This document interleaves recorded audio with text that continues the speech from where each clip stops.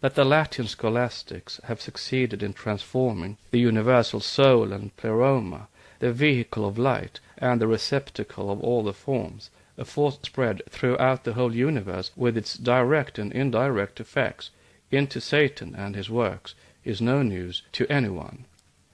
But now they are prepared to give out to the above-mentioned profane even the secrets hinted at by Eliphas Levi without adequate explanation.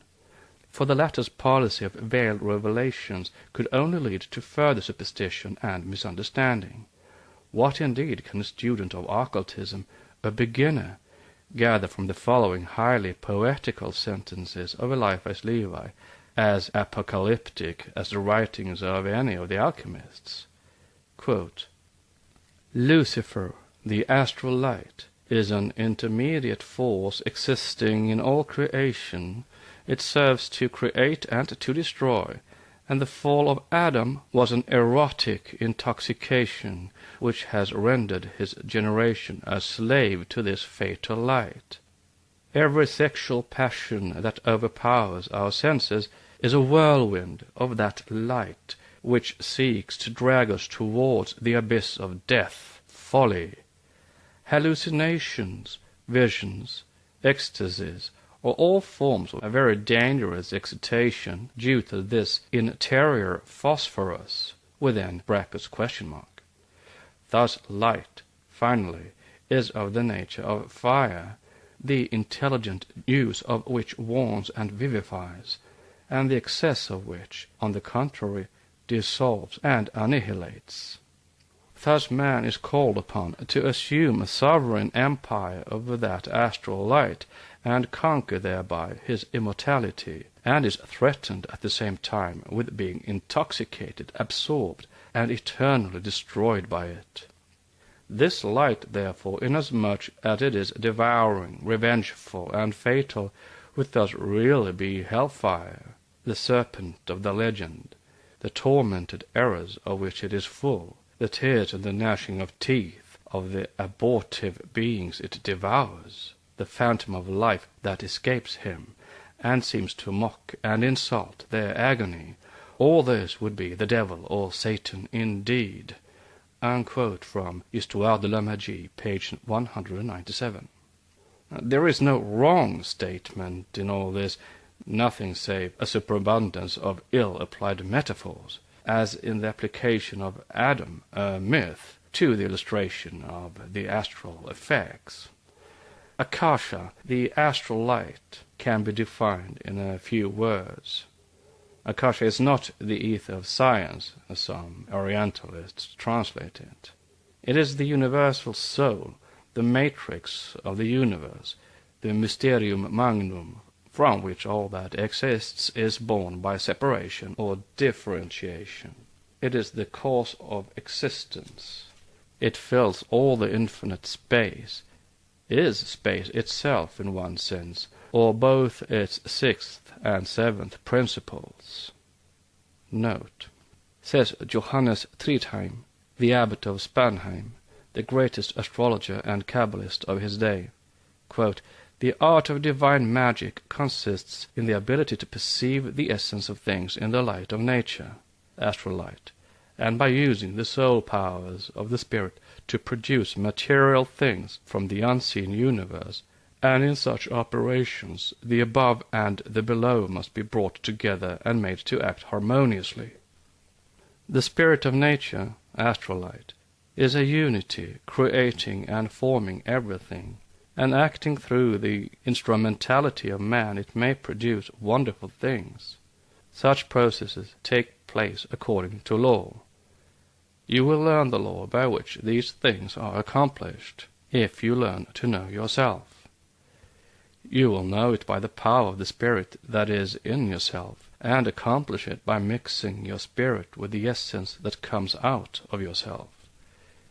If you wish to succeed in such a work, you must know how to separate spirit and life in nature, and moreover to separate the astral soul in yourself, and to make it tangible.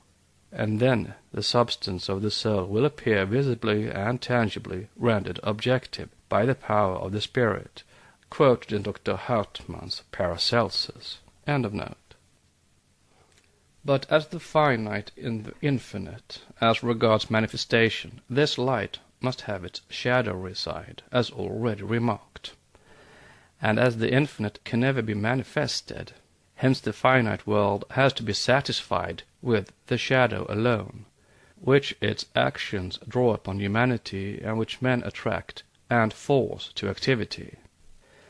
Hence, while it is the universal cause in its unmanifested unity and infinity, the astral light becomes, with regard to mankind, simply the effects of the causes produced by men in their sinful lives.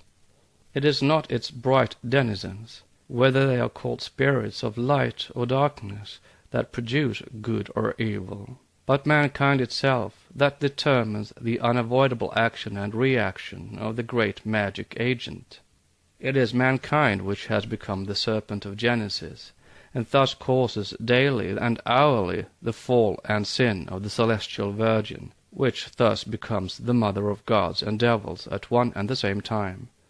For she is the ever-loving, beneficent deity to all those who stir her soul and heart, instead of attracting to themselves her shadowy, manifested essence, called by Eliphas Levi the fatal light, which kills and destroys.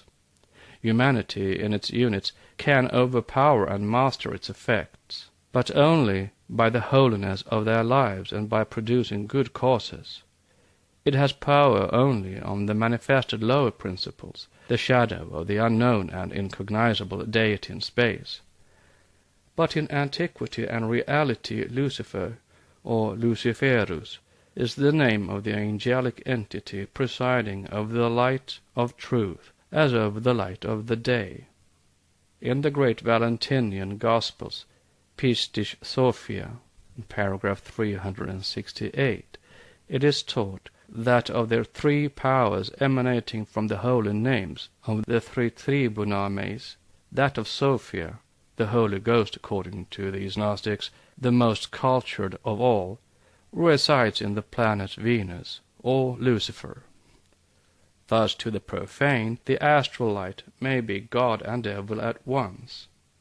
Daemon est Deus inversus, that is to say, through every point of infinite space thrill the magnetic and electrical currents of animate nature, the life-giving and death-giving waves, for death on earth becomes life on another plane. Lucifer is divine and terrestrial light, the Holy Ghost and Satan at one and the same time, visible space being truly filled with a differentiated breath invisibly. And the astral light, the manifested effects of the two, are one, guided and attracted by ourselves, is the calm of humanity, both a personal and impersonal entity. Personal because it is the mystic name given by Saint Martin to the host of divine creators, guides and rulers of this planet. Impersonal as the cause and effect of universal life and death. The fall was the result of man's knowledge, for his eyes were opened. Indeed, he was taught wisdom and the hidden knowledge by the fallen angel, for the latter had become from that day his manas, mind and self-consciousness. In each of us that golden thread of continuous life, periodically broken into active and passive cycles of sensuous existence on earth and supersensuous in Devakan, is from the beginning of our appearance upon this earth. It is the Sutratma, the luminous thread of immortal impersonal monadship, on which our earthly lives or evanescent egos are strung as so many beads, according to the beautiful expression of Vedantic philosophy. And now it stands proven that Satan, or the red fiery dragon, the lord of phosphorus, brimstone was a theological improvement, and Lucifer, or light-bearer, is in us. It is our mind, our tempter and redeemer, our intelligent liberator and savior from pure animalism. Without this principle, the emanation of the very essence of the pure divine principle Mahat, intelligence, which radiates direct from the divine mind, we would be surely no better than animals. The first man, Adam, was made only a living soul, nephesh. The last Adam was made a quickening spirit, says Paul, his words referring to the building or creation of man. Note, the real original text of the first chapter of Corinthians, rendered Kabbalistically and esoterically, would read in chapter 15, verses 44 and 45, "It is sown a soul body, not natural body. It is raised a spirit body."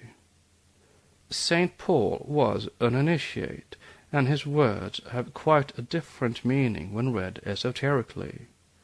The body is sown in weakness, in passivity. It is raised in power, in verse 43, or in spirituality and intellect. End of note. Without this quickening spirit, or human mind or soul, there would be no difference between man and beast.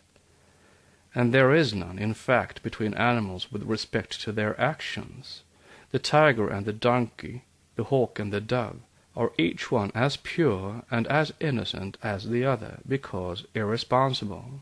Each follows its instinct, the tiger and the hawk killing with the same unconcern as the donkey eats a thistle, or the dove pecks at a grain of corn. If the fall had the significance given to it by theology, if that fall occurred as a result of an act never intended by nature, a sin, how about the animals? If we are told that they procreate their species in consequence of that same original sin for which God cursed the earth, hence everything living on it, we will put another question.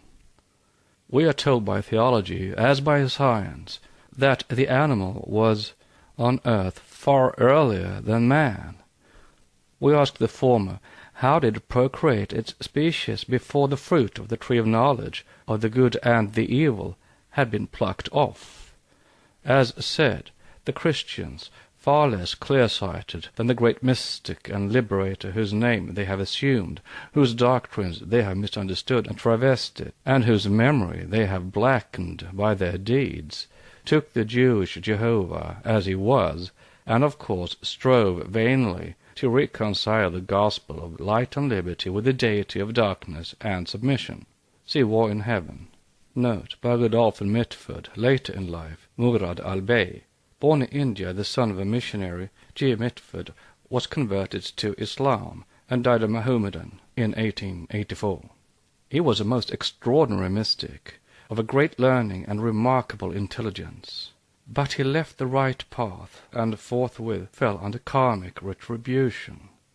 As well shown by the author of the article quoted, the followers of the defeated Elohim first massacred the victorious Jews, the Jehovites, and then persuaded the victorious Christians and Mohammedans continued nevertheless.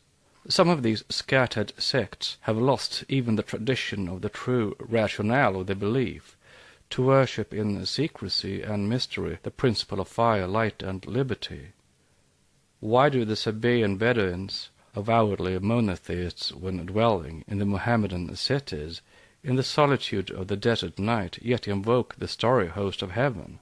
Why do the Yazidis, the devil-worshippers, worship the Muluk Taus, the Lord Peacock, the emblem of pride and of hundred-eyed intelligence, and of initiation also, which was expelled from heaven with Satan according to an old Oriental tradition? Why do the Golites and their kindred Mesopotamo-Iranian Mohammedan sects believe in the Nur Ilahi, the light of the Elohim, transmitted in anastasis through 100 prophet leaders? It is because they have continued in ignorant superstition the traditional religion of the light deities whom Yahweh overthrew, is said to have overthrown rather, for by overthrowing them he would have overthrown himself. The Muluk Taus is Maluk, ruler, as is shown in the footnote. It is only a new form of Moloch, Melech, Molech, Malayak, and Malachim, messengers, angels, etc. End of note.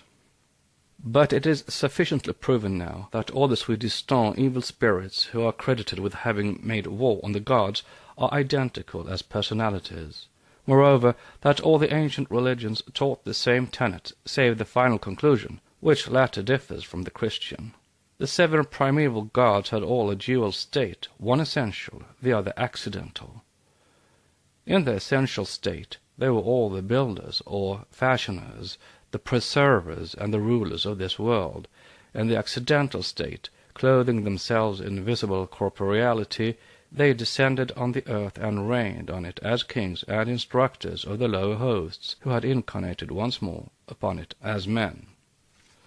Thus, esoteric philosophy shows that man is truly the manifested deity in both its aspects, good and evil, but theology cannot admit this philosophical truth.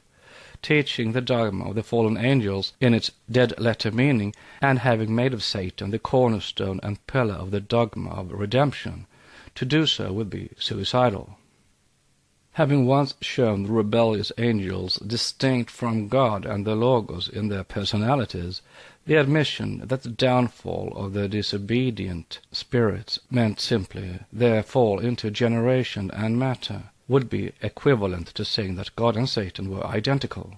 For since the Logos, or God, is the aggregate of that once divine host accused of having fallen, it would follow that the Logos and Satan are one.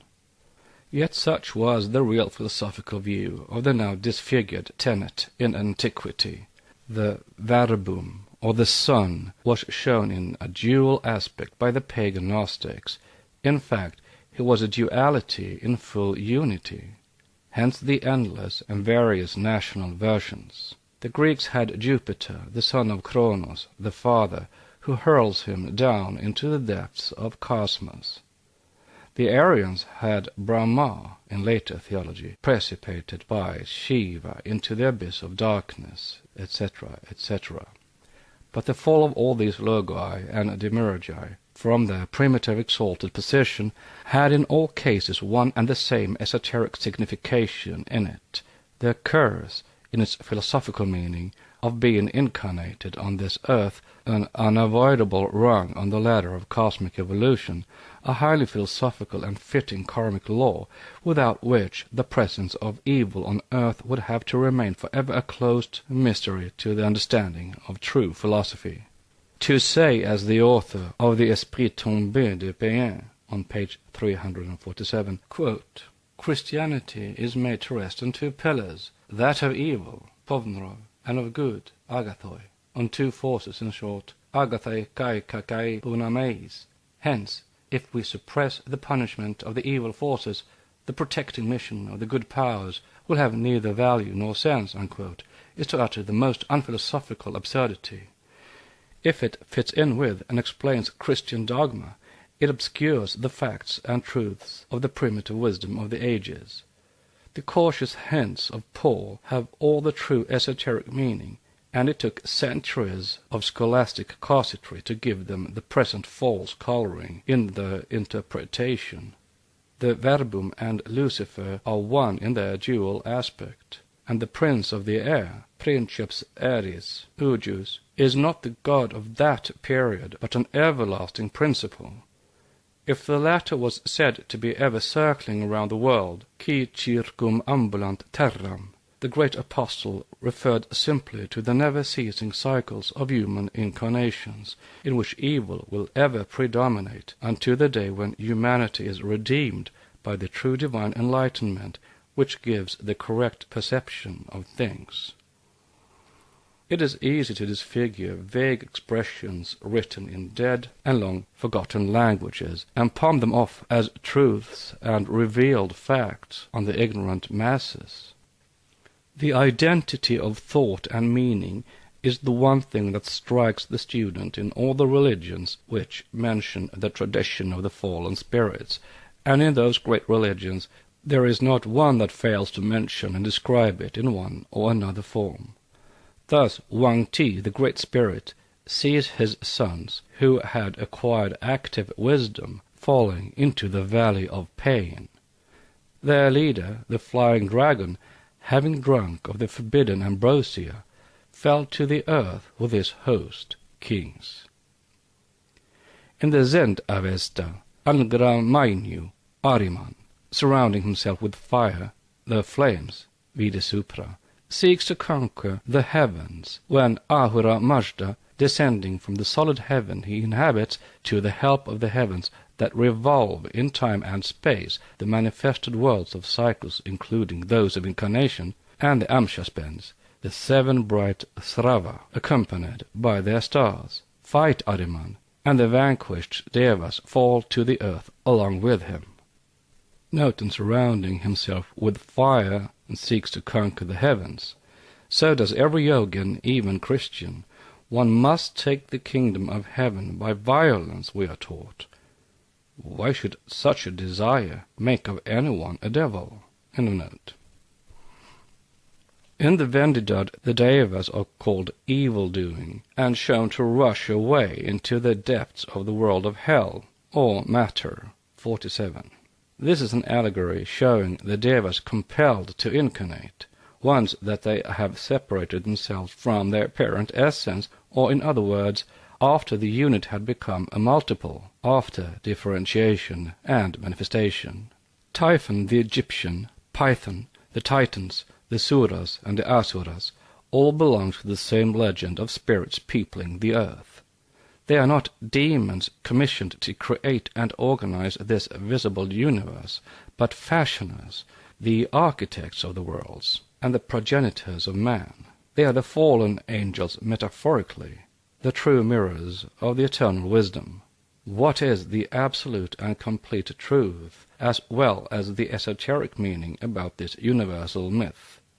The whole essence of truth cannot be transmitted from mouth to ear, nor can any pen describe it, not even that of the recording angel, unless man finds the answer in the sanctuary of his own heart, in the innermost depths of his divine intuitions.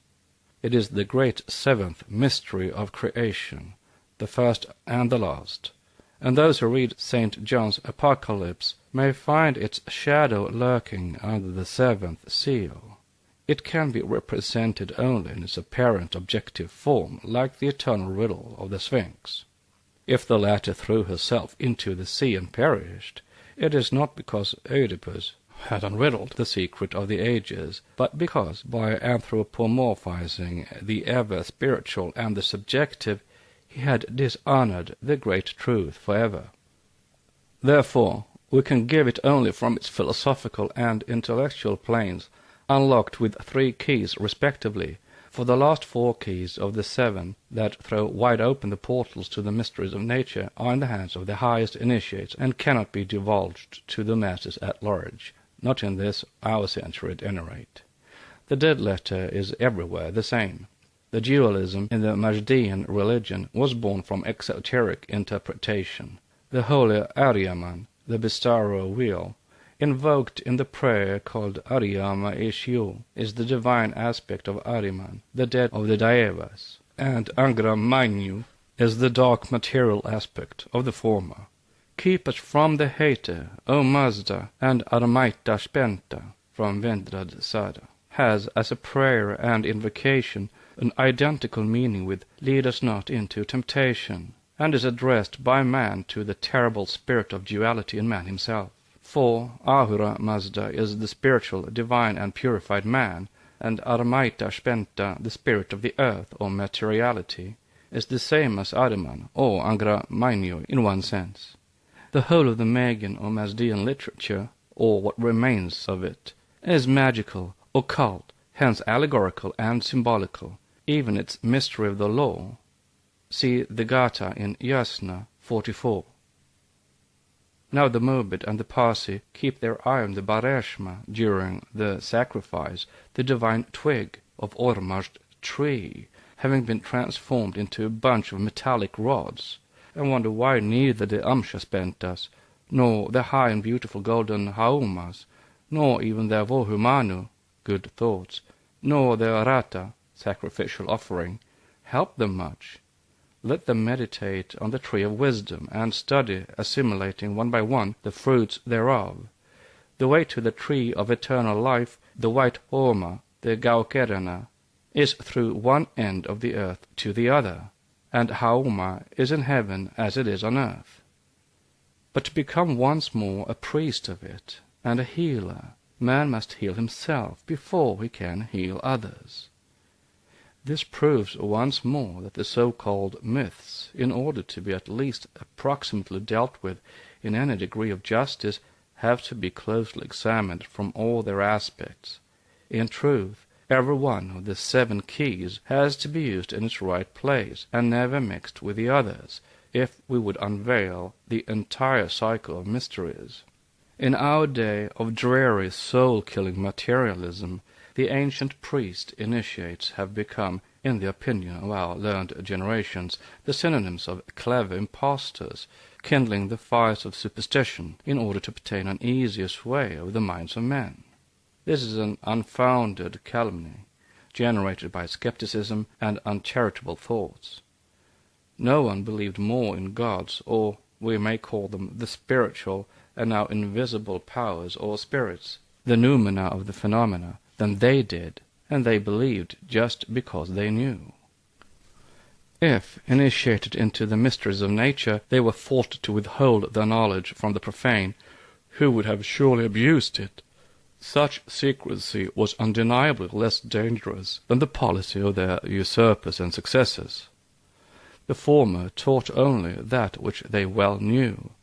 The latter, teaching what they do not know, have invented as a secure haven for their ignorance a jealous and cruel deity who forbids man to pry into his mysteries under the penalty of damnation. As well they may, for his mysteries can at best be only hinted at in polite ears, never described. Turn to King's Gnostics, description of the plates, plate H, and see for yourself what was the primitive Ark of the Covenant, according to the author, who says, quote, "There is a rabbinical tradition that the cherubim placed over it were represented as male and female in the act of copulation, in order to express the grand doctrine of the essence of form and matter, the 2 principles of all things. When the Chaldeans broke into the sanctuary and beheld this most astounding emblem, they naturally enough exclaimed, 'Is this your God, of whom you boast that he is such a lover of purity?' on page 441. King thinks that this tradition savors too much of Alexandrian philosophy to demand any credit, to which we demur. The shape and form of the wings of the 2 cherubim standing on the right and left sides of the ark, these wings melting over the Holy of Holies, are an emblem quite eloquent in itself, besides the quote holy unquote jod within the ark. The mystery of Agathodamon, whose legend states, 'I am Tumnus, son of the universe, 700, can alone solve the mystery of Jesus, the number whose name is 888. It is not the key of St. Peter or the church dogma, but the narthex, the wand of the candidate for initiation, that has to be wrenched from the grasp of the long-silent Sphinx of the ages. Meanwhile, the augurs, who, upon meeting each other, have to thrust their tongues into their cheeks to suppress a fit of laughter, may be more numerous in our own age than they ever were in the day of Sylla. Next section, section 20, Prometheus, the Titan, his The Secret Doctrine, by Helena Petrovna Blavatsky, a facsimile of the original edition of 1888, printed by the Cunningham Press, Alhambra, California. Book 2, Part 2, The Archaic Symbolism of the World Religions. Section 20. Prometheus, the Titan, his origin in ancient India. In our modern day, there does not exist the slightest doubt in the minds of the best European symbologists that the name Prometheus possessed the greatest and most mysterious significance in antiquity. While given the history of Deucalion, whom the Boeotians regarded as the ancestor of the human races, and who was the son of Prometheus according to the significant legend, The author of the Mythologie de la Grecque Antique remarks, "Thus Prometheus is something more than the archetype of humanity. He is its generator." In the same way that we saw Hephaestus moulding the first woman, Pandora, and endowing her with life, so Prometheus needs the moist clay, of which he fashions the body of the first man whom he will endow with the soul spark. Apollodorus chapter 1 verse 7 and 1. After the flood of Deucalion, Zeus, it was taught, had commanded Prometheus and Athena to call forth a new race of men from the mire left by the waters of the deluge. And in the day of Pausanias, the slime which the hero had used for this purpose was still shown in Phocea. Quote, "On several archaic monuments one still sees Prometheus modeling a human body, either alone or with Athena's help," unquote, from Mythologie de la Grecque Antique, page 246. The same authors remind the world of another equally mysterious personage, though one less generally known than Prometheus, whose legend offers remarkable analogies with that of the Titan. The name of this second ancestor and generator is Phoroneus, the hero of an ancient poem now unfortunately no longer extant, the Phoronidae. His legend was localized in Argolis, where a perpetual flame was preserved on his altar as a reminder that he was the bringer of fire upon earth. From Pausanias 2:19-5, and compare 20 and 3. A benefactor of men as Prometheus was, he had made them participators of every bliss on earth. Plato in Timaeus, page 22, and Clemens Alexandrinus say that Phoroneus was the first man, or the father of mortals. His genealogy, which assigns to him as his father Inachus, the river, reminds one of that of Prometheus, which makes that Titan the son of the Oceanid Clymene.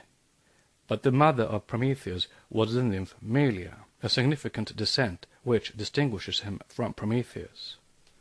Melia, Descartes thinks, is the personification of the ash tree, whence, according to Hesiod, issued the race of the age of bronze, and which with the Greeks is the celestial tree common to every Aryan mythology. Note, according to the occult teaching, 3 yugas passed away during the time of the third root race, that is, the Satya Yuga, the Treta Yuga, and the Dvapara Yuga, answering to the golden age of its early innocence, to the silver when it reached its maturity, and to the Bronze Age when, separating into sexes, they became the mighty demigods of old. End of note. This ash is the Yggdrasil of the Norse antiquity, which the Norns sprinkle daily with the waters from the fountain of Urd, that it may not wither. It remains verdant till the last days of the Golden Age. Then the Norns, the 3 sisters, who gaze respectively into the past, the present, and the future, make known the decree of fate, of karma, urlog, but men are conscious only of the present. But when Guldveik comes, the golden ore, the bewitching enchantress who, thrice cast into the fire, rises each time more beautiful, and fills the souls of gods and men with unapproachable longing. Then the Norns enter into being, and the blessed peace of childhood's dreams passes away, and sin comes into existence with all its evil consequences, and karma. See Asgard and the Gods, page 10-12. The thrice purified gold is Manas, the conscious soul. With the Greeks, the ash tree represented the same idea. Its luxuriant boughs are the sidereal heaven, golden by day and studded with stars by night. The fruits of Melia and Yggdrasil, under whose protecting shadow humanity lived during the Golden Age, without desire, as without any fear. Quote, "That tree had a fruit, one inflamed bow, which was lightning," unquote, Descartes guesses. And here steps in the killing materialism of the age, that peculiar twist in the modern mind which, like a northern blast, bends all on its way, and freezes every intuition, allowing it no hand in the physical speculations of the day. After having seen in Prometheus no better than fire by friction, the learned author of the Mythologie de la Grecque Antique perceives in this "fruit" a trifle more than an allusion to terrestrial fire and its discovery. It is no longer fire owing to the fall of lightning setting some dry fuel in a blaze, and thus revealing all its priceless benefits to Paleolithic men, but something more mysterious this time, though still as earthly. A divine bird, nestled in the boughs of the celestial ash tree, stole that bough, or the fruit, and carried it down to the earth in its bill. Now the Greek word thoroneus is the rigid equivalent of the Sanskrit word puraniu, the rapid, an epithet of Agni, considered as the carrier of the divine spark. Phoroneus, son of Melia, or the celestial ash, thus corresponds to a conception far more ancient, probably, than that one which transformed the Pramanta of the old Aryan Hindus into the Greek Prometheus. Phoroneus is the personified bird that brings the heavenly lightning to the earth. Traditions relating to the birth and origin of the race of bronze, and those which made of Phoroneus the father of the Argians, are evidence to us that this thunderbolt, or lightning, as in the legends of Hephaestus or Prometheus, was the origin of the human race. Unquote from page 266. This still affords us no more than the external meaning of the symbols and the allegory. It is now supposed that the name of Prometheus has been unriddled, and the modern mythologists and Orientalists see in it no longer what their fathers saw on the authority of the whole of classical antiquity. They only find therein something far more appropriate to the spirit of the age, namely a phallic element. But the name of Phoroneus, as well as that of Prometheus, bears not one, nor even two, but a series of esoteric meanings. Both relate to the 7 celestial fires, to Agni Abhimanin, his 3 sons, and their 45 sons, constituting the 49 fires. Do all these numbers relate only to the terrestrial mode of fire and to the flame of sexual passion? Did the Hindu-Aryan mind never soar above such purely essential conceptions? That mind which is declared by Professor Max Müller to be the most spiritual and mystically inclined on the whole globe. The number of those fires alone ought to have suggested an inkling of the truth. We are told that one is no longer permitted in this age of rational thought to explain the name of Prometheus as the old Greeks did. The latter, it seems, basing themselves on the false analogy of Prometheus with the verb promaphane, saw in him the type of the foreseeing man, to whom, for the sake of symmetry, a brother was added, Epimetheus, or he who takes counsel after the event. But now the Orientalists have decided otherwise. They know the real meaning of the two names better than those who invented them. The legend is based upon an event of universal importance. It was built, to commemorate a great event which must have strongly impressed itself upon the imagination of the first witnesses to it, and its remembrance has never since faded out from popular memory. What is it? Laying aside every poetical fiction, all those dreams of the Golden Age, let us imagine, argue the modern scholars, in all its gross realism, the first miserable state of humanity, the striking picture of which was traced for us after Aeschylus by Lucretius, and the exact truth of which is now confirmed by science, and then one may understand better that a new life really began for man on that day when he saw the first spark produced by the friction of 2 pieces of wood, or from the veins of a flint.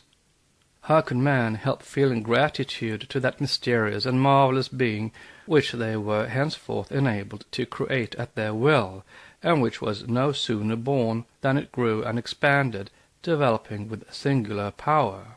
Quote, "This terrestrial flame, was it not analogous in nature to that one which they received from above, or that other which frightened them in the thunderbolt?"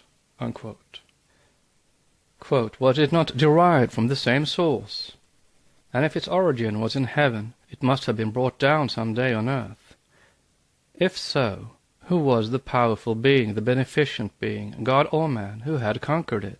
Such are the questions which the curiosity of the Aryans offered in the early days of their existence, and which found their answer in the myth of Prometheus." Unquote. From Mythologie de la Grèce Antique, page 258.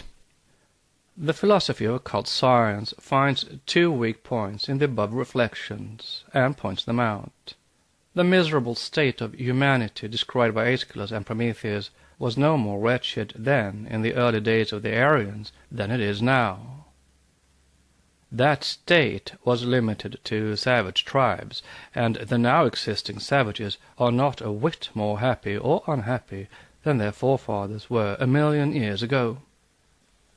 It is an accepted fact in science that rude implements, exactly resembling those in use among existing savages, are found in river gravels and caves geologically, implying an enormous antiquity.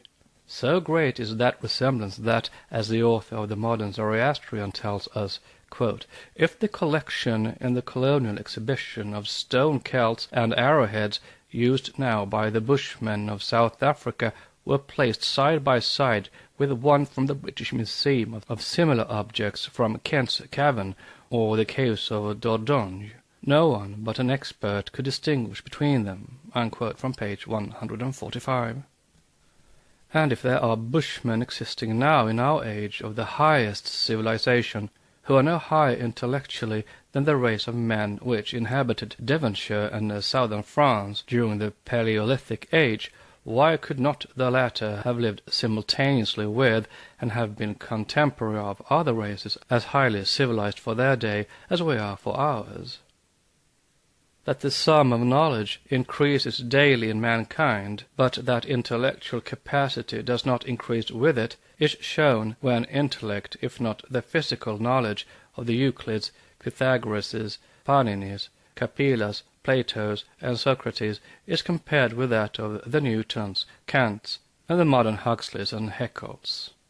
On comparing the results obtained by Dr. J. Barnard Davis, the craniologist, worked out in 1868, translation of the Royal Society of London, with regard to the internal capacity of the skull, its volume being taken as the standard and test for judging of the intellectual capacities, Dr. Pfaff finds that this capacity among the French, certainly in the highest rank of mankind, is 88.4 cubic inches, being thus perceptibly smaller than that of the Polynesian generally, which, even among many Papuans and Alfuras of the lowest grade, amounts to 89 and 89.7 cubic inches, which shows that it is the quality and not the quantity of the brain that is the cause of intellectual capacity. The average index of skulls among various races having been now recognized to be, quote, "one of the most characteristic marks of difference between different races," unquote, the following comparison is suggestive. The index of breadth among the Scandinavians is at 75, among the English at 76, among the Holsteiners at 77, in Breisgau at 80. Schiller's skull shows an index of breadth even of 82. The Madurese also 82. Finally, the same comparison between the oldest skulls known and the European brings to light the startling fact, quote, "that most of these old skulls belonging to the Stone period are above rather than below the average of the brain of the now living man in volume." Unquote. Calculating the measures for the height, breadth, and length in inches from the average measurements of several skulls, the following sums are obtained. 1. Old Northern skulls of the Stone Age, 18.877 inches. 2. Average of 48 skulls of the same period from England, 18.858 inches. 3. Average of the 7 skulls of the same period from Wales, 18.649 inches. 4.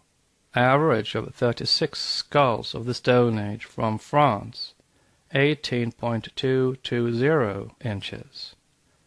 The average of the now living Europeans is 18.579 inches, of Hottentots 7.795 inches, which figures show plainly that the size of the brain of the oldest populations known to us is not such as to place them on a lower level than that of the now living inhabitants of the earth.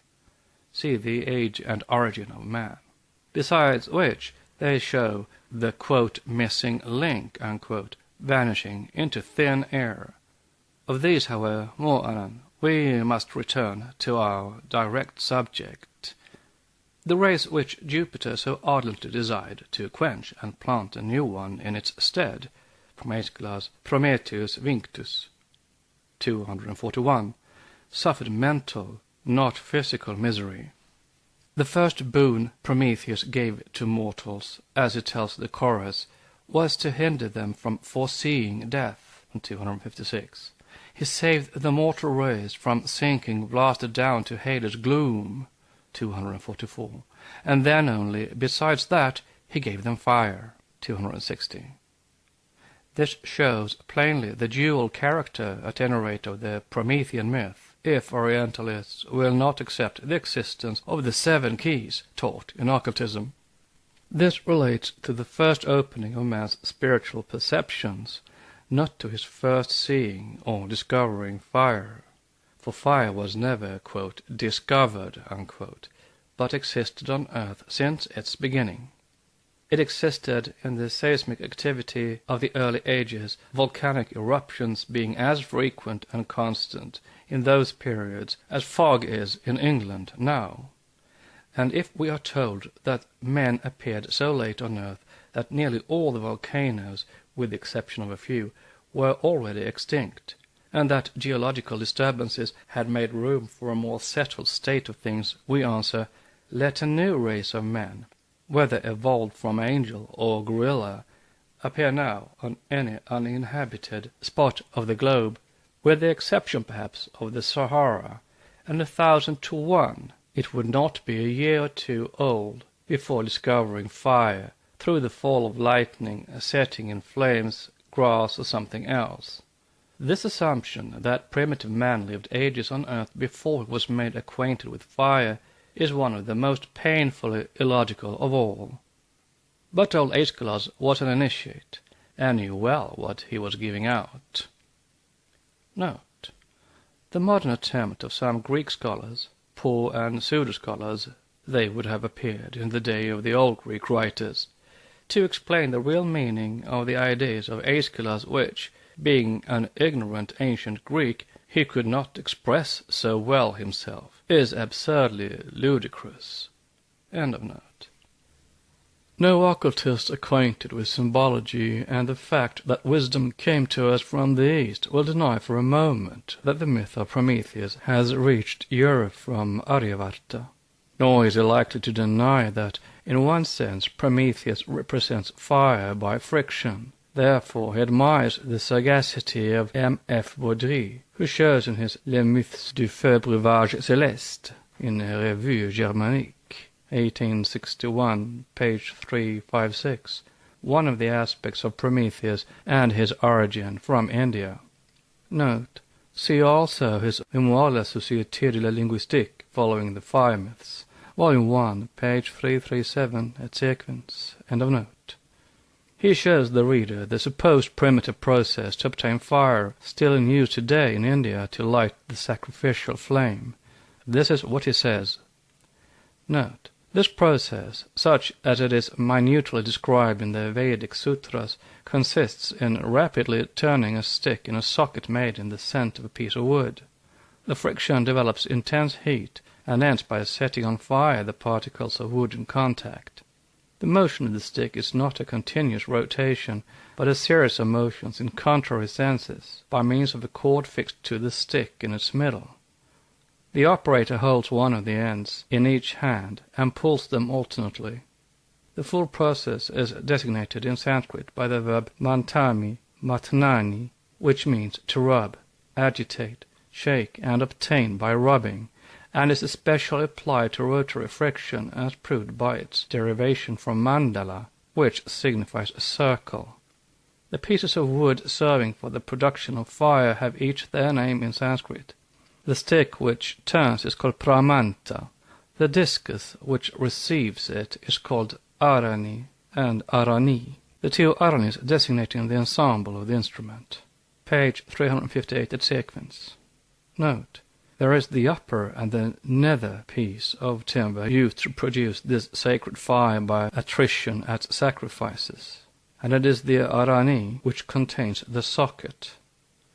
This is proven by an allegory in the Vayu Purana and others, which tell us that Nemi, the son of Ikshvaku, had left no successor, and that the rishis, fearing to leave the earth without a ruler, introduced the king's body into the socket of an arani, like an upper arani, and produced from it a prince, named Janaka.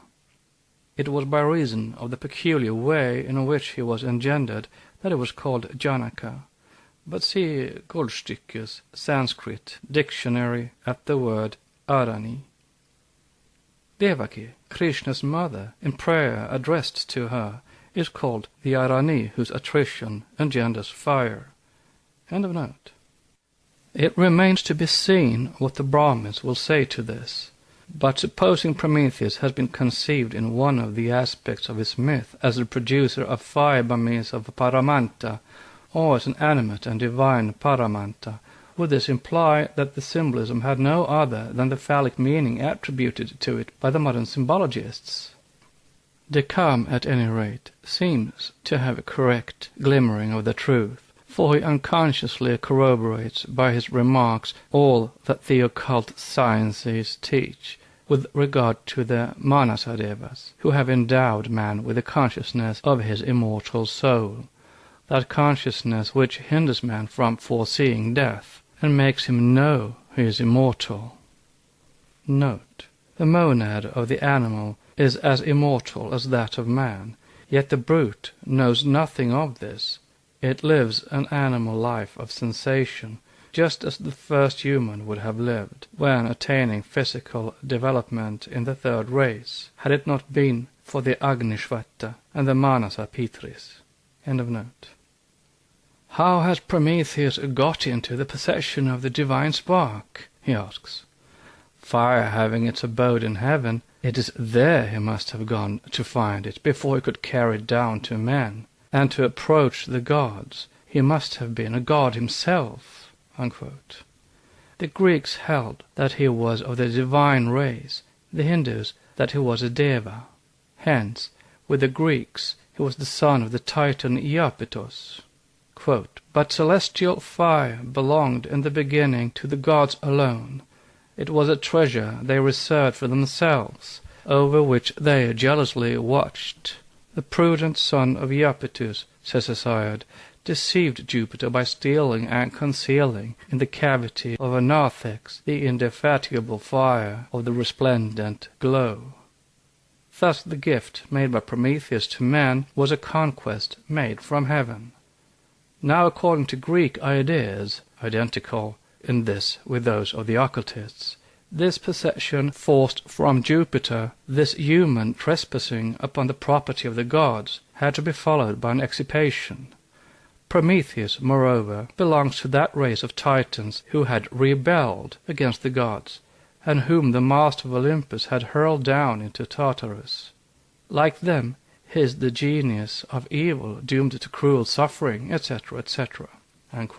Note: the fallen angels, therefore, the asuras of the Indian pantheon. End of note. That which is revolting in the explanations that follow is the one-sided view taken of this grandest of all the myths. The most intuitional among modern writers cannot or will not rise in their conceptions above the level of the earth and cosmic phenomena. It is not denied that the moral idea in the myth, as presented in the Theogony of Hesiod, plays a certain part in the primitive Greek conception. The Titan is more than a thief of the celestial fire. He is the representation of humanity, active, industrious, intelligent, but at the same time ambitious, which aims at equaling divine powers.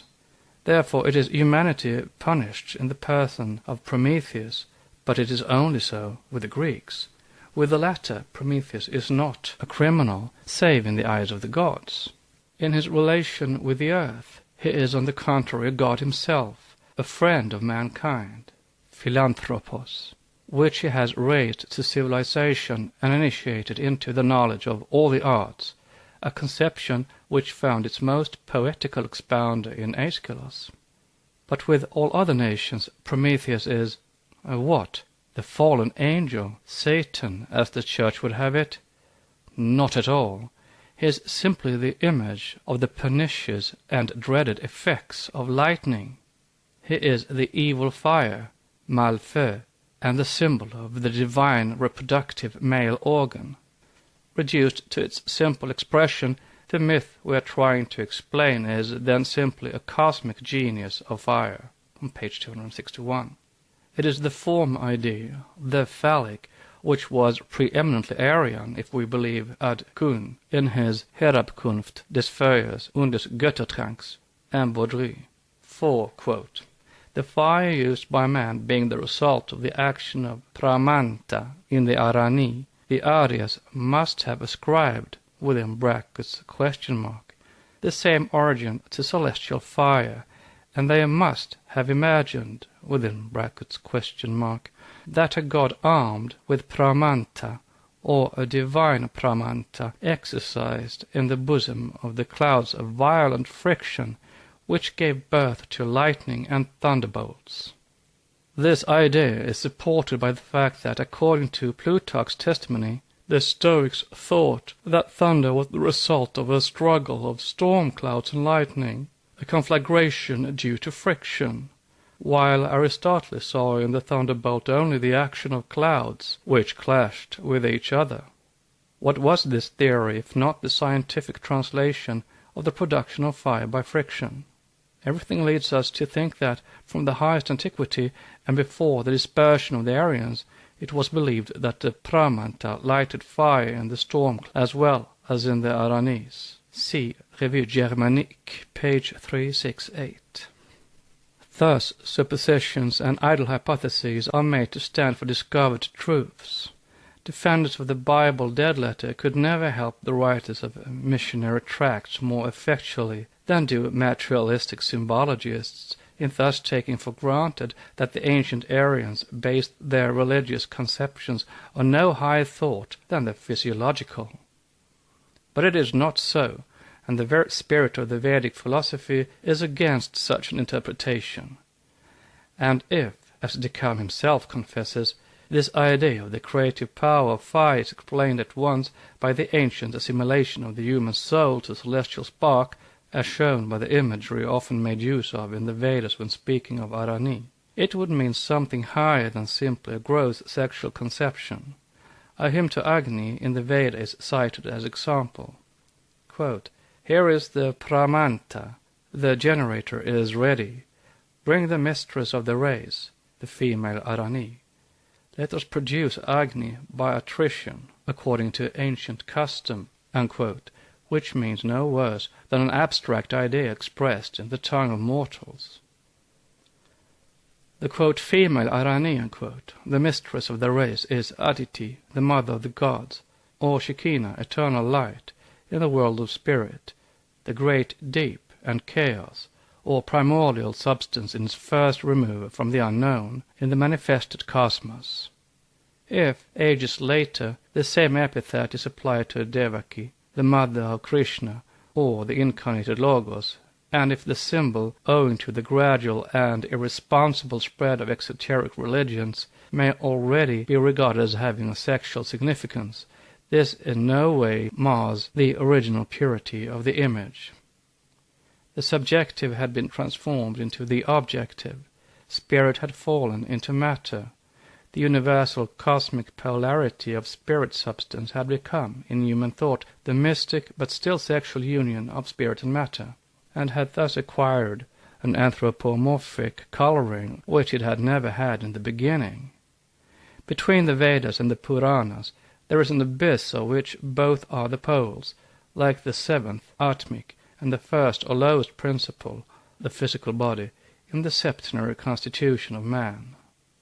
The primitive, purely spiritual language of the Vedas, conceived many decades of millenniums earlier, had found its purely human expression for the purpose of describing events taking place 5,000 years ago, the date of Krishna's death, from which day the Kali Yuga, or Black Age, began for mankind. As Aditi is called Surarani, the matrix or mother of the Sura gods, so Kunti, the mother of Pandavas, is called in Mahabharata Pandavarani, which term is already physiologized. But Devaki, the antitype of the Roman Catholic Madonna, is a later anthropomorphized form of Aditi. The latter is the goddess mother, the Deva Matri, of 7 sons, the 6 and the 7 Adityas of early Vedic times. The mother of Krishna, Devaki, has 6 embryos conveyed into her womb by Yagadatri, the nurse of the world, the 7th, Krishna, the Logos, being transferred to that Rohini. Mary, the mother of Jesus, is the mother of 7 children, of 5 sons and 2 daughters, a later transformation of sex. In Matthew's Gospel, chapter 13, verses 55 to 56. No one of the worshippers of the Roman Catholic Virgin would object to reciting in her honor the prayer addressed by the gods to Devaki. Let the reader judge. Quote, "Thou art that Prakriti, essence, infinite and subtile, which bore Brahma in its womb. Thou eternal being, comprising in thy substance the essence of all created things, wast identical with creation. Thou wast the parent of the triform sacrifice, becoming the germ of all. Thou art sacrifice, whence all fruit proceeds. Thou art the Arani, whose attrition engenders fire, womb of light, holy vessel, are the epithets of the Virgin. As Aditi, thou art the parent of the gods. Thou art Yotsna, the morning twilight. The Virgin is often addressed as the morning star, and the star of salvation, the light whence day is begotten. Thou art Samanati, humility, a daughter of Daksha, the mother of wisdom. Thou art Niti, the parent of harmony, Naya. Thou art modesty, the progenitrix of affection, Prasaraya or Vinaya. Thou art desire, of whom love is born. Thou art the mother of knowledge, Avabodha. Patience, Dhriti, the parent of fortitude, Dhairya, etc., etc., unquote. Thus, Arani is shown here as the Roman Catholic vase of election and no worse. As to its primitive meaning, it was purely metaphysical. No unclean thought traversed these conceptions in the ancient mind. Even in the Zohar, far less metaphysical than any other symbolism, the idea is an abstraction and nothing more. Thus, when the Zohar 3:290 says, "All that which exists, all that which has been formed by the Ancient, whose name is holy, can only exist through a male and female principle," it means no more than this. The divine spirit of life is ever coalescing with matter. It is the will of the deity that acts, and the idea is purely Schopenhauerian. When Attika Kadosha, the ancient and the concealed of the concealed, desired to form all things, it formed all things like male and female. This wisdom comprises all when it goeth forth. Hence Kokmath, male wisdom, and Bina, female consciousness or intellect, are said to create all between the two, the active and the passive principles. As the eye of the expert jeweler discerns under the rough and uncouth oyster shell the pure immaculate pearl enshrined within its bosom, his hand dealing with the former but to get at its contents, so the eye of the true philosopher reads between the lines of the Puranas the sublime Vedic truths, and corrects the form with the help of the Vedantic wisdom. Our Orientalists, however, never perceive the pearl under the thick coating of the shell and act accordingly. From all that has been said in this section, one sees clearly that between the serpent of Eden and the devil of Christianity there is an abyss. Alone the sledgehammer of ancient philosophy can kill this dogma. Next section is section 21. Enoikon, Enoch. The Secret Doctrine by Helena Petrovna Blavatsky, a facsimile of the original edition of 1888, printed by the Cunningham Press, Alhambra, California. Book 2, Part 2, The Archaic Symbolism of the World Religions. Section 21. Enoikion, Enoch. The history of the evolution of the satanic myth would not be complete if we omitted to notice the character of the mysterious and cosmopolitan Enoch, variously called Enos, Hanok, and finally Enoikion by the Greeks. It is from his book that the first notions of the fallen angels were taken by the early Christian writers. The Book of Enoch is declared apocryphal. But what is an apocrypha? The very etymology of the term shows that it is simply a secret book, that is, one that belonged to the catalogue of temple libraries under the guardianship of the hierophants and initiated priests, and was never meant for the profane. Apocrypha comes from the verb crypto, to hide. For ages the Enoikion, the book of the seer, was preserved in the city of letters and secret works, the ancient Kiryat, later on Deber. See Joshua chapter 15, verse 15. Some of the writers interested in the subject, especially Masons, have tried to identify Enoch with the thought of Memphis, the Greek Hermes, and even with the Latin Mercury.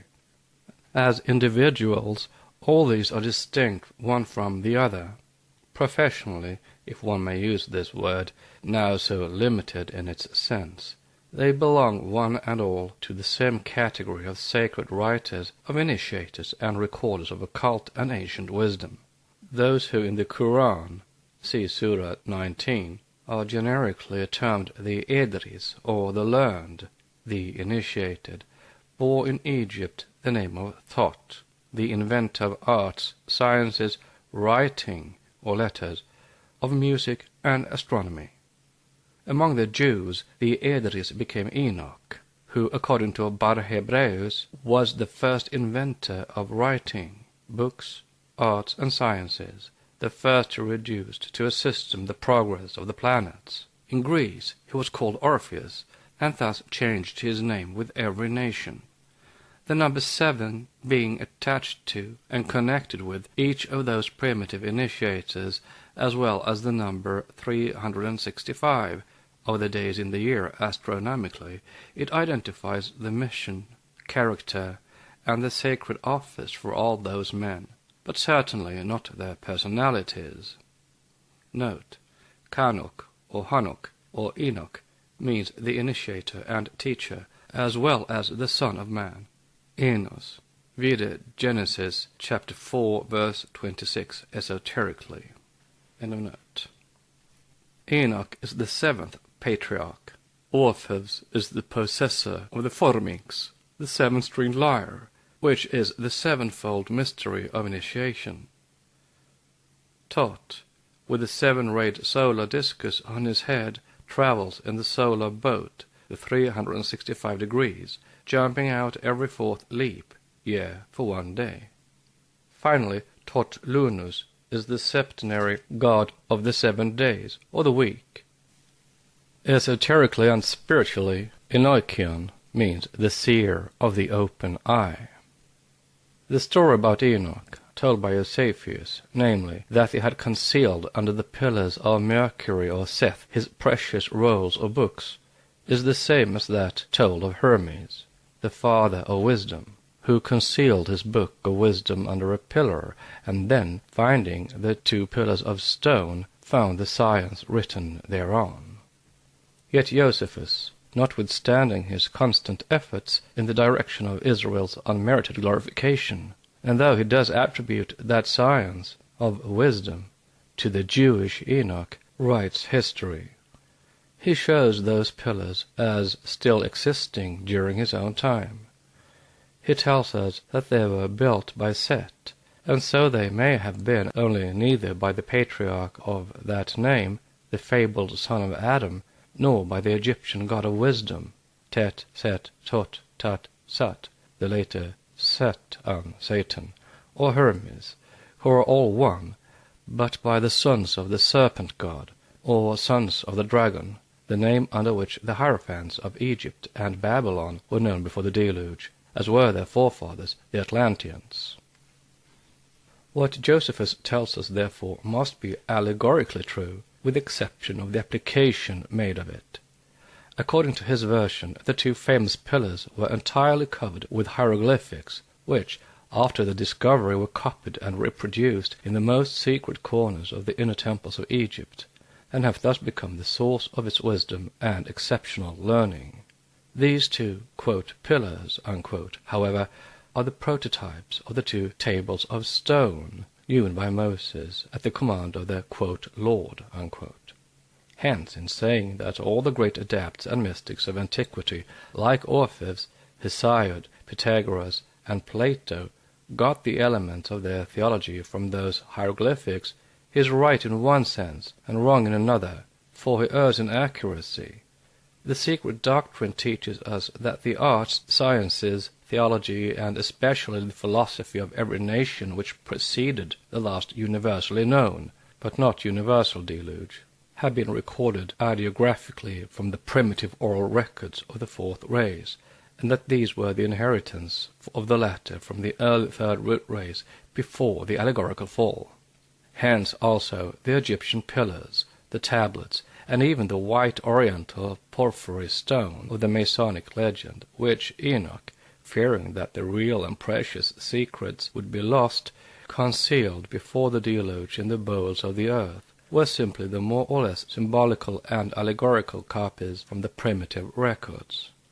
The Book of Enoch is one of such copies, and is a Chaldean, now very incomplete compendium.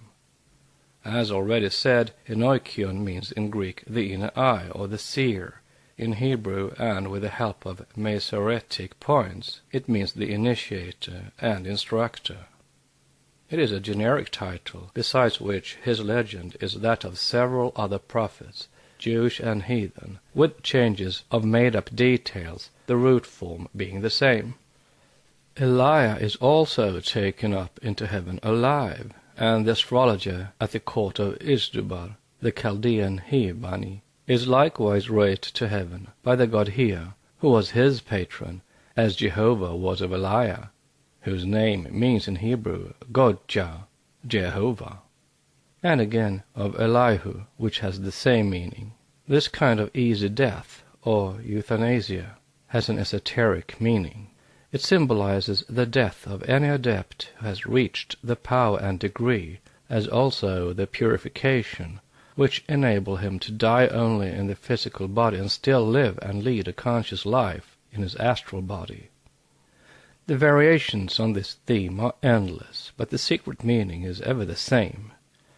The Pauline expression in Hebrews chapter 11 verse 5, that he should not see death, ut non videret mortem, has thus an esoteric meaning, but nothing supernatural in it. The mangled interpretation given of some biblical hints to the effect that Enoch, whose years will equal those of the world, of the solar year, 365 days, will share with Christ and the prophet Elijah the honors and bliss of the last advent and of the destruction of Antichrist, signify esoterically that some of the great adepts will return in the seventh race, when all error will be made away with, and the advent of truth will be heralded by those Shishta, the holy sons of light. The Latin Church is not always logical, nor prudent either.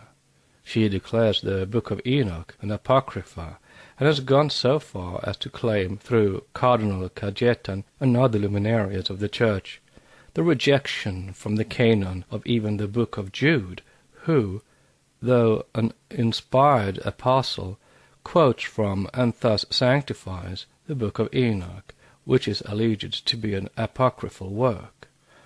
Fortunately, some of the dogmatics perceived the peril in time. Had they accepted Cajetan's resolution, they would have been forced to reject likewise the fourth Gospel, as St. John borrows literally from Enoch and places in the mouth of Jesus a whole sentence. Read the suprasection 18, subsection A, about the sheep and the robbers. Ludolf, the father of Ethiopic literature, commissioned to investigate the various Enochian manuscripts presented by Pereisk, the traveller, to the Mazarine library, declared that no Book of Enoch could exist among the Abyssinians. Further researches and discoveries worsted his too dogmatic assertion, as all know. Bruce and Ruppel found and brought that same work from Abyssinia some years later, and Bishop Lawrence translated it. But Bruce despised it, and scoffed at its contents, as did all the rest of the scientists. He declared it a Gnostic work, in which the age of giants who devour men is given. Hence it is another apocalypsis. Giants! Another fairy tale. Such, however, was not the opinion of all the best critics. Dr. Hanneberg places the Book of Enoch, along with the third book of the Maccabees, at the head of the list of those whose authority stands the nearest to that of the canonical works. Verily, where doctors disagree. As usual, however, they were all right and all wrong. To accept Enoch as a biblical character, a single living man, is like accepting Adam as the first one.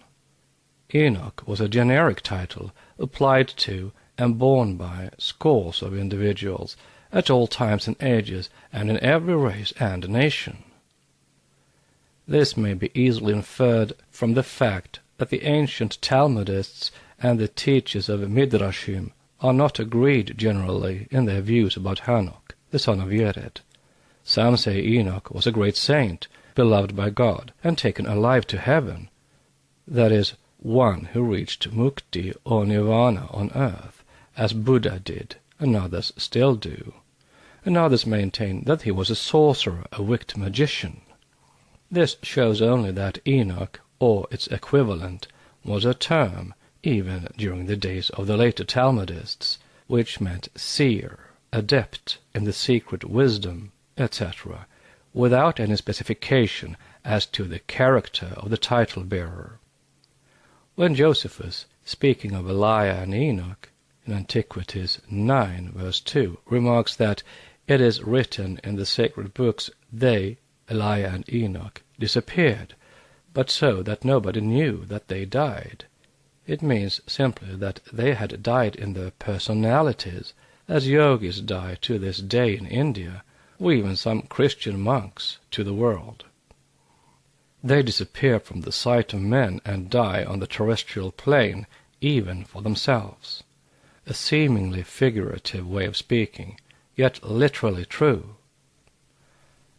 Hanok transmitted the science of astronomical calculation and of computing the seasons to Noah, says the Midrash Pirka Eleazar, referring to Enoch, that which others did to Hermes Trismegistus, because the two are identical in their esoteric meaning. Hanuk, in this case, and his wisdom, belonged to the cycle of the fourth Atlantean race, and Noah to that of the fifth. Notes. Says the Zohar, Hanuk had a book which was one with the book of the generations of Adam. This is the mystery of wisdom.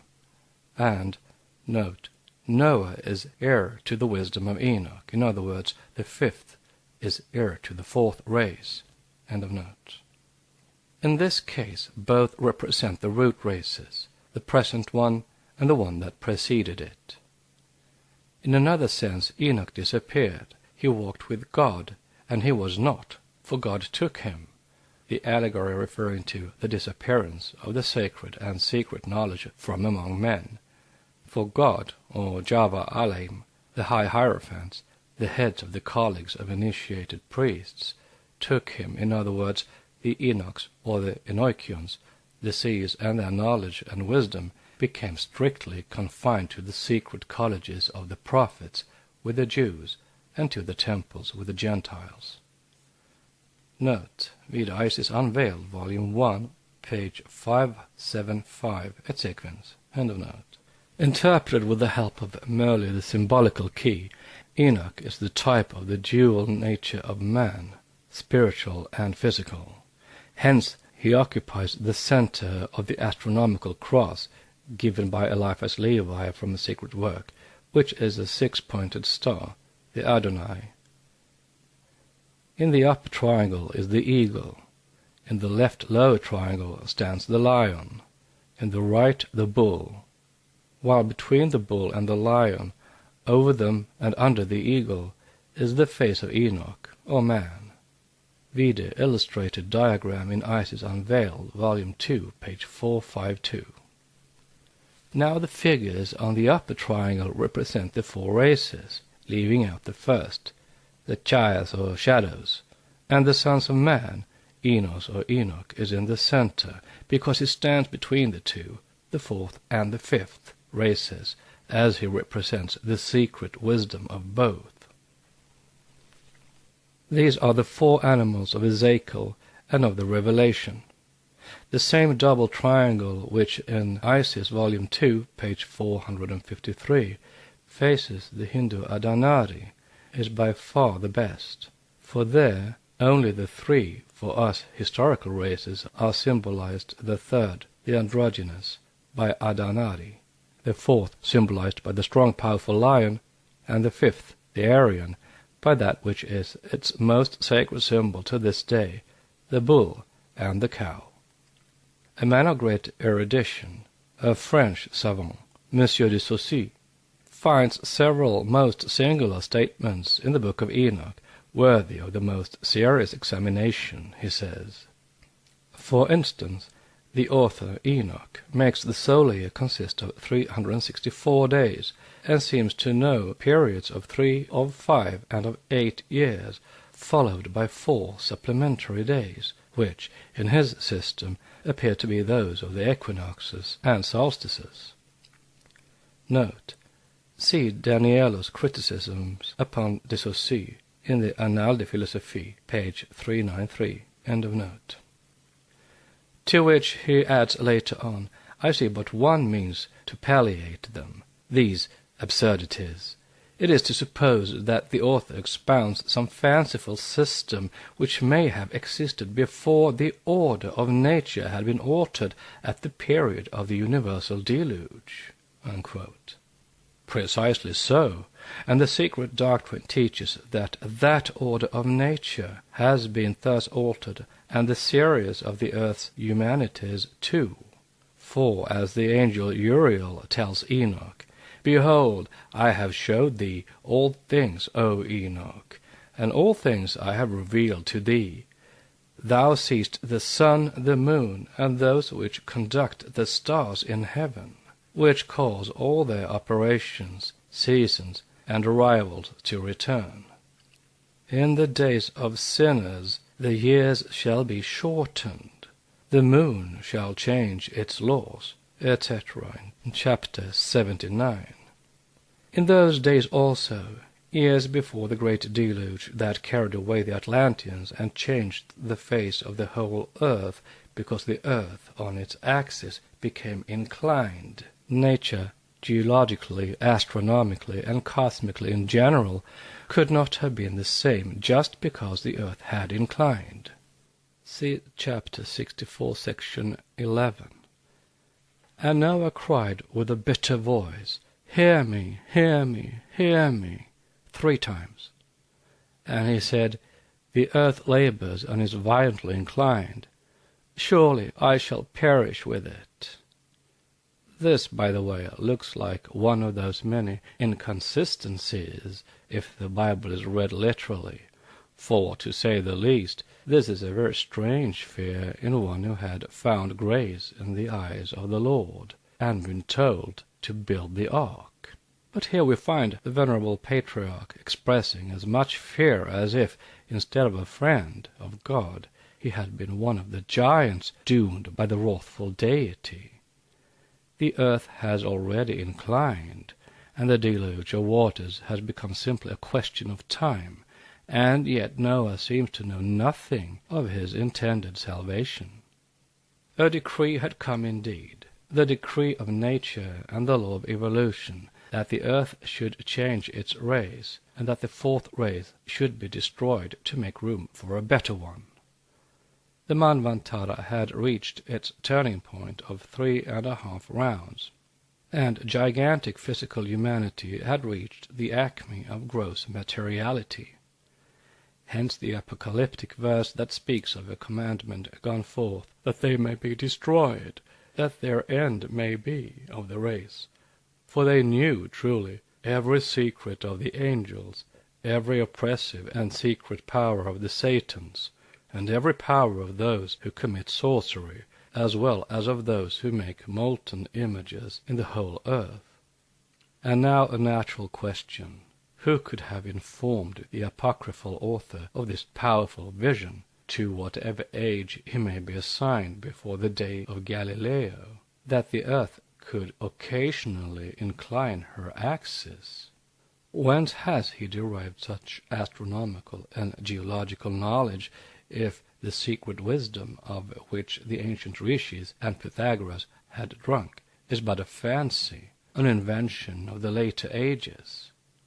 Has Enoch read prophetically, perchance, in Frederick Klee's work on the deluge on page 79 these lines: "The position of the terrestrial globe with reference to the sun has evidently been in primitive times different from what it is now, and this difference must have been caused by displacement of the axis of the rotation of the earth." This reminds one of that other unscientific statement made by the Egyptian priests to Herodotus, namely, that the sun has not always risen where it arises now, and that in former times the ecliptic had cut the equator at right angles. Note: see Astronomie Ancienne, Bailly, Volume 1, page 203, and Volume 2, page 216. End of note. There are many such dark sayings throughout Puranas, Bible, and mythology, and to the occultist they divulge 2 facts. A. That the ancients knew all well, and better, perhaps, than the moderns do, astronomy, geodesy, and cosmography in general, and B. that the globe and its behavior have altered more than once since the primitive state of things.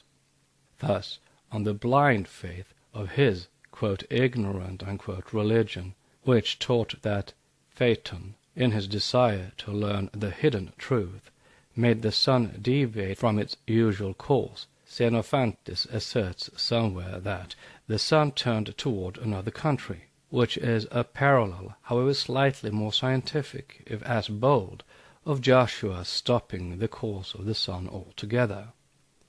Yet it may explain the teaching of the northern mythology in Jeruskoven, that before the actual order of things the sun arose in the south, and its placing the frigid zone in the east, whereas now it is in the north.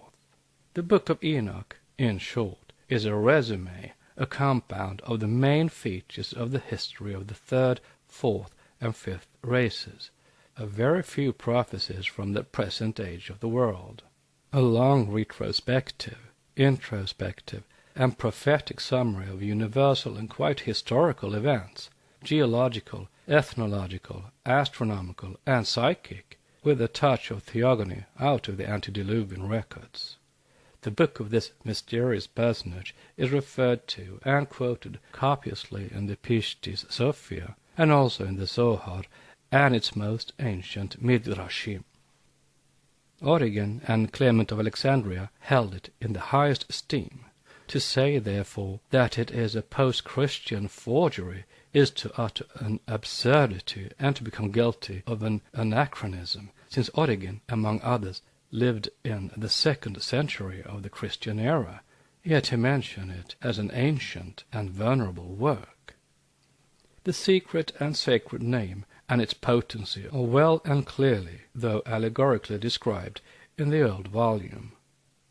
From the 18th to the 50th chapter, the visions of Enoch are all descriptive of the mysteries of initiation, one of which is the burning valley of the fallen angels.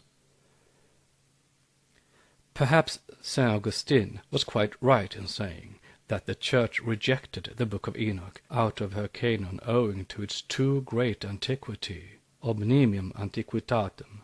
Note, City of God, Volume 1, 15, Chapter 23. End of note. There was no room for the events noticed in it within the limit of the 4,004 years before Christ assigned to the world from its, quote, creation, unquote. Next section is section 22, the symbolism of the mystery names Yahweh and Jehovah with their relation to the cross and circle.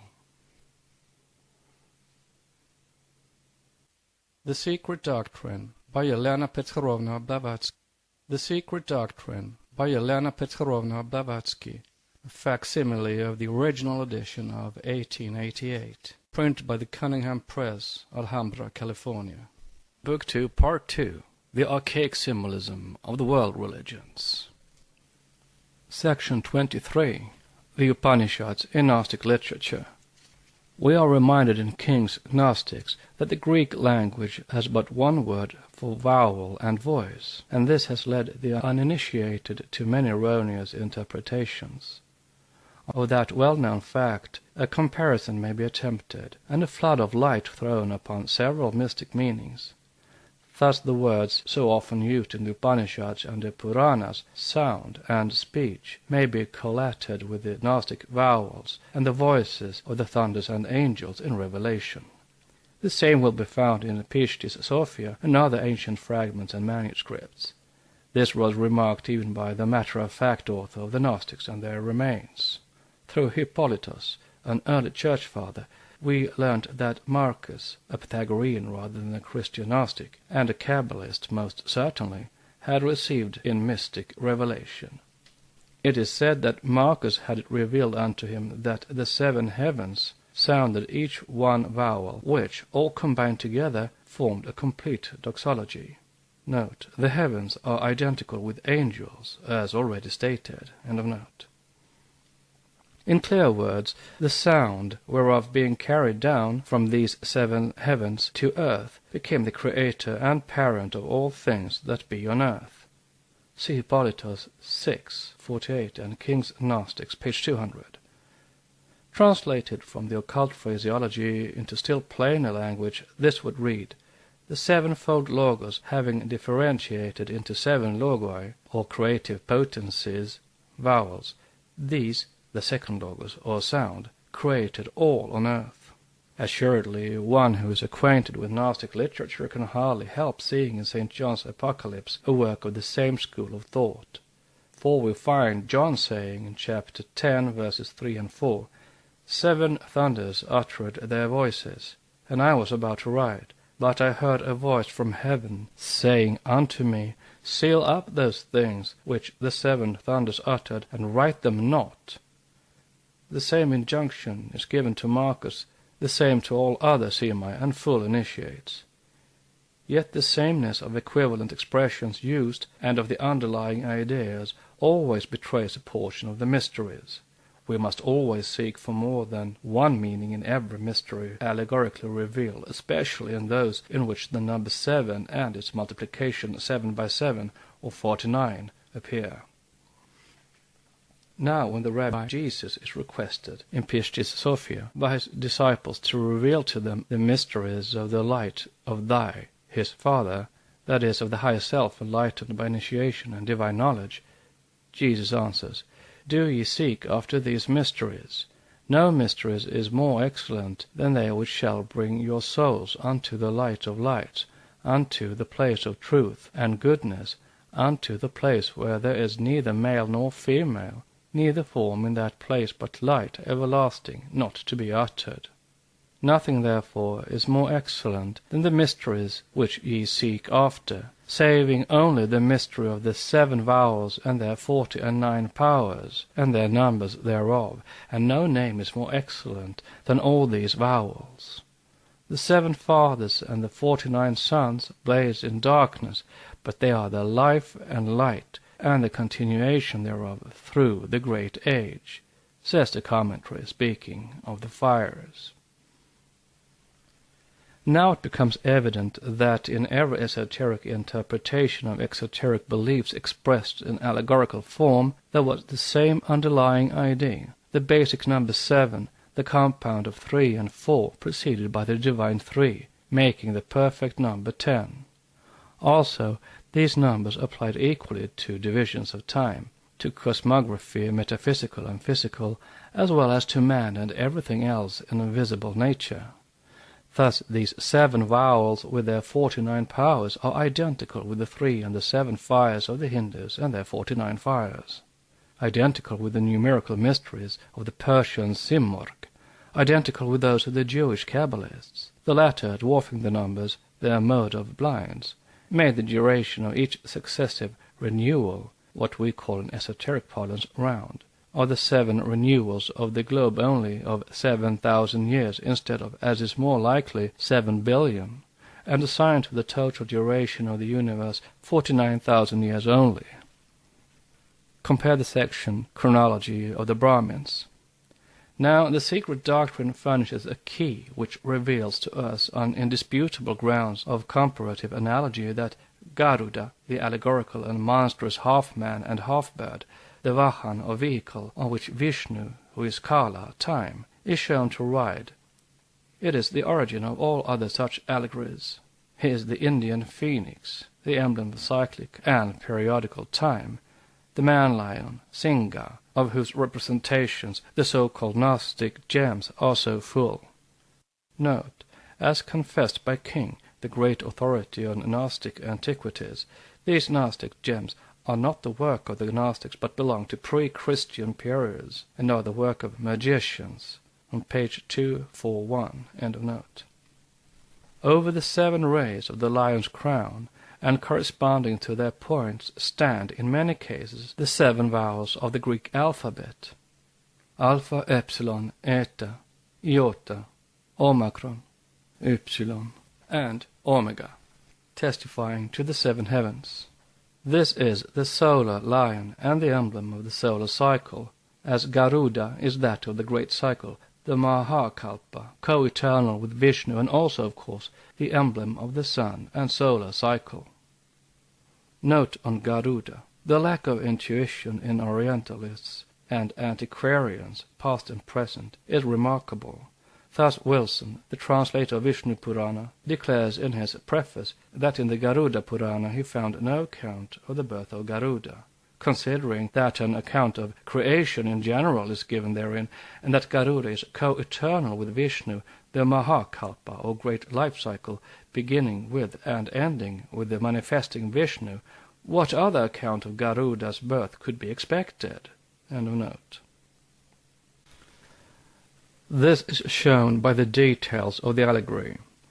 At his birth, Garuda is mistaken for Agni, the god of fire, on account of his, Garuda's, dazzling splendor, and called thereupon Ganganeshwara, lord of the sky. Again, his being represented as Osiris, and by many heads of allegorical masters on the Abraxas, Gnostics, gems, with the head and beak of an eagle or a hawk, solar birds, denotes Garuda's solar and cyclic character. His son is Jatabu, the cycle of 60,000 years, as well remarked by C.W. King.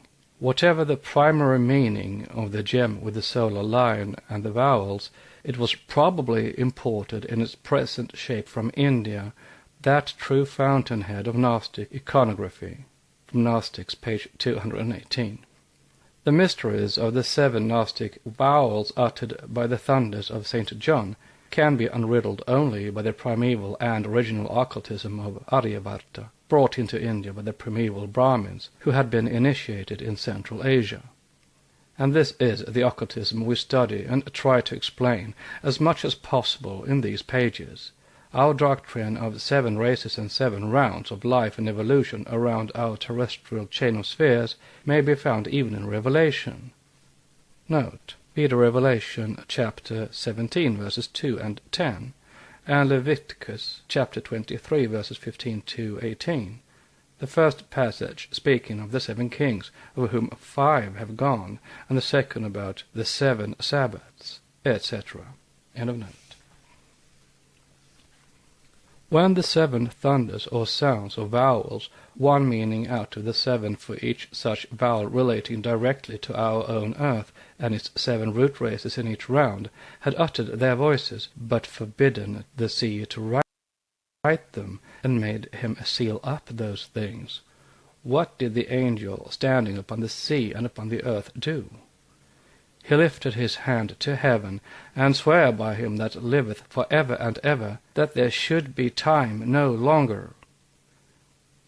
But in the days of the voice of the 7th angel, when he shall begin to sound, the mystery of God of the cycle should be finished. Chapter 10, verse 7. Which means, in theosophic phraseology, that when the 7th round is completed, then time will cease. There shall be time no longer, very naturally, since pralaya shall set in, and there will remain no one on earth to keep a division of time during that periodical dissolution and arrest of conscious life. Dr. Kinley and others believed this doctrine of the rabbins, their calculations of cyclic 7 and 49, to have been brought by them from Chaldea. This is more than likely. But the Babylonians, who had all those cycles and taught them only at the great initiatory mysteries of astrological magic, got the wisdom and learning from India. It is not difficult, therefore, to recognize in them our own esoteric doctrine. In their secret computations, the Japanese had the same figures in their cycles. As to the Brahmins, their Puranas and Upanishads are a good proof of it. The latter have passed entirely into Gnostic literature, and a Brahmin needs only to read Pistis Sophia to recognize his forefathers' property, even to the phraseology and similes used. Note: Pistis Sophia is an extremely important document, a genuine evangel of the Gnostics, ascribed at random to Valentinus, but much more probably a pre-Christian work in its original. It was discovered in a Coptic manuscript by Shigatse in the British Museum quite accidentally, and translated by him into Latin, after which text and Latin version were published by Petermann in the year 1853.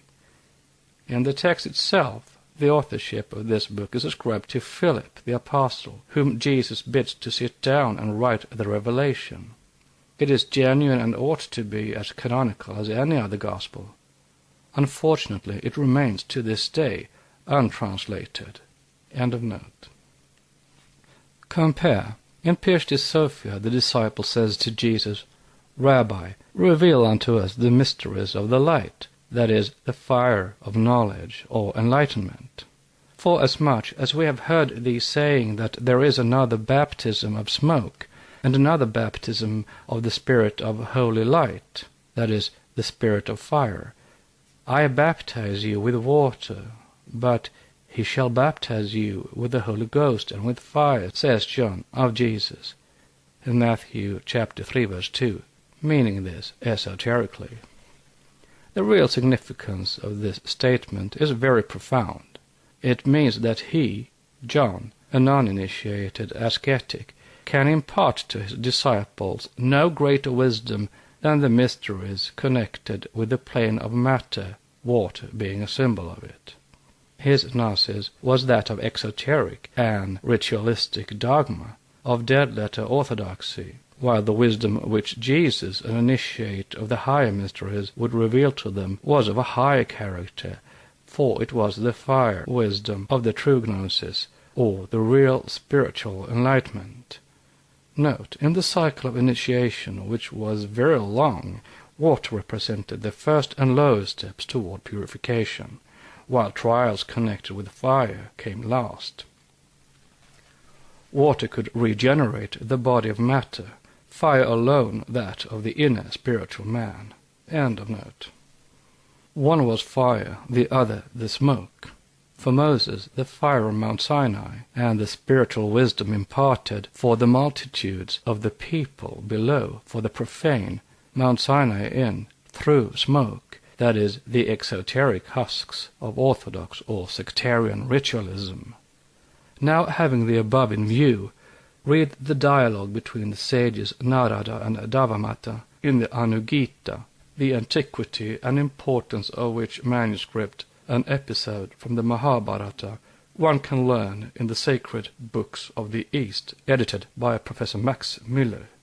Narada is discussing upon the breaths, or the life winds, as they are called in the clumsy translation of such words as prana, apana, etc., whose full esoteric meaning and application to individual functions can hardly be rendered in English. He says of this science that it is the teaching of the Veda that the fire verily is all the deities, and knowledge of it arises among Brahmins, being accompanied by intelligence. By fire, says the commentator, he means the self. By intelligence, the occultist says, Narada means neither discussion nor argumentation, as Aryuna Mishra believes, but intelligence truly, or the adaptation of the fire of wisdom to exoteric ritualism for the profane.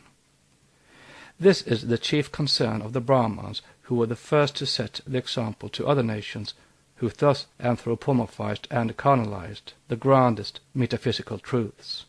Narada makes it plain and is made to say, the smoke of that fire, which is of excellent glory, appears in the shape of darkness. Verily so. Its ashes are passion, and goodness is that in connection with it in which the offering is thrown. That is, that faculty in the disciple which apprehends the subtile truth, the flame, which escapes heavenward, while the objective sacrifice remains as a proof and evidence of piety only to the profane. For what can Narada mean in teaching that those who understand the sacrifice understand the samana and the vayana as the principal offering, and the prana and apana but portions of the offering, and between them is the fire? That is the excellent seat of the udana as understood by Brahmanas. As to that which is distinct from these pairs, hear me speak about that. Day and night are a pair, between them is the fire. That which exists and that which does not exist are a pair, between them is the fire, etc. And after every such contrast, Narada adds, that is the excellent seat of the udana as understood by Brahmanas. Now, many people do not know the full meaning of such terms as samana and vayana, prana and apana, explained as being life winds. We say principles and their respective faculties and senses, being offered up to udana, the soi-disant principle, life wind, within brackets question mark, said to act at all the joints.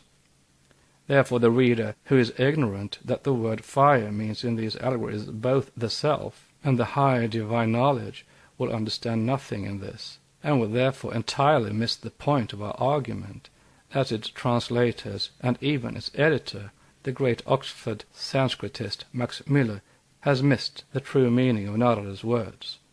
Exoterically, all this enumeration of life winds means, of course, approximately that which is surmised in the footnotes, namely, the sense appears to be this. Worldly life is due to the operations of the life winds which are attached to the self, and lead to its manifestations as individual souls, within brackets question mark. Of these, the samana and vayana are controlled and held under check by the prana and apana. The latter two are held in check and controlled by the udana, which thus controls all. And the control of this, which is the control of all five, leads to the Supreme Self. From page 259, Anugita, Sacred Books of the East, Volume 8. The above is given as an explanation of the text, which records the words of the Brahmana, who narrates how he reached the ultimate wisdom of yogism, and had reached all knowledge in this wise, saying that he had perceived by means of the self the seat abiding in the self, where dwells the Brahman free from all, and explaining that that indestructible principle was entirely beyond the perception of senses, that is, of the 5 life winds.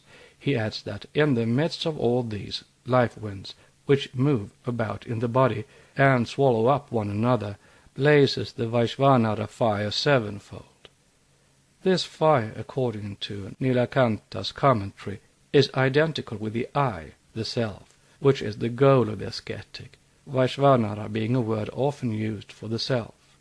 Then the Brahmana goes on to enumerate that which is meant by the word sevenfold, and says, the nose or smell, the tongue, taste, the eye and the skin, and the ear as the 5th, the mind and the understanding, these are the 7 tongues of the blaze of Vaishvanara. Those are the 7 kinds of fuel for me. These are the 7 great officiating priests. These 7 priests are accepted by Arjuna Mishra in the sense of meaning the soul distinguished as so many souls are principles, with reference to these several powers.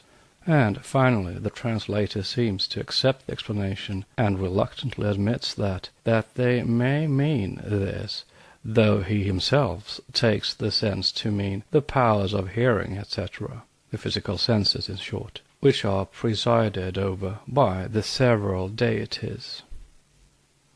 But whatever it may mean, whether in scientific or orthodox interpretations, this passage on page 259 explains Narada's statements on page 276, and shows them referring to exoteric and esoteric methods and contrasting them.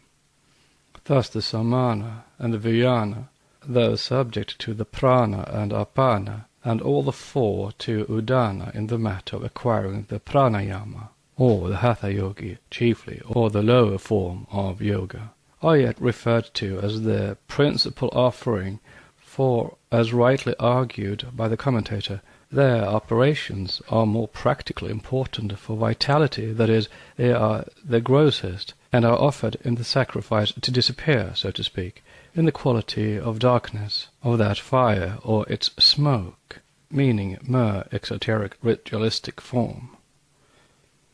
But prana and apana, though shown as subordinate, because less gross or more purified, have the fire between them, the self and the secret knowledge possessed by that self.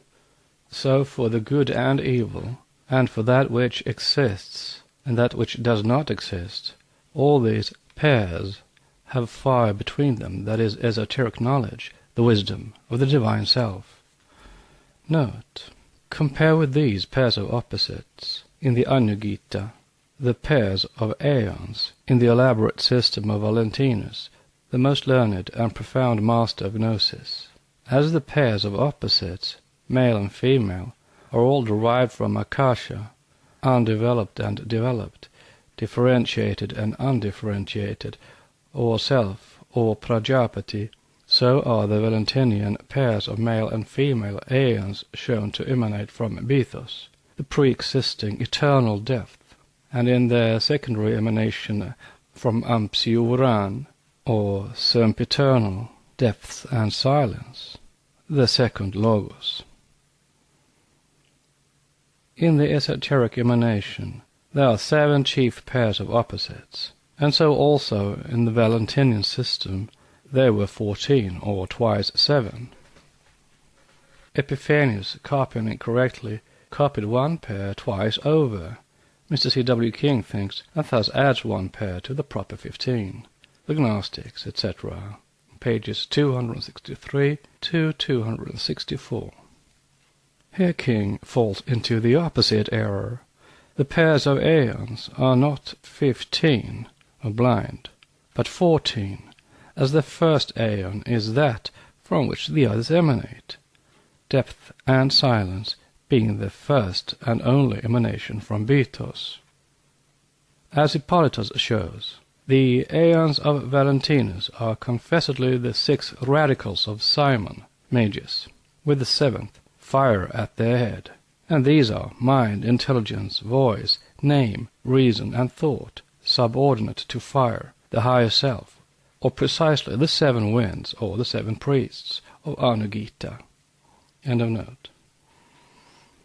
Let those who are satisfied with the smoke of the fire remain wherein they are, that is to say, within the Egyptian darkness of theological fictions and dead-letter interpretations. The above is written only for the Western students of occultism and theosophy. The writer presumes to explain these things neither to the Hindus, who have their own gurus, nor to the Orientalists, who think they know more than all the gurus and rishis past and present put together.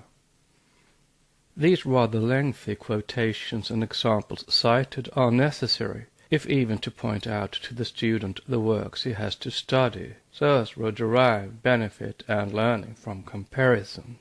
Let him read Pishti's Sophia in the light of the Bhagavad Gita, the Anugita, and others, and then the statement made by Jesus in the Gnostic Gospel will become clear, and the dead-letter blinds disappear at once. Read this and compare with the explanation from the Hindu scriptures just given. Quote, "And no name is more excellent than all these 7 vowels, a name wherein be contained all names, all lights, and all the 49 powers, knowing it. If a man quits this body of matter, no smoke, that is, no theological delusion, no darkness, no ruler of the sphere, no personal genius or planetary spirit called God, or of fate, karma, shall be able to hold back the soul that knoweth that name. If he shall utter that name unto the fire, the darkness shall flee away.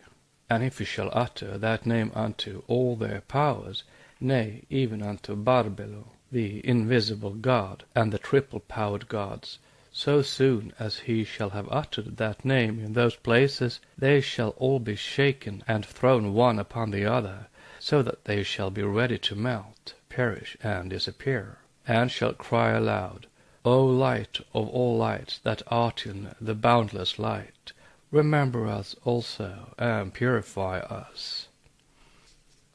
Notes. Note on if a man quits this body of matter, not necessarily at death only, but during samadhi or mystic trance. A note on no smoke, that is, no theological delusion. All the words and sentences between parenthetical marks are the writer's. This is translated directly from the Latin manuscripts of the British Museum. King's translation in the Gnostics conforms too much to the Gnosticism as explained by the Church Fathers. Note on Barbelo, the invisible god. Barbelo is one of the 3 invisible gods and, as C.W. King believes, includes the Divine Mother of the Saviour, or rather Sophia Akamot. End of notes. It is easy to see who this light and name are, the light of initiation, and the name of the fire self, which is no name, no action, but a spiritual ever-living power, higher even than the invisible God, as this power is itself. But if the able and learned author of the Gnostics and their remains has not sufficiently allowed for the spirit of allegory and mysticism in the fragments translated and quoted by him in the above-named work from Pishti's Sophia, other Orientalists have done far worse. Having neither his intuitional perception of the Indian origin of the Gnostic wisdom still more than their gems, most of them, beginning with Wilson and ending with the dogmatic Weber, have made most extraordinary blunders with regard to almost every symbol. Sir M. Monier Williams and others show a very decided contempt for the quote, esoteric Buddhists, unquote, as Theosophists are now called. Yet no student of occult philosophy has ever mistaken a cycle for a living personage and vice versa, as were often the case with our learned Orientalists. An instance or two may illustrate the statement more graphically. Let us choose the best known. In the Ramayana, Garuda is called the material uncle of Sagara's 60,000 sons, and Ansumat, Sagara's grandson, the nephew of the 60,000 uncles, reduced to ashes by the look of Kapila, the Purushottama, or infinite spirit, who caused Sagara's horse for the Ashvamedha sacrifice to disappear. Again, Garuda's son, the Garuda being himself the Mahakalpa, or great cycle, Jatayu, the king of the feathered tribe, when on the point of being slain by Ravana, who carries off Sita, says, speaking of himself, "It is 60,000 years, O king, that I am born," after which, turning his back on the sun, he dies. Jatayu is, of course, the cycle of 60,000 years within the great cycle of Garuda, hence he is represented as his son, or nephew, ad libitum, since the whole meaning rests in his being placed on the line of Garuda's descendants. Note on Gadura's son. In other Puranas, Jatayu is the son of Aruna, Garuda's brother, both the sons of Kashyapa, but all this is external allegory. End of note. Then again there is Diti, the mother of the Maruts, whose descendants and progeny belong to the posterity of Hiranyaksha, whose number was 77 crores, or 770 millions, of men. See Padma Purana. All such narratives are pronounced meaningless fictions and absurdities. But truth is the daughter of time, verily, and time will show. Meanwhile, what could be easier than an attempt, at least, to verify Puranic chronology? There are many Kapilas, but the Kapila who slew King Sagara's progeny, 60,000 men strong, was undeniably Kapila, the founder of the Sankhya philosophy, since it is so stated in the Puranas, although one of them flatly denies the imputation without explaining its esoteric meaning. It is the Bhagavata Purana 9, 8, 12, and 13, which says that the report that the sons of the king were reduced to ashes by the mere glance of the sage is not true, for, it argues, how can the quality of darkness, the product of anger, exist in a sage whose goodness was the essence that purified the world, the earth's dust, as it were, attributed to heavens? How should mental perturbation distract that sage, identified with the Supreme Spirit, and who has steered here on earth that solid vessel of the Sankhya philosophy, with the help of which he who desires to obtain liberation crosses the dreaded ocean of existence, that path to death? The Purana is in duty bound to speak as it does. It has a dogma to promulgate and a policy to carry out, that of great secrecy with regard to mystical, divine truths divulged for countless ages only at initiation. It is not in the Puranas, therefore, that we have to look for an explanation of the mystery connected with various transcendental states of being. That the story is an allegory is seen upon its very face. The 60,000 sons, brutal, vicious, and impious, are the personification of the human passions that a mere glance of the sage, the self, who represents the highest state of purity that can be reached on earth, reduces to ashes. But it has also other significations, cyclic and chronological meanings, a method of marking the periods when certain sages flourished, found also in other Puranas. Now it is as well ascertained as any tradition can be, that it was at the Hardwar, or Gangadwara, the door or gate of the Ganges, at the foot of the Himalayas, that Kapila sat in meditation for a number of years. Not far from the Sivalik range, the pass of Hardwar is called to this day Kapila's Pass, and the place Kapilashten, by the ascetics. It is there that Ganges, emerging from its mountainous gorge, begins its course over the sultry plains of India, and it is as clearly ascertained by a geological survey that the tradition which claims that the ocean ages who washed the base of the Himalayas is not entirely without foundation, for there are traces left of this. The Sankhya philosophy may have been brought down and taught by the first, and written out by the last Kapila. Now Sagara is the name of the ocean and even of the Bay of Bengal at the mouth of the Ganges to this day in India. Vide Wilson's Vishnu Purana, Volume 3, page 309. Have geologists ever calculated the number of millenniums it has taken the sea to recede to where it is now, from hardware 1,024 feet above the level of the sea at present?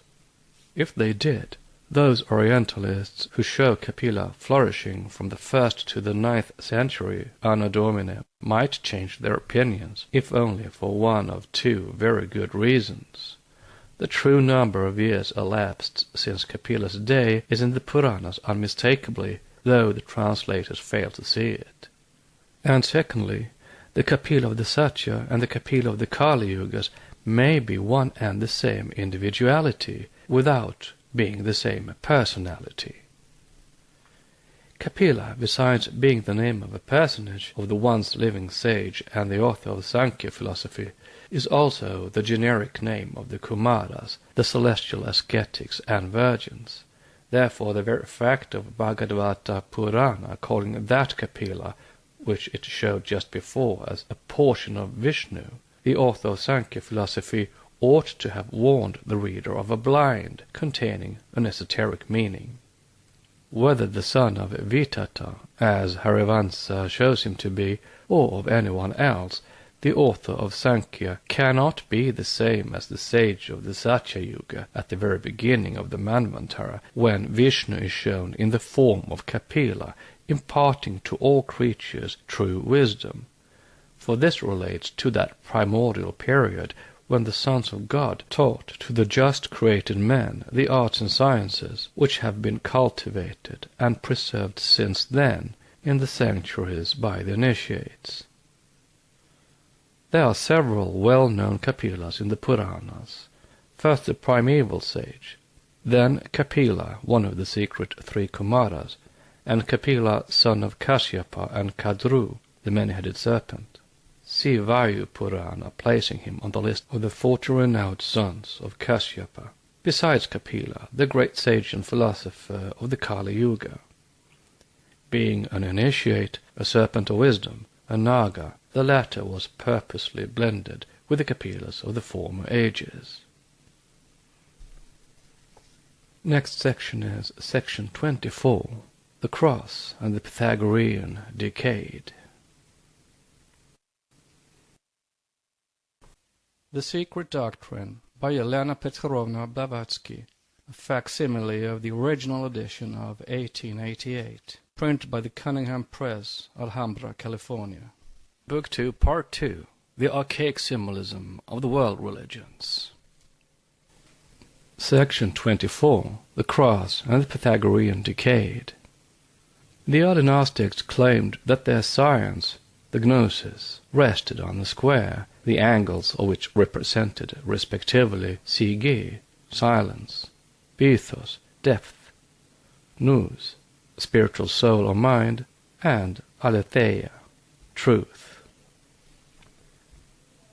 It is they who were the first to introduce and reveal to the world that which had remained concealed for ages, namely the Tao, in the shape of a Procrustean bed, and Christos as incarnating in Christos, he who became for certain purposes a willing candidate for a series of tortures, mental and physical. For them the whole of the universe, metaphysical and material, was contained within, and could be expressed and described by the digits of number 10, the Pythagorean decade. This decade, representing the universe and its evolution out of silence and the unknown depths of the spiritual soul, or anima mundi, presented two sides or aspects to the student. It could be, and was at first, so used and applied to the macrocosm, after which it descended to the microcosm or man. There was then the purely intellectual and metaphysical, or the inner science, and the as purely materialistic, or surface science, both of which could be expounded by and contained in the decade. It could be studied, in short, from the universals of Plato and the inductive method of Aristotle.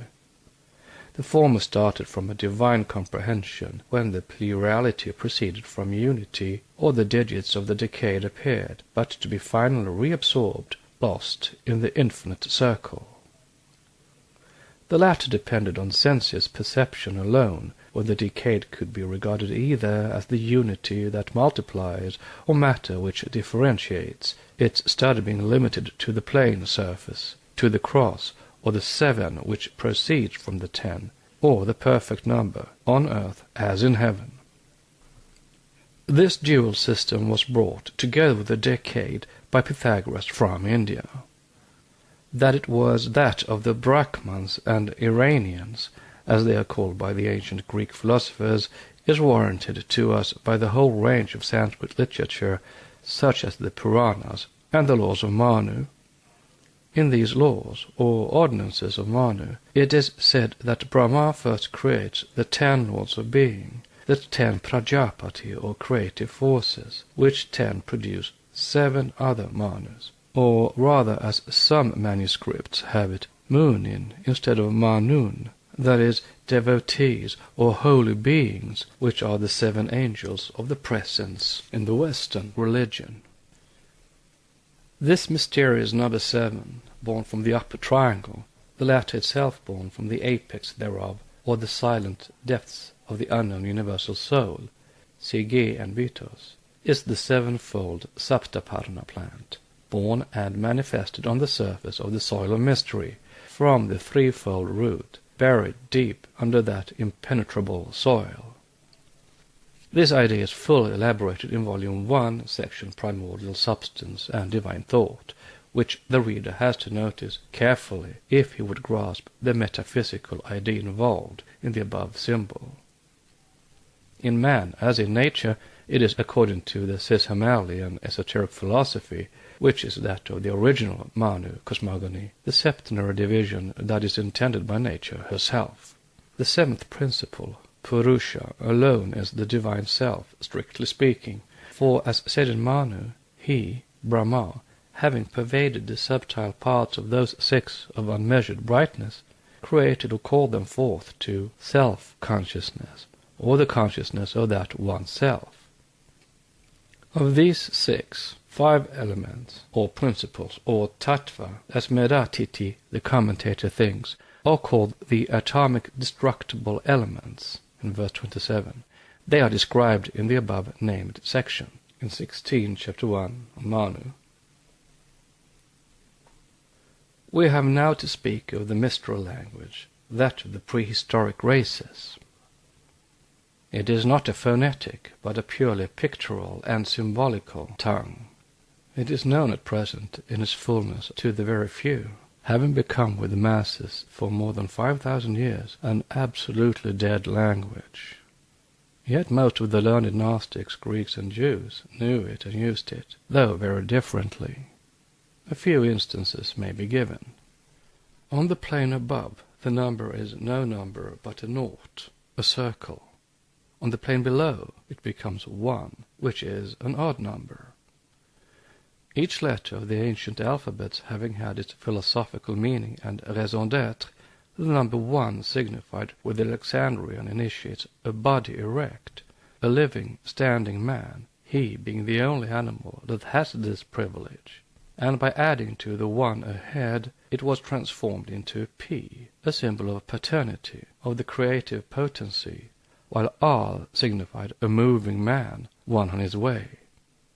Hence, Pater Zeus had nothing sexual or phallic either in its sound or form of letters, nor had Pater Deus. Vide Ragon.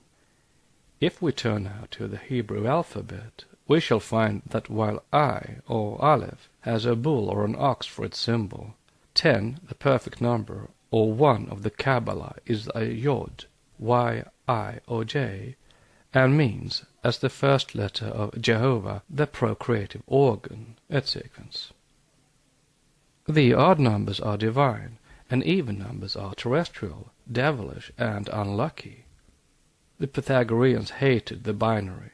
With them it was the origin of differentiation, hence of contrasts, discord, or matter, the beginning of evil.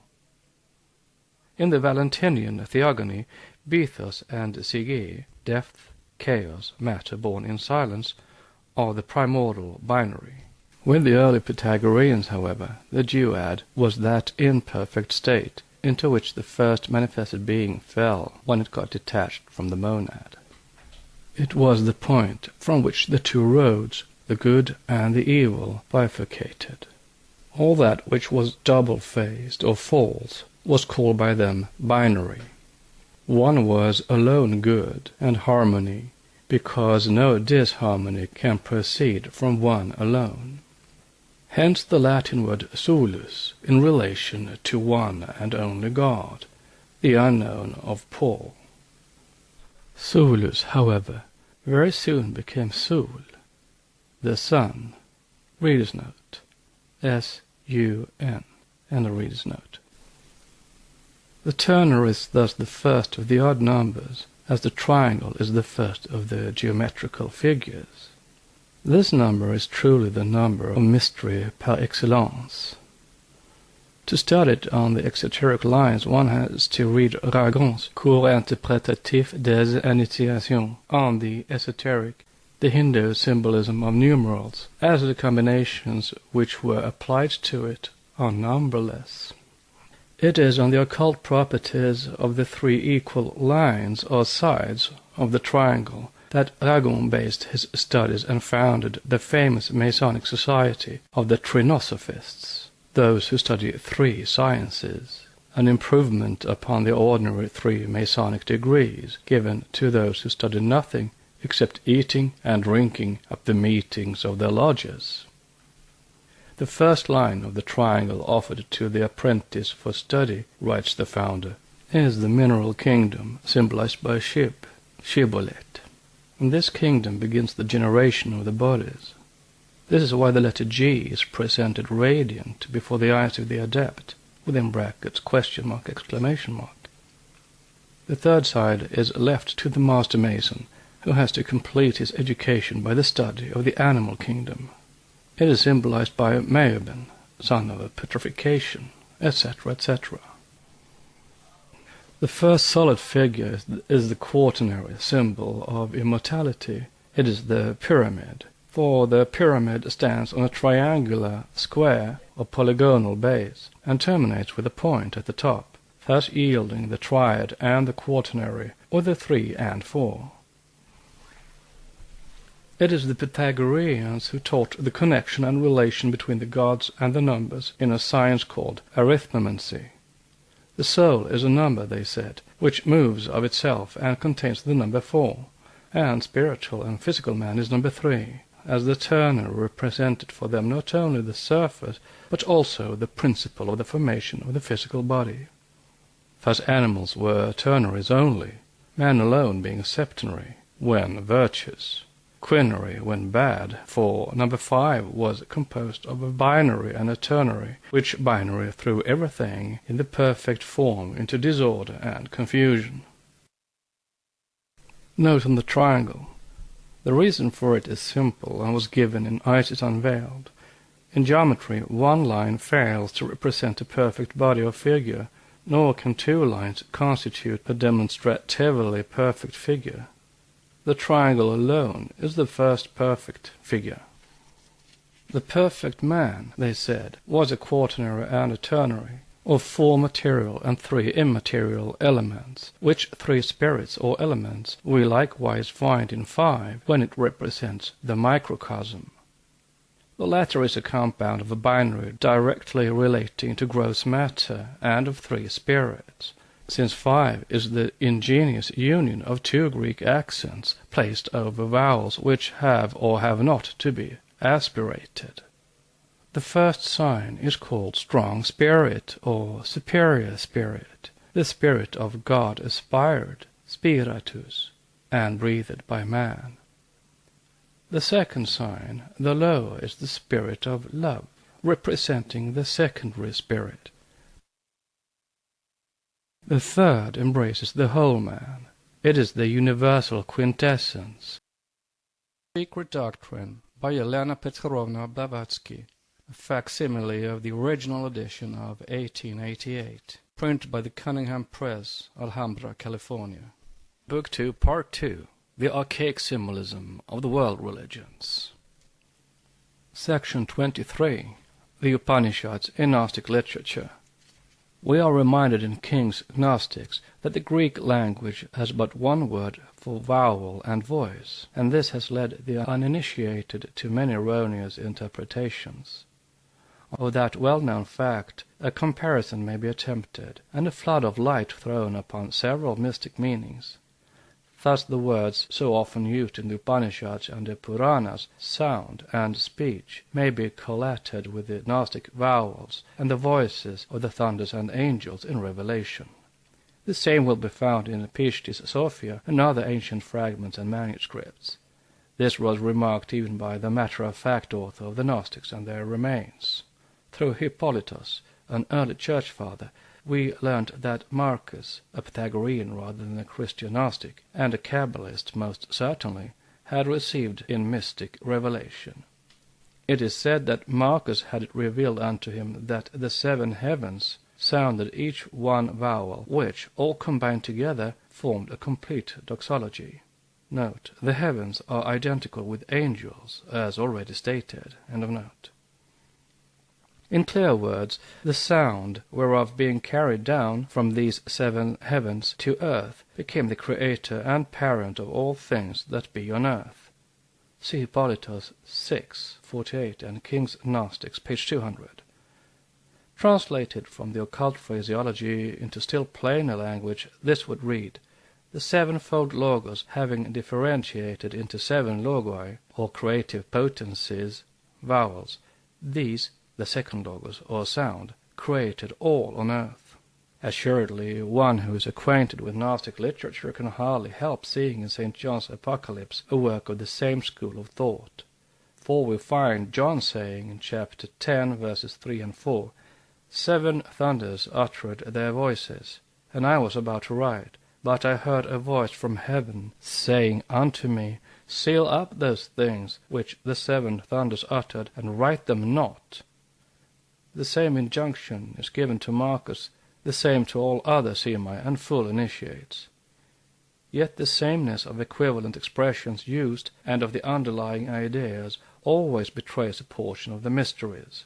We must always seek for more than one meaning in every mystery allegorically revealed, especially in those in which the number 7 and its multiplication 7 by 7 or 49 appear. Now when the Rabbi Jesus is requested in Pishti's Sophia by his disciples to reveal to them the mysteries of the light of thy, his Father, that is, of the higher self enlightened by initiation and divine knowledge, Jesus answers, Do ye seek after these mysteries? No mysteries is more excellent than they which shall bring your souls unto the light of lights, unto the place of truth and goodness, unto the place where there is neither male nor female, neither form in that place but light everlasting, not to be uttered. Nothing, therefore, is more excellent than the mysteries which ye seek after, saving only the mystery of the 7 vowels and their 49 powers, and their numbers thereof, and no name is more excellent than all these vowels. The 7 fathers and the 49 sons blaze in darkness, but they are the life and light, and the continuation thereof through the great age, says the commentary, speaking of the fires. Now it becomes evident that in every esoteric interpretation of exoteric beliefs expressed in allegorical form, there was the same underlying idea, the basic number 7, the compound of 3 and 4 preceded by the divine 3, making the perfect number 10.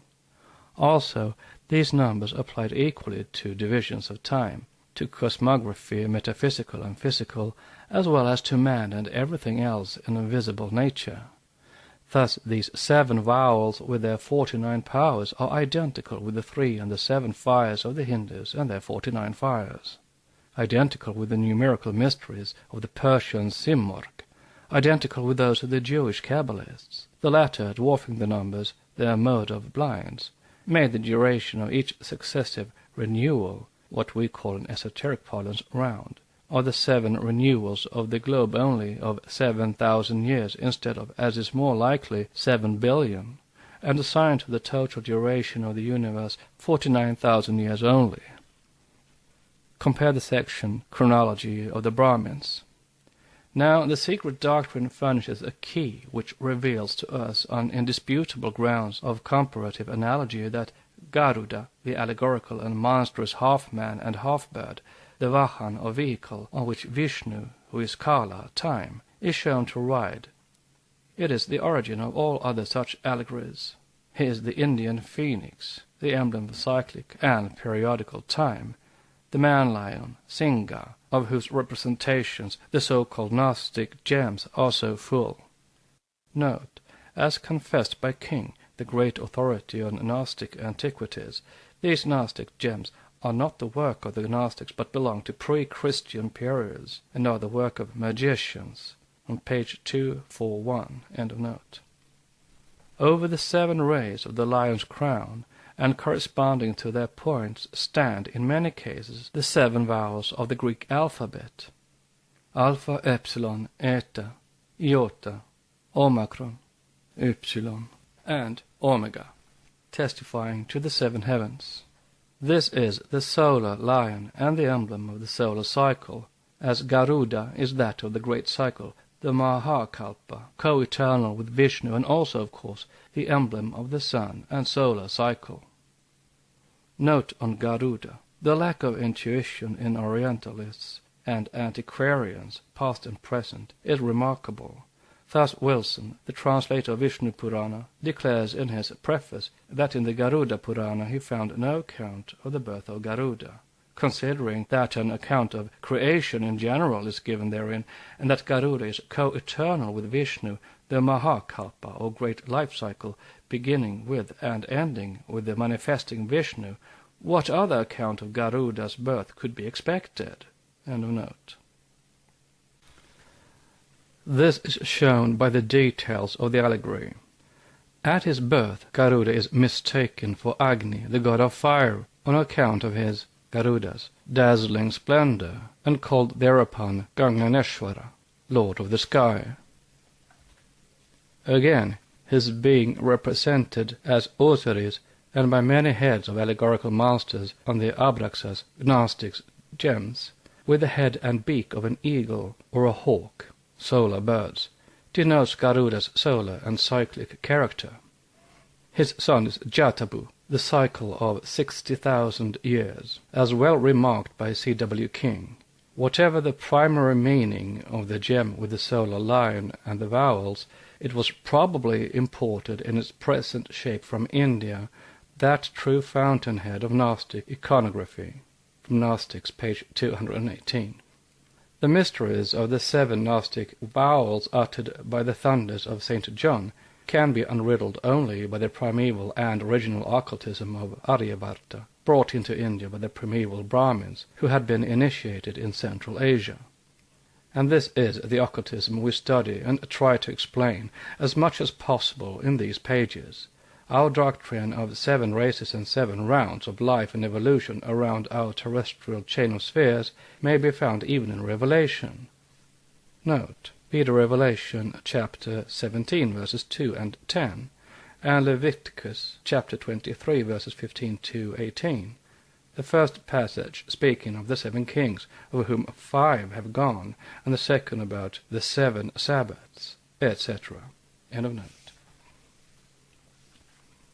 When the 7 thunders or sounds or vowels, one meaning out of the 7 for each such vowel relating directly to our own earth, and its 7 root races in each round, had uttered their voices, but forbidden the sea to write them, and made him seal up those things, what did the angel standing upon the sea and upon the earth do? He lifted his hand to heaven, and sware by him that liveth for ever and ever, that there should be time no longer. But in the days of the voice of the 7th angel, when he shall begin to sound, the mystery of God of the cycle should be finished. Chapter 10, verse 7, which means, in theosophic phraseology, that when the 7th round is completed, then time will cease. There shall be time no longer, very naturally, since pralaya shall set in, and there will remain no one on earth to keep a division of time during that periodical dissolution and arrest of conscious life. Dr. Kinley and others believed this doctrine of the rabbins, their calculations of cyclic 7 and 49, to have been brought by them from Chaldea. This is more than likely. But the Babylonians, who had all those cycles and taught them only at their great initiatory mysteries of astrological magic, got the wisdom and learning from India. It is not difficult, therefore, to recognize in them our own esoteric doctrine. In their secret computations, the Japanese have the same figures in their cycles. As to the Brahmins, their Puranas and Upanishads are a good proof of it. The latter have passed entirely into Gnostic literature, and a Brahmin needs only to read Pistis Sophia to recognize his forefathers' property, even to the phraseology and similes used. Note, Pistis Sophia is an extremely important document, a genuine evangel of the Gnostics, ascribed at random to Valentinus, but much more probably a pre-Christian work in its original. It was discovered in a Coptic manuscript by Shigatse in the British Museum quite accidentally, and translated by him into Latin, after which text and Latin version were published by Petermann in the year 1853. In the text itself, the authorship of this book is ascribed to Philip the Apostle, whom Jesus bids to sit down and write the Revelation. It is genuine and ought to be as canonical as any other gospel. Unfortunately, it remains to this day untranslated. End of note.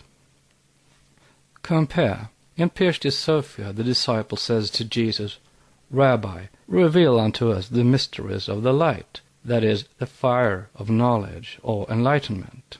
Forasmuch as we have heard thee saying that there is another baptism of smoke, and another baptism of the Spirit of holy light, that is, the Spirit of fire, I baptize you with water, but he shall baptize you with the Holy Ghost and with fire, says John of Jesus, in Matthew chapter 3, verse 2, meaning this esoterically. The real significance of this statement is very profound.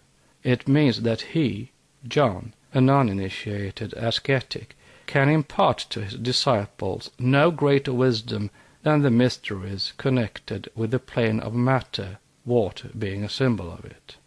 His gnosis was that of exoteric and ritualistic dogma, of dead-letter orthodoxy, while the wisdom which Jesus, an initiate of the higher mysteries, would reveal to them was of a higher character, for it was the fire wisdom of the true gnosis, or the real spiritual enlightenment. Note, in the cycle of initiation, which was very long, water represented the first and lowest steps toward purification, while trials connected with fire came last. Water could regenerate the body of matter, fire alone that of the inner spiritual man. End of note. One was fire, the other the smoke. For Moses, the fire on Mount Sinai, and the spiritual wisdom imparted for the multitudes of the people below, for the profane, Mount Sinai in, through smoke, that is, the exoteric husks of orthodox or sectarian ritualism. Now, having the above in view, read the dialogue between the sages Narada and Devamata in the Anugita, the antiquity and importance of which manuscript an episode from the Mahabharata one can learn in the sacred books of the East, edited by Professor Max Müller. Narada is discussing upon the breaths, or the life winds, as they are called in the clumsy translation of such words as prana, apana, etc., whose full esoteric meaning and application to individual functions can hardly be rendered in English. He says of this science that it is the teaching of the Veda that the fire verily is all the deities, and knowledge of it arises among Brahmans, being accompanied by intelligence. By fire, says the commentator, he means the self. By intelligence, the occultist says, Narada means neither discussion nor argumentation, as Arjuna Mishra believes, but intelligence truly, or the adaptation of the fire of wisdom to exoteric ritualism for the profane. This is the chief concern of the Brahmans, who were the first to set the example to other nations, who thus anthropomorphized and carnalized the grandest metaphysical truths. Narada makes it plain and is made to say, the smoke of that fire, which is of excellent glory, appears in the shape of darkness. Verily so. Its ashes are passion, and goodness is that in connection with it in which the offering is thrown. That is, that faculty in the disciple which apprehends the subtile truth, the flame, which escapes heavenward, while the objective sacrifice remains as a proof and evidence of piety only to the profane.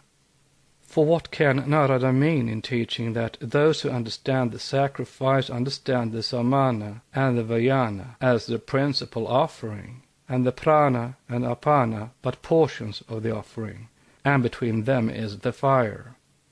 That is the excellent seat of the udana as understood by Brahmanas. As to that which is distinct from these pairs, hear me speak about that. Day and night are a pair, between them is the fire. That which exists and that which does not exist are a pair, between them is the fire, etc. And after every such contrast, Narada adds, that is the excellent seat of the udana as understood by Brahmanas. Now, many people do not know the full meaning of such terms as samana and vayana, prana and apana, explained as being life winds. We say principles and their respective faculties and senses, being offered up to udana, the soi-disant principle, life wind, within brackets ? Said to act at all the joints. Therefore the reader who is ignorant that the word fire means in these allegories both the self and the higher divine knowledge will understand nothing in this, and will therefore entirely miss the point of our argument, as its translators and even its editor, the great Oxford Sanskritist Max Müller, has missed the true meaning of Narada's words. Exoterically, all this enumeration of life winds means, of course, approximately that which is surmised in the footnotes, namely, the sense appears to be this. Worldly life is due to the operations of the life winds which are attached to the self, and lead to its manifestations as individual souls, within brackets ? Of these, the samana and vayana are controlled and held under check by the prana and apana. The latter two are held in check and controlled by the udana, which thus controls all. And the control of this, which is the control of all five, leads to the Supreme Self. From page 259, Anugita, Sacred Books of the East, Volume 8. The above is given as an explanation of the text, which records the words of the Brahmana, who narrates how he reached the ultimate wisdom of yogism, and had reached all knowledge in this wise. Saying that he had perceived by means of the self the seat abiding in the self, where dwells the Brahman free from all, and explaining that that indestructible principle was entirely beyond the perception of senses, that is, of the five life winds, he adds that in the midst of all these life winds, which move about in the body and swallow up one another, blazes the Vaishvanara fire sevenfold. This fire, according to Nilakanta's commentary, is identical with the I, the self, which is the goal of the ascetic, Vaishvanara being a word often used for the self. Then the Brahmana goes on to enumerate that which is meant by the word sevenfold, and says, the nose or smell, the tongue, taste, the eye and the skin, and the ear as the fifth, the mind and the understanding, these are the 7 tongues of the blade of Vaishvanara. Those are the 7 kinds of fuel for me. These are the 7 great officiating priests. These 7 priests are accepted by Arjuna Mishra in the sense of meaning the soul distinguished as so many souls or principles, with reference to these several powers. And finally the translator seems to accept the explanation and reluctantly admits that they may mean this, though he himself takes the sense to mean the powers of hearing, etc., the physical senses in short, which are presided over by the several deities. But whatever it may mean, whether in scientific or orthodox interpretations, this passage on page 259 explains Narada's statements on page 276, and shows them referring to exoteric and esoteric methods and contrasting them.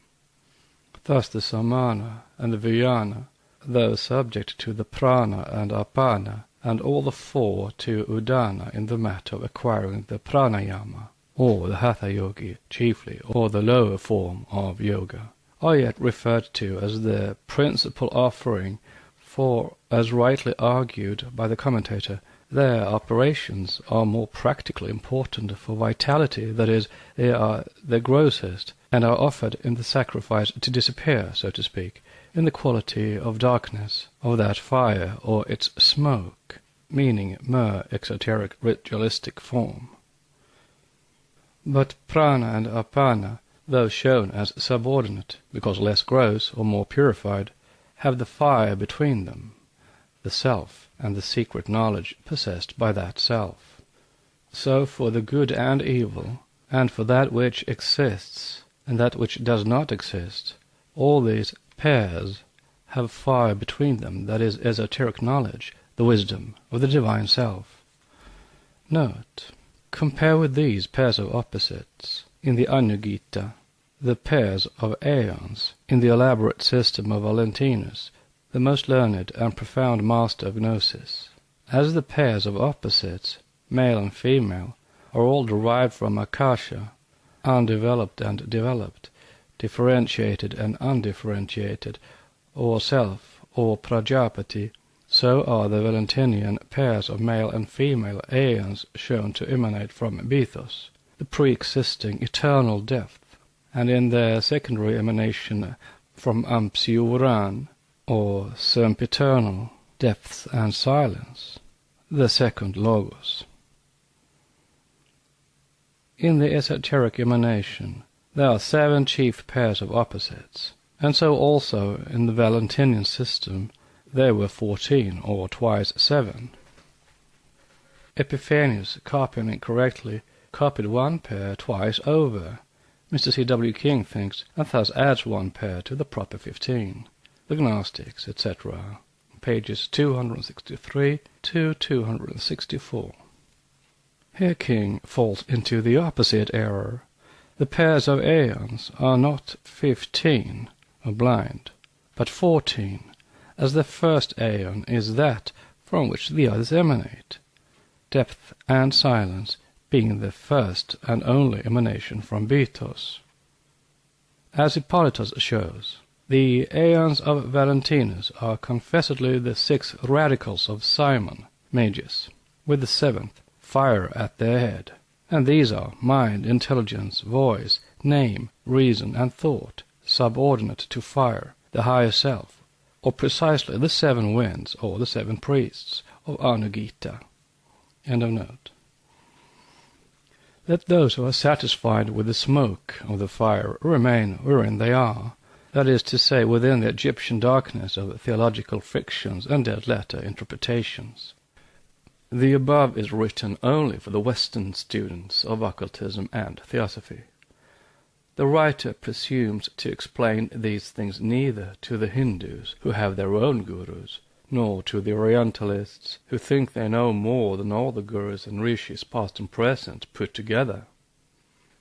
These rather lengthy quotations and examples cited are necessary, if even to point out to the student the works he has to study, so as to derive benefit and learning from comparison. Let him read Pishti's Sophia in the light of the Bhagavad Gita, the Anugita, and others, and then the statement made by Jesus in the Gnostic Gospel will become clear, and the dead letter blinds disappear at once. Read this and compare with the explanation from the Hindu scriptures just given. Quote, "And no name is more excellent than all these 7 vowels. A name wherein be contained all names, all lights, and all the 49 powers, knowing it. If a man quits this body of matter, no smoke, that is, no theological delusion, no darkness, no ruler of the sphere, no personal genius or planetary spirit called God, or of fate, karma, shall be able to hold back the soul that knoweth that name. If he shall utter that name unto the fire, the darkness shall flee away. And if he shall utter that name unto all their powers, nay, even unto Barbelo, the invisible God, and the triple-powered gods, so soon as he shall have uttered that name in those places, they shall all be shaken and thrown one upon the other, so that they shall be ready to melt, perish, and disappear, and shall cry aloud, O light of all lights that art in the boundless light, remember us also, and purify us." Notes. Note on if a man quits this body of matter, not necessarily at death only, but during samadhi or mystic trance. A note on no smoke, that is, no theological delusion. All the words and sentences between parenthetical marks are the writer's. This is translated directly from the Latin manuscripts of the British Museum. King's translation in the Gnostics conforms too much to the Gnosticism as explained by the Church Fathers. Note on Barbelo, the invisible god. Barbelo is one of the 3 invisible gods and, as C.W. King believes, includes the Divine Mother of the Saviour, or rather Sophia Akamot. End of notes. It is easy to see who this light and name are, the light of initiation, and the name of the fire self, which is no name, no action, but a spiritual ever-living power, higher even than the invisible God, as this power is itself. But if the able and learned author of the Gnostics and their remains has not sufficiently allowed for the spirit of allegory and mysticism in the fragments translated and quoted by him in the above-named work from Pishti's Sophia, other Orientalists have done far worse. Having neither his intuitional perception of the Indian origin of the Gnostic wisdom still more than their gems, most of them, beginning with Wilson and ending with the dogmatic Weber, have made most extraordinary blunders with regard to almost every symbol. Sir M. Monier Williams and others show a very decided contempt for the, quote, esoteric Buddhists, unquote, as Theosophists are now called. Yet no student of occult philosophy has ever mistaken a cycle for a living personage and vice versa, as were often the case with our learned Orientalists. An instance or two may illustrate the statement more graphically. Let us choose the best known. In the Ramayana, Garuda is called the material uncle of Sagara's 60,000 sons, and Ansumat, Sagara's grandson, the nephew of the 60,000 uncles, reduced to ashes by the look of Kapila, the Purushottama, or infinite spirit, who caused Sagara's horse for the Ashvamedha sacrifice to disappear. Again, Garuda's son, the Garuda being himself the Mahakalpa, or great cycle, Jatayu, the king of the feathered tribe, when on the point of being slain by Ravana, who carries off Sita, says, speaking of himself, "It is 60,000 years, O king, that I am born. after which, turning his back on the sun, he dies. Yatayu is, of course, the cycle of 60,000 years within the great cycle of Garuda, hence he is represented as his son or nephew ad libitum, since the whole meaning rests in his being placed on the line of Garuda's descendants. Note on Gadura's son. In other Puranas, Yatayu is the son of Aruna, Garuda's brother, both the sons of Kashyapa, but all this is external allegory. End of note.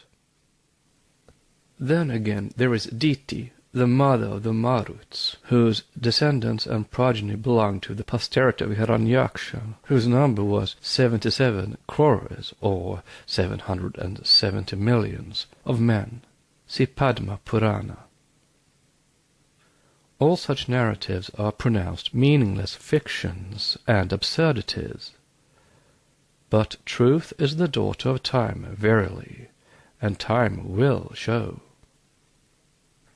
Meanwhile, what could be easier than an attempt, at least, to verify Puranic chronology? There are many Kapilas, but the Kapila who slew King Sagara's progeny, 60,000 men strong, was undeniably Kapila, the founder of the Sankhya philosophy, since it is so stated in the Puranas, although one of them flatly denies the imputation without explaining its esoteric meaning. It is the Bhagavata Purana 9, 8, 12, and 13, which says that the report that the sons of the king were reduced to ashes by the mere glance of the sage is not true, for, it argues, how can the quality of darkness, the product of anger, exist in a sage whose goodness was the essence that purified the world, the earth's dust, as it were, attributed to heavens? How should mental perturbation distract that sage, identified with the Supreme Spirit, and who has steered here on earth that solid vessel of the Sankhya philosophy, with the help of which he who desires to obtain liberation crosses the dreaded ocean of existence, that path to death? The Purana is in duty bound to speak as it does.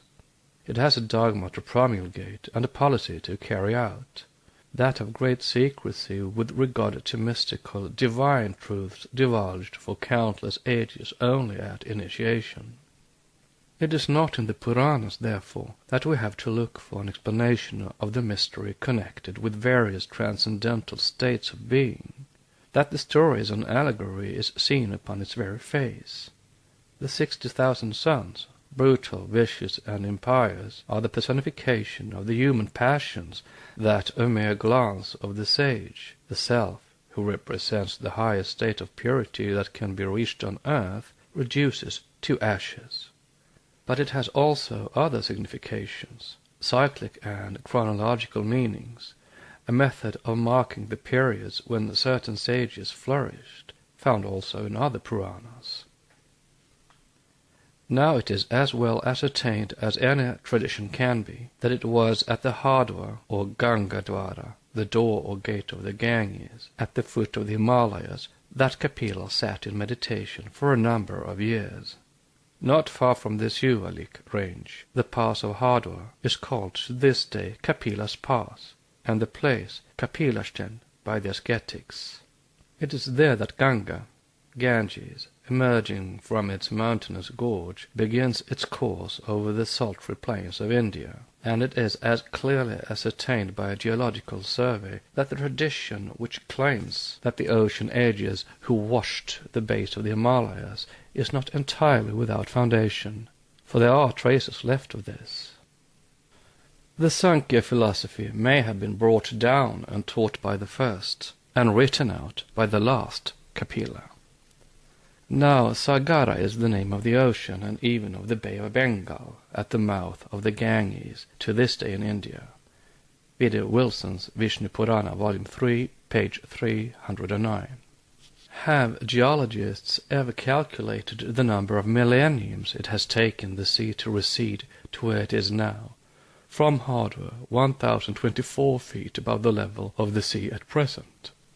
If they did, Those Orientalists who show Kapila flourishing from the 1st to the 9th century Anno Domini might change their opinions, if only for one of two very good reasons. The true number of years elapsed since Kapila's day is in the Puranas unmistakably, though the translators fail to see it. And secondly, the Kapila of the Satya and the Kapila of the Kali Yugas may be one and the same individuality, without being the same personality. Kapila, besides being the name of a personage of the once living sage and the author of Sankhya philosophy, is also the generic name of the Kumaras, the celestial ascetics and virgins. Therefore the very fact of Bhagavata Purana calling that Kapila, which it showed just before, as a portion of Vishnu, the author of Sankhya philosophy, ought to have warned the reader of a blind containing an esoteric meaning. Whether the son of Vitata, as Harivansa shows him to be, or of anyone else, the author of Sankhya cannot be the same as the sage of the Satya Yuga at the very beginning of the Manvantara, when Vishnu is shown in the form of Kapila, imparting to all creatures true wisdom. For this relates to that primordial period when the sons of God taught to the just created men the arts and sciences which have been cultivated and preserved since then in the sanctuaries by the initiates. There are several well-known Kapilas in the Puranas. First the primeval sage, then Kapila, one of the secret three Kumaras, and Kapila, son of Kashyapa and Kadru, the many-headed serpent. See Vayu Purana placing him on the list of the 40 renowned sons of Kashyapa, besides Kapila, the great sage and philosopher of the Kali Yuga. Being an initiate, a serpent of wisdom, a Naga, the latter was purposely blended with the Kapilas of the former ages. Next section is section 24, the Cross and the Pythagorean Decade. The Secret Doctrine by Helena Petrovna Blavatsky, a facsimile of the original edition of 1888, printed by the Cunningham Press, Alhambra, California. Book 2, Part 2, The Archaic Symbolism of the World Religions. Section 24, The Cross and the Pythagorean Decade. The early Gnostics claimed that their science, the Gnosis, rested on the square, the angles of which represented, respectively, Sige, silence, Bethos, depth, Nous, spiritual soul or mind, and Aletheia, truth. It is they who were the first to introduce and reveal to the world that which had remained concealed for ages, namely the Tao, in the shape of a Procrustean bed, and Christos as incarnating in Christos, he who became for certain purposes a willing candidate for a series of tortures, mental and physical. For them the whole of the universe, metaphysical and material, was contained within, and could be expressed and described by the digits of number 10, the Pythagorean decade. This decade, representing the universe and its evolution out of silence and the unknown depths of the spiritual soul, or anima mundi, presented two sides or aspects to the student. It could be, and was at first, so used and applied to the macrocosm, after which it descended to the microcosm or man. There was, then, the purely intellectual and metaphysical, or the inner science, and the as purely materialistic, or surface science, both of which could be expounded by and contained in the decade. It could be studied, in short, from the universals of Plato and the inductive method of Aristotle. The former started from a divine comprehension when the plurality proceeded from unity, or the digits of the decade appeared, but to be finally reabsorbed, lost in the infinite circle.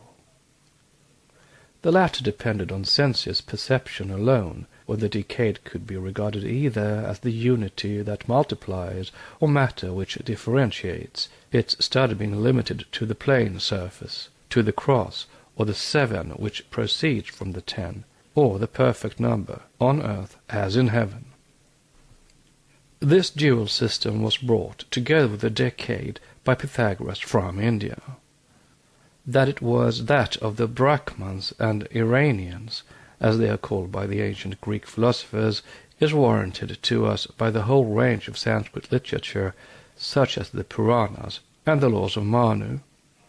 In these laws, or ordinances of Manu, it is said that Brahma first creates the 10 lords of being, the 10 Prajapati or creative forces, which 10 produce 7 other Manus, or rather, as some manuscripts have it, Munin instead of Manun, that is, devotees or holy beings, which are the 7 angels of the presence in the Western religion. This mysterious number 7, born from the upper triangle, the latter itself born from the apex thereof, or the silent depths of the unknown universal soul, Sige and Bitos, is the 7-fold Saptaparna plant, born and manifested on the surface of the soil of mystery, from the 3-fold root, buried deep under that impenetrable soil. This idea is fully elaborated in Volume 1, section Primordial Substance and Divine Thought, which the reader has to notice carefully if he would grasp the metaphysical idea involved in the above symbol. In man, as in nature, it is according to the Cishamalian esoteric philosophy, which is that of the original Manu cosmogony, the septenary division that is intended by nature herself.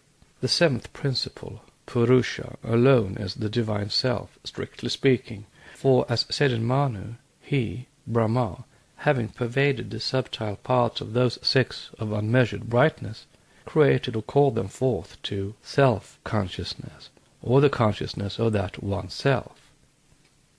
Of these 6, 5 elements, or principles, or tattva, as Medatiti, the commentator, thinks, are called the atomic destructible elements, in verse 27. They are described in the above-named section, in 16, chapter 1, Manu. We have now to speak of the Mistral language, that of the prehistoric races.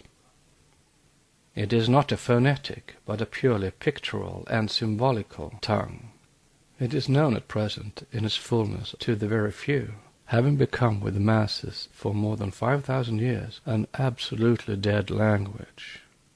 Yet most of the learned Gnostics, Greeks and Jews knew it and used it, though very differently. A few instances may be given. On the plane above, the number is no number but a naught, a circle. On the plane below, it becomes 1, which is an odd number. Each letter of the ancient alphabets having had its philosophical meaning and raison d'être, the number 1 signified with the Alexandrian initiates a body erect, a living, standing man, he being the only animal that has this privilege, and by adding to the 1 a head, it was transformed into a P, a symbol of paternity, of the creative potency, while R signified a moving man, one on his way. Hence, Pater Zeus had nothing sexual or phallic either in its sound or form of letters, nor had Pater Deus. Vide Ragon. If we turn now to the Hebrew alphabet, we shall find that while I, or Aleph, has a bull or an ox for its symbol, 10, the perfect number, or 1 of the Kabbalah, is a Yod, Y, I, or J, and means, as the first letter of Jehovah, the procreative organ, etc. The odd numbers are divine, and even numbers are terrestrial, devilish, and unlucky. The Pythagoreans hated the binary. With them it was the origin of differentiation, hence of contrasts, discord, or matter, the beginning of evil. In the Valentinian theogony, Bethos and Sige, depth, chaos, matter born in silence, are the primordial binary. With the early Pythagoreans, however, the duad was that imperfect state into which the first manifested being fell when it got detached from the monad. It was the point from which the 2 roads, the good and the evil, bifurcated. All that which was double-faced or false was called by them binary. One was alone good and harmony, because no disharmony can proceed from one alone. Hence the Latin word solus in relation to one and only God, the unknown of Paul. Solus, however, very soon became Sol, the sun, reader's note, S-U-N, and the reader's note. The ternary is thus the first of the odd numbers, as the triangle is the first of the geometrical figures. This number is truly the number of mystery par excellence. To study it on the exoteric lines, one has to read Ragon's Cours interprétatif des initiations on the esoteric, the Hindu symbolism of numerals, as the combinations which were applied to it are numberless. It is on the occult properties of the three equal lines or sides of the triangle that Ragon based his studies and founded the famous Masonic Society of the Theosophists, those who study three sciences, an improvement upon the ordinary three Masonic degrees given to those who study nothing except eating and drinking at the meetings of their lodges. The first line of the triangle offered to the apprentice for study, writes the founder, is the mineral kingdom, symbolized by a ship, shibboleth. In this kingdom begins the generation of the bodies. This is why the letter G is presented radiant before the eyes of the adept, within brackets, question mark, exclamation mark. The third side is left to the master mason, who has to complete his education by the study of the animal kingdom. It is symbolized by Meoben, son of a petrification, etc., etc. The first solid figure is the quaternary symbol of immortality. It is the pyramid, for the pyramid stands on a triangular, square, or polygonal base, and terminates with a point at the top, thus yielding the triad and the quaternary, or the 3 and 4. It is the Pythagoreans who taught the connection and relation between the gods and the numbers in a science called arithmemancy.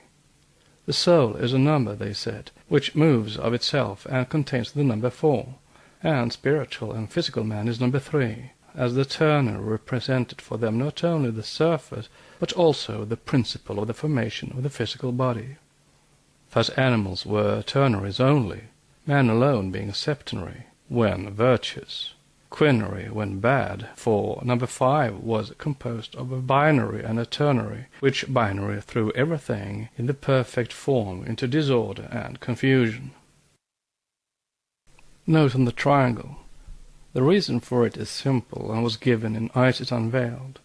In geometry, one line fails to represent a perfect body or figure, nor can two lines constitute a demonstratively perfect figure.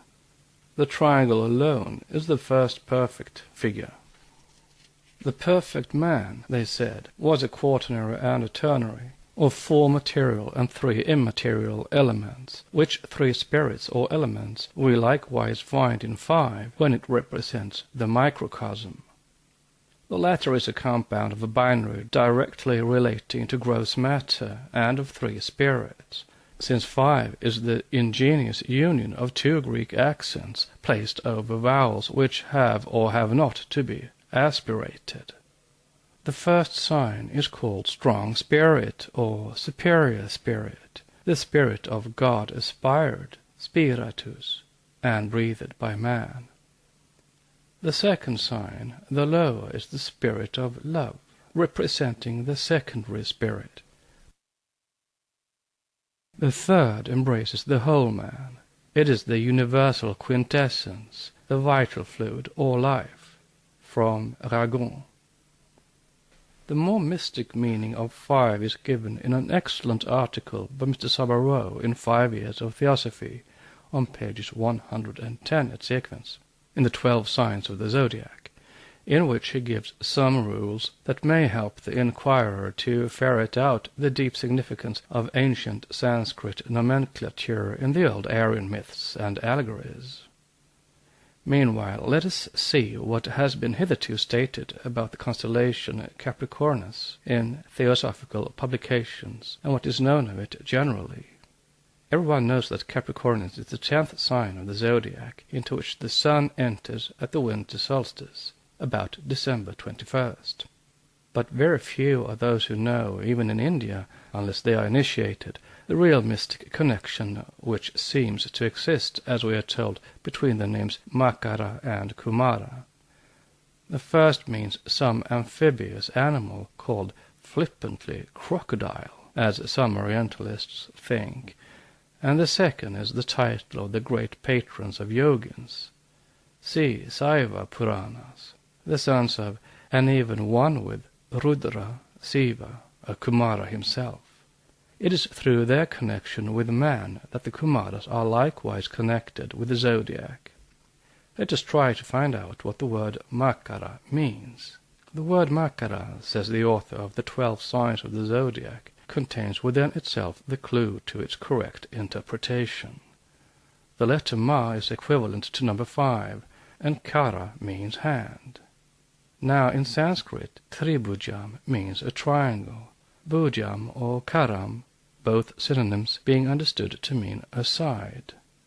So Makaram or Panchakaram means a pentagon, the 5-pointed star or pentagon representing the 5 limbs of man. Note: what is the meaning and the reason of this figure? Because Manas is the 5th principle, and because the pentagon is the symbol of man, not only of the 5-limbed, but rather of the thinking, conscious man. End of note. Under the old system, we are told, Makara was the 8th instead of the 10th sign.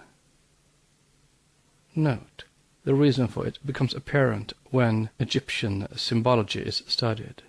See further on. End of note. It is intended to represent the phases of the universe, and indicates that the universe is bounded by pentagons, as the Sanskrit writers speak also of Ashtadisa, or 8 phases bounding space, referring thus to the Lokapalas, the 8 points of the compass, the 4 cardinal and the 4 intermediate points. From an objective point of view, the microcosm is represented by the human body. Makaram may be taken to represent simultaneously both the microcosm and the macrocosm as external objects of perception, from pages 113 and 115. But in the true esoteric sense of the word, Makar does not mean crocodile, in truth at all, even when it is compared with the animal depicted on the Hindu zodiac, for it has the head and the forelegs of an antelope, and the body and the tail of a fish. Hence the 10th sign of the zodiac has been taken variously to mean a shark, a dolphin, etc., as it is the Vahan of Varuna, the ocean god, and is often called for this reason Jalarupa, or water form. The dolphin was the vehicle of Poseidon Neptune with the Greeks, and one with him esoterically. And this dolphin is the sea dragon as much as the crocodile of the sacred Nile is the vehicle of Horus, and Horus himself. I am the fish and seat of the great Horus of Kemur, says the mummiform god with the crocodile's head, in chapter 88, verse 2 in the Book of the Dead. With the Paraternostics it is Kozar, Neptune, who converts into a sphere the dodecagonal pyramid, and paints its gate with many colors. He has 5 androgyne ministers. He is Makara, the Leviathan. The rising sun being considered the soul of the gods sent to manifest itself to men every day, and the crocodile rising out of the water at the first sunbeam, that animal came finally to personify a solar fire devotee in India, as it personified that fire, or the highest soul, with the Egyptians. In the Puranas, the number of the Kumaras changes according to the exigencies of the allegory. For occult purposes, their number is given in one place as 7, then as 4, then as 5. In the Kurma Purana it is said of them, "These 5 Kumara, O Brahman, were yogins who acquired entire exemption from passion." Their very name shows their connection with the said constellation, the Makara, and with some other Puranic characters connected with the zodiacal signs. This is done in order to veil what was one of the most suggestive glyphs of the primitive temples. They are mixed up astronomically, physiologically, and mystically in general with a number of Puranic personages and events. Hardly hinted at in the Vishnu, they figure in various dramas and events throughout all the other Puranas and sacred literature, so that the Orientalists, having to pick up the threads of connection hither and thither, have ended by proclaiming the Kumaras due chiefly to the fancy of the Puranic writers. But Ma, we are told by the author of the 12 signs of the zodiac, is 5. Kara, a hand with its 5 fingers, as also a 5-sided sign, or a pentagon. The Kumara, in this case an anagram for cult purposes, are 5 in esotericism. As yogis, because the last 2 names have ever been kept secret, they are the 5th order of Brahmadevas, and the 5-fold Kohans, having the soul of the 5 elements in them, water and ether predominating, and therefore their symbols were both aquatic and fiery. Wisdom lies concealed under the couch of him who rests on the golden lotus, Padma, floating on the water. In India it is Vishnu, one of whose avatars was Buddha, as claimed in days of old. The Praketasas, the worshippers of Narayana, who, like Poseidon, moved or dwelt over, not under the waters, plunged into the depths of the ocean for their devotions and remained therein 10,000 years. And the Praketasas are 10 exoterically, but 5 esoterically. Praketas is in Sanskrit the name of Varuna, the water god, Nereus, an aspect of the same as Neptune, the Praketasas being thus identical with the 5 ministers of Khazar, Poseidon, of the Paratei Gnostics. They are respectively called Ayot, Aioi, or Toav, the 5th a triple name, making 7, being lost, that is, kept secret. Note: so is Brahma's 5th head said to be lost, burnt to ashes by Siva's central eye, Siva being also Panakanana, 5-faced.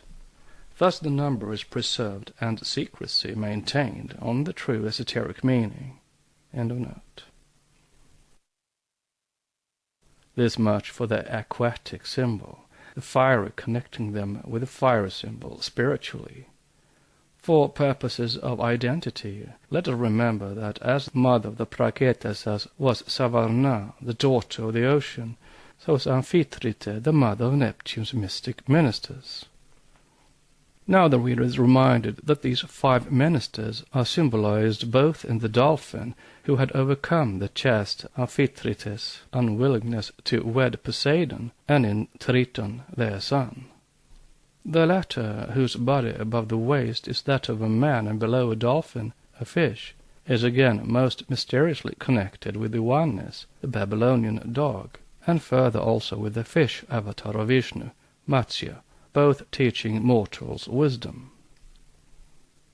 The dolphin, as every mythologist knows, was placed for this service by Poseidon among the constellations, and became with the Greeks Capricornus. The goat, whose hind part is that of a dolphin, thus shown identical with the Makara, whose head is also that of an antelope, and the body and tail those of a fish. This is why the sign of the Makara was borne on the banner of Kamadeva, the Hindu god of love, identified in Atharva Veda with Agni, the fire god, the son of Lakshmi, as correctly given by Harivansa. For Lakshmi and Venus are one, and Amphitrite is the early form of Venus. Now Kama, the Makaraketu, is Aja, the unborn, and Atmabhu, the self-existent, and Aja is the Logos in the Rig Veda, as he is shown therein to be the first manifestation of the One. Desire first arose in it, which was the primal germ of mind, that which connects entity with non-entity, or Manas the fifth, with Atma the seventh, esoterically, say the sages. This is the first stage. The second, on the following plane of manifestation, shows Brahma, whom we select as a representative for all the other first gods of the nations, as causing to issue from his body his mind-born sons, Sanandana and others, who in the fifth creation, and again in the ninth, for purposes of blind, become the Kumara. Let us close by reminding the reader that the goats were sacrificed to Amphitrite and the Nereids on the seashore, as goats are sacrificed to this day to Durga Kali, who is only the black side of Lakshmi, Venus, the white side of Shakti, and by suggesting what connection these animals may have with the Capricornus, in which appear 28 stars in the form of a goat, which goat was transformed by the Greeks into Amalthea, Jupiter's foster mother. Pan, the god of nature, had goat's feet and changed himself into a goat at the approach of Typhon. But this is a mystery which the writer dares not dwell upon at length, not being sure of being understood. Thus the mystical side of the interpretation must be left to the intuition of the student. Let us note one more thing in relation to the mysterious number 5. It symbolizes at one and the same time the spirit of life eternal and the spirit of life and love terrestrial in the human compound. And it includes divine and infernal magic and the universal and individual quintessence of being. Thus the 5 mystic words of vowels, vidinfa, uttered by Brahma at creation, which forthwith became the Pankadasa, certain Vedic hymns attributed to that god, are in their creative and magical potentiality the white side of the black tantric 5 makaras, or the 5 Ms. Makara, the constellation, is a seemingly meaningless and absurd name, yet even besides its anagrammatical significance in conjunction with the term Kumara, the numerical value of its first syllable and its esoteric resolution into 5 has a very great and occult meaning in the mysteries of nature. Suffice it to say that, as the sign of Makara is connected with the birth of the spiritual microcosm and the death or dissolution of the physical universe, its passage into the realm of the spiritual, so the Jyankochans, called in India Kumara, are connected with both.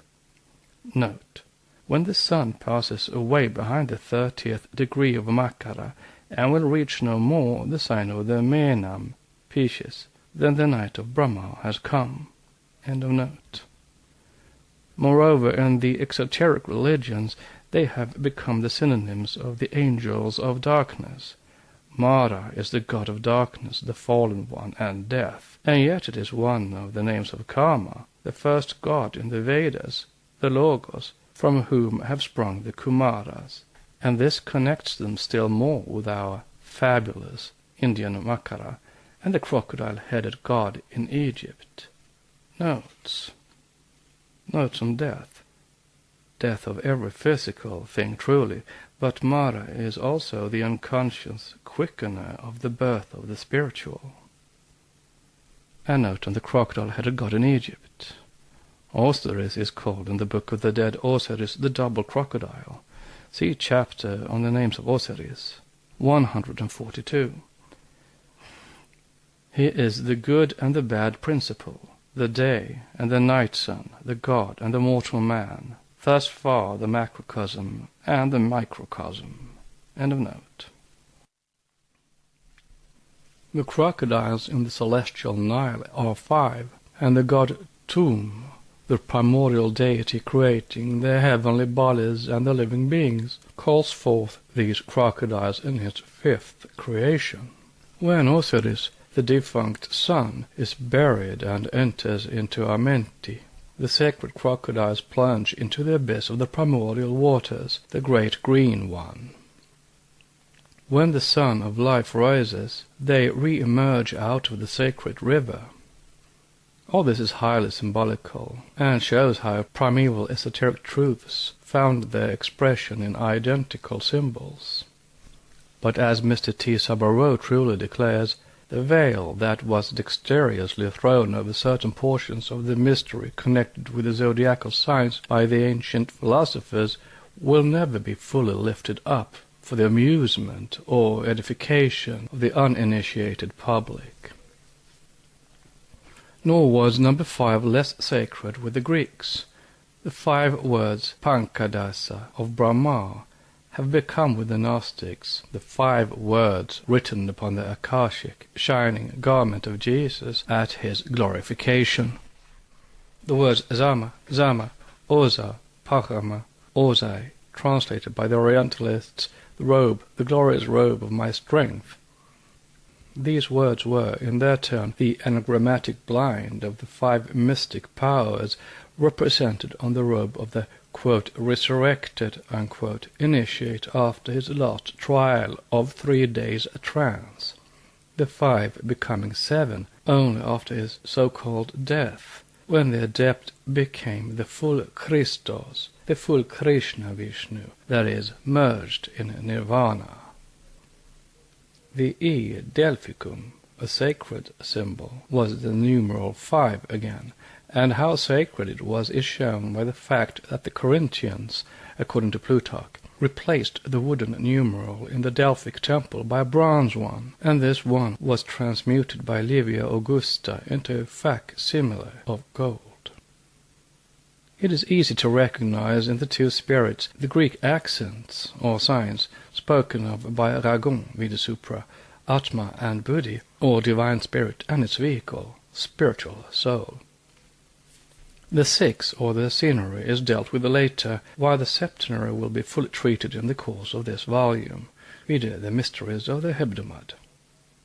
The Ogdoad, or 8, symbolizes the eternal and spiral motion of cycles, the 8, and the lying figure 8, and is symbolized in its turn by the caduceus.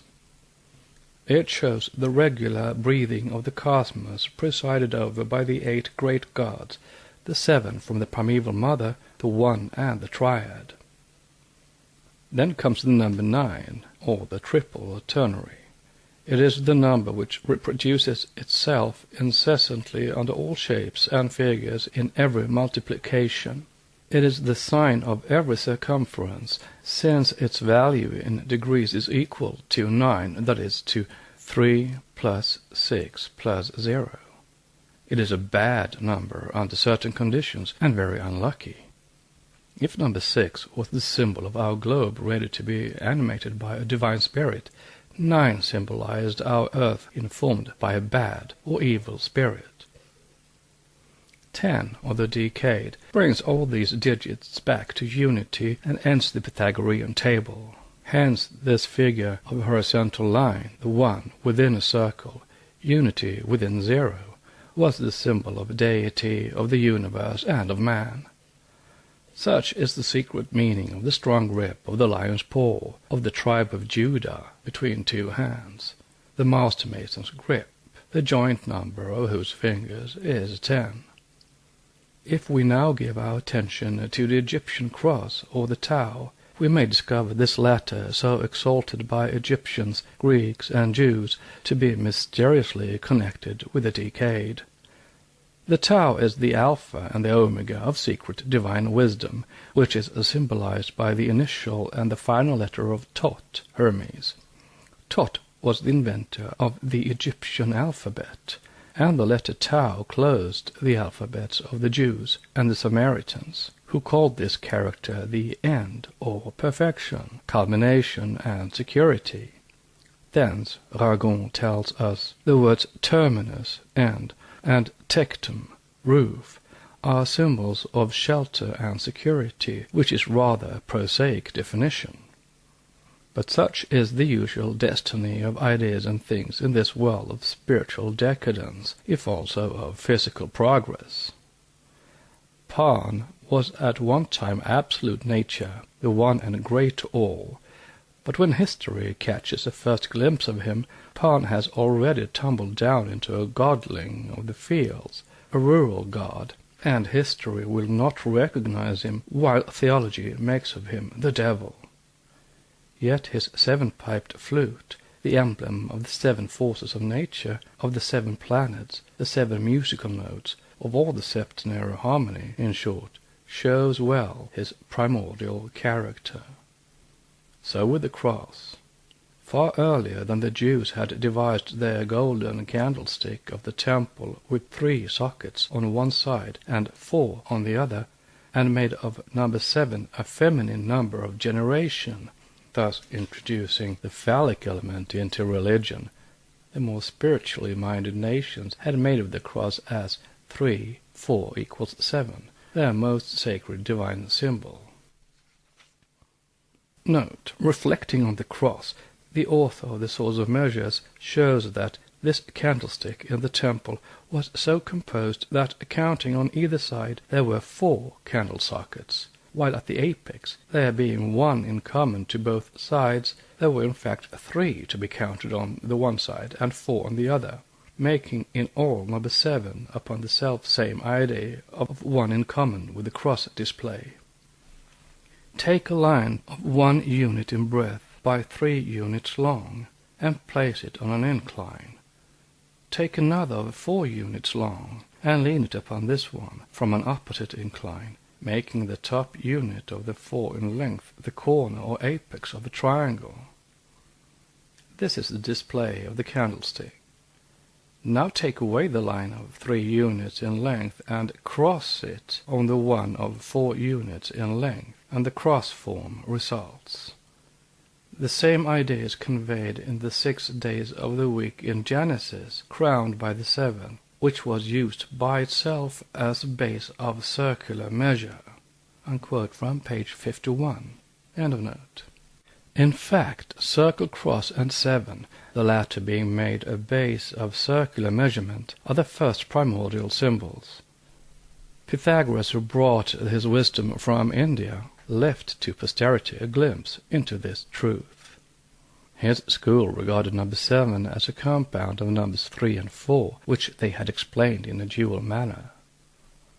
On the plane of the noumenal world, the triangle was, as the first conception of the manifested deity, its image, Father, Mother, Son, and the quaternary, the perfect number, was the noumenal ideal root of all numbers and things on the physical plane. Some students, in view of the sacredness of tetractys and the tetragrammaton, mistake the mystic meaning of the quaternary. The latter was with the ancients only a secondary perfection, so to speak, because it related only to the manifested planes, whereas it is the triangle, the Greek delta, a triangle, which was the vehicle of the unknown deity. A good proof of it lies with the name of the deity beginning with delta. Zeus was written Deus by the Boeotians, thence the Deus of the Latins. Note, see Little's Greek-English lexicon, end of note. This in relation to the metaphysical conception with regard to the meaning of the septenary in the phenomenal world, but for purposes of profane or exoteric interpretation, the symbolism changed. 3 became the ideograph of the 3 material elements, air, water, earth, and 4 became the principle of all that which is neither corporeal nor perceptible. But this has never been accepted by the real Pythagoreans. Viewed as a compound of 6 and 1, the scenery and the unity, number 7 was the invisible center, the spirit of everything. See further the explanation of 6. As there exists no body with 6 lines constituting its form without a 7 being found as the central point in it. See crystals and snowflakes in so-called inanimate nature. Moreover, number 7, they said, has all the perfection of the unit, the number of numbers. For as absolute unity is uncreated and impartite, hence numberless, and no number can produce it, so is the 7.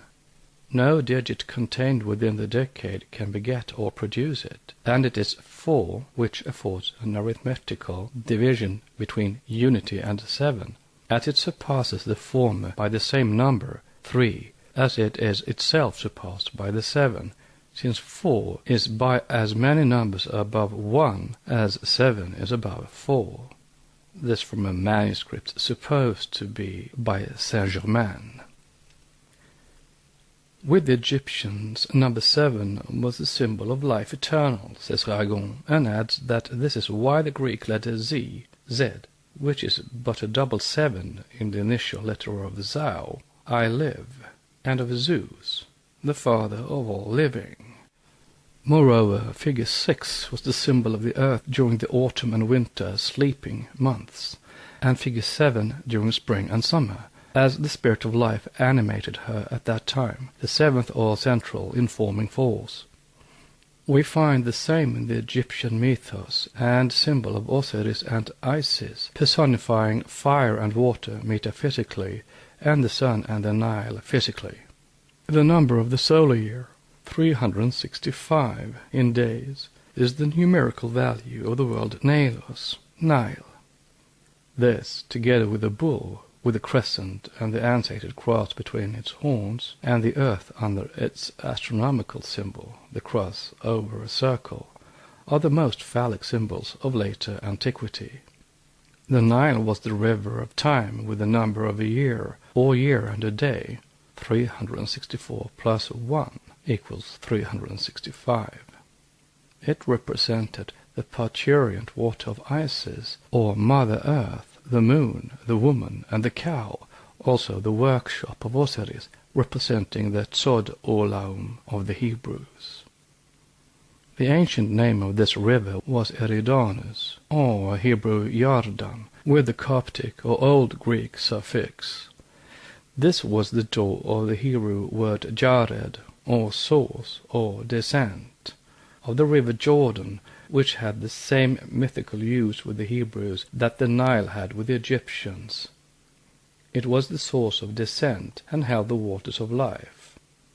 From an unpublished manuscript. Note: it had no such meaning in the beginnings, nor during the earlier dynasties. End of note. It was, to put it plainly, the symbol of the personified earth, or Isis, regarded as the womb of that earth. This is shown clearly enough, and Jordan, the river so sacred now to Christians, held no more sublime or poetical meaning in it than the parturient waters of the moon, Isis or Jehovah in his female aspect. Now, as shown by the same scholar, Osiris was the sun and the river Nile and the tropical year of 365 days, while Isis was the moon, the bed of that river, or the Mother Earth, for the parturient energies of which water was a necessity, as also the lunar year of 354 days, the time-make of the periods of gestation. All this, then, is sexual and phallic, and our modern scholars seem to find in these symbols nothing beyond a physiological or phallic meaning. Nevertheless, the three figures 365, or the number of days in a solar year, have but to be read with the Pythagorean key to find in them a highly philosophical and moral meaning. One instance will be sufficient. It can read, the earth, 3, animated by, 6, the spirit of life, 5, simply because 3 is equivalent to the Greek gamma, which letter is the symbol of Gaia, the earth, while the figure 6 is the symbol of the animating or informing principle, and the 5 is the universal quintessence which spreads in every direction and forms all matter. From Saint-Germain's manuscript. The few instances and examples brought forward reveal only one small portion of the methods used to read the symbolical ideographs and numerals of antiquity. The system being of an extreme and complex difficulty, very few, even among the initiates, could master all the 7 keys.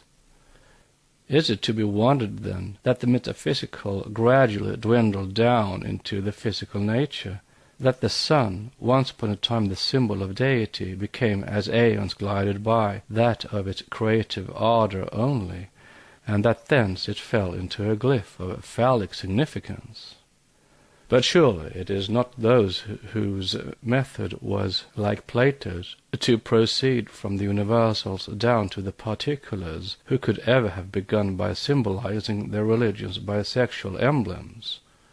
It is quite true, though uttered by that incarnated paradox, Eliphas Levi, that man is God on earth, and God is man in heaven. But this could not, and never did apply to the one deity, only to the hosts of its incarnated beings, called by us Diankochans, by the ancient gods, and now transformed by the Church into devils on the left, and into the Saviour on the right side. But all such dogma grew out of the one root, the root of wisdom, which grows and thrives on the Indian soil. There is not an archangel that could not be traced back to its prototype in the sacred land of Aryavarta. These prototypes are all connected with the Kumaras who appear on the scene of action by refusing, as Sanat Kumara and Sananda, to create progeny. Yet they are called the creators of thinking man. More than once they are brought into connection with Narada, another bundle of apparent incongruities, yet a wealth of philosophical tenets. Narada is the leader of the Gandharvas, the celestial singers and musicians. Esoterically, the reason for it is explained by the fact that the latter, the Gandharvas, are the instructors of men in the secret sciences.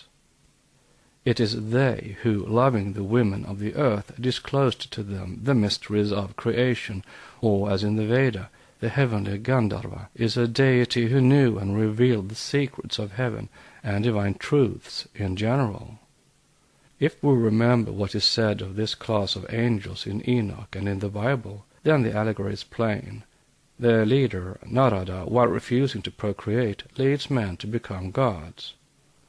Moreover, all of these, as stated in the Vedas, are Chandaya, will-born, or incarnated in different manvantaras of their own will, and they are shown in exoteric literature as existing age after age, some being cursed to be reborn, others incarnating as a duty.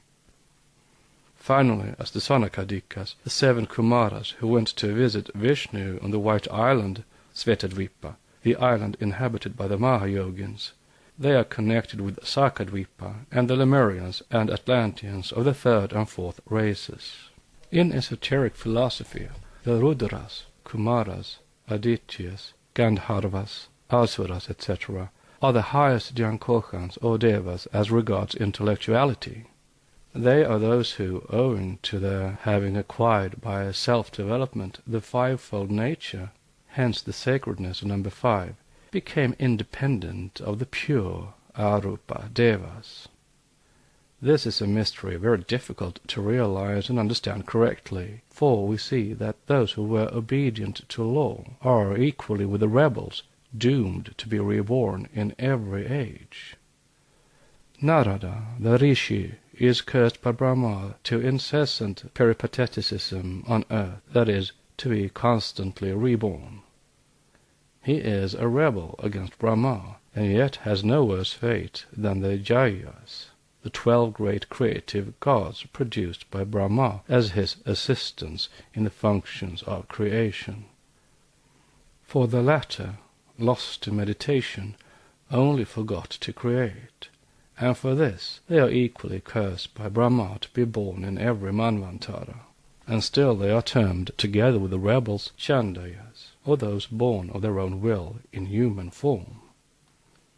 All this is very puzzling to one who is unable to read and understand the Puranas except in their dead-letter sense. Note: yet this sense, if once mastered, will turn out to be the secure casket which holds the keys to the secret wisdom.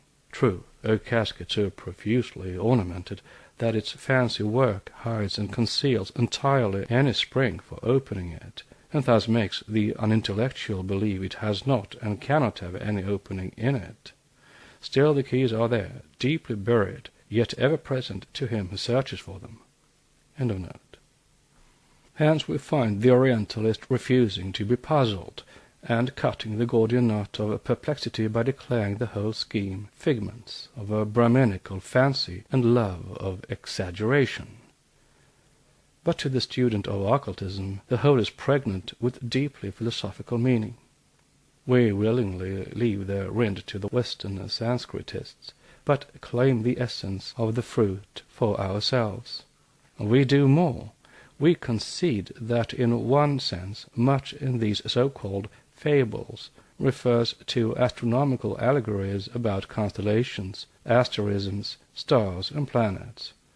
Yet, while the Gandharva of the Rig Veda may there be made to personify the fire of the sun, the Gandharva Devas are entities both of a physical and psychic character, while the Apsarases, with other Rudras, are both qualities and quantities.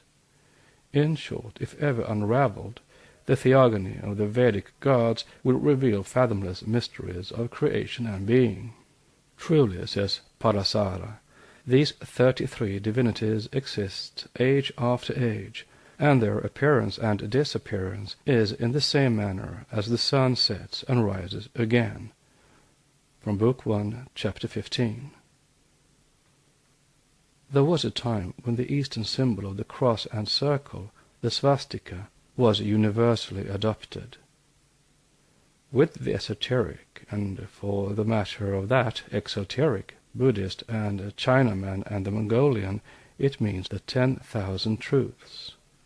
These truths, they say, belong to the mysteries of the unseen universe and primordial cosmogony and theogony. Since foe had crossed the circle like two lines of flame, horizontally and vertically, the hosts of the blessed ones have never failed to send their representatives upon the planets they are made to watch over from the beginning. This is why the swastika is always placed, as the ansated cross was in Egypt, on the breasts of the defunct mystics. It is found on the heart of the images and statues of Buddha in Tibet and Mongolia. It is the seal placed also on the hearts of the living initiates, burnt into their flesh forever with some. This because they have to keep those truths inviolate and intact, in eternal silence and secrecy, to the day these are perceived and read by their chosen successors, new initiates, worthy of being entrusted with the 10,000 perfections. So degraded, however, has it now become, that it is often placed on the headgear of the quote, gods, unquote, the hideous idols of the sacrilegious boons, the Dugpas, sorcerers, of the Tibetan borderlands, until found out by Galukpa and torn off together with the head of the quote, god, unquote, though it would be better were it that of the worshipper was severed from the sinful body. Still, it can never lose its mysterious properties. Throw a retrospective glance, and see it used alike by the initiates and seers as by the priests of Troy, found by Schliemann on the site of that old city. One finds it with the old Peruvians, the Assyrians, Chaldeans, as well as on the walls of the old world Cyclopean buildings, in the catacombs of the New World, and in those of the old, within brackets, question mark, at Rome, where, because the first Christians are supposed to have concealed themselves and their religion, it is called crux dissimulata. According to De Rossi, the swastika from an early period was a favorite form of the cross, employed with an occult signification, which shows the secret was not that of the Christian cross. One swastika cross in the catacombs is the sign of an inscription which reads, Zotico, zotikn, vitalis vitala, or life of life. Note, quoted in the Natural Genesis on page 427 of Volume 1, end of note. But the best evidence to the antiquity of the cross is that which is brought forward by the author of Natural Genesis on page 433. The value of the cross, says Mr. Massey, as a Christian symbol, is supposed to date from the time when Jesus Christ was crucified. And yet in the Christian iconography of the catacombs no figure of a man appears upon the cross during the first 6 or 7 centuries. They are all forms of the cross, except that, the alleged starting point of the new religion, that was not the initial but the final form of the crucifix. Note, with the Christians most undeniably, with the pre-Christian symbologists it was, as said, the bed or couch of torture during the initiation mystery, the crucifix being placed horizontally on the ground and not erect, as at the time when it became the Roman gallows. End of note. During some 6 centuries after the Christian era, the foundation of the Christian religion in a crucified Redeemer is entirely absent from Christian art.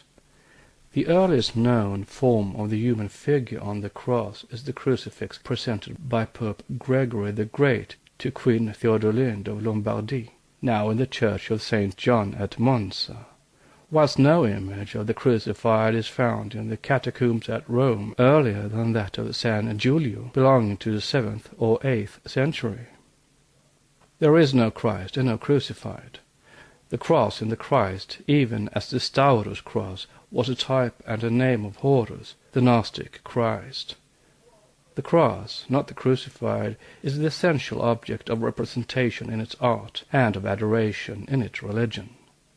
The germ of the whole growth and development can be traced to the cross, and that cross is pre-Christian, is pagan and heathen in half a dozen different shapes.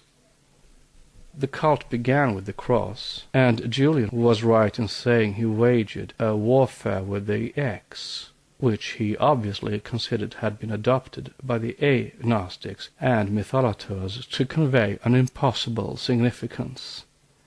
Note, so it was, and could not be otherwise. Julian the Emperor was an initiate, and as such knew well the mystery meaning, both metaphysical and physical. End of note. During centuries the cross stood for the Christ, and was addressed as if it were a living being. It was made divine at first, and humanized at last. Unquote by Mr. Massey. Few world symbols are more pregnant with real occult meaning than the swastika. It is symbolized by the figure 6, for, like that figure, it points in its concrete imagery, as the ideograph of the number does, to the zenith, and the nadir to north, south, west, and east. One finds the unit everywhere, and that unit reflected in all and every unit. It is the emblem of the activity of Forhat, of the continual revolution of the wheels, and of the 4 elements, the sacred 4 in their mystical, not alone in their cosmical meaning. Further, its 4 arms, bent at right angles, are intimately related, as shown elsewhere, to the Pythagorean and Hermetic scales. One initiated into the mysteries of the meaning of the swastika, say the commentaries, can trace on it, with mathematical precision, the evolution of cosmos and the whole period of Sandhya. Also the relation of the seen to the unseen, and the first procreation of man and species. To the Eastern occultist, the tree of knowledge in the paradise of man's own heart becomes the tree of life eternal, and has naught to do with man's animal senses. It is an absolute mystery that reveals itself only through the efforts of the imprisoned manas and the ego to liberate themselves from the thraldom of sensuous perception and see in the light of the one eternal present reality.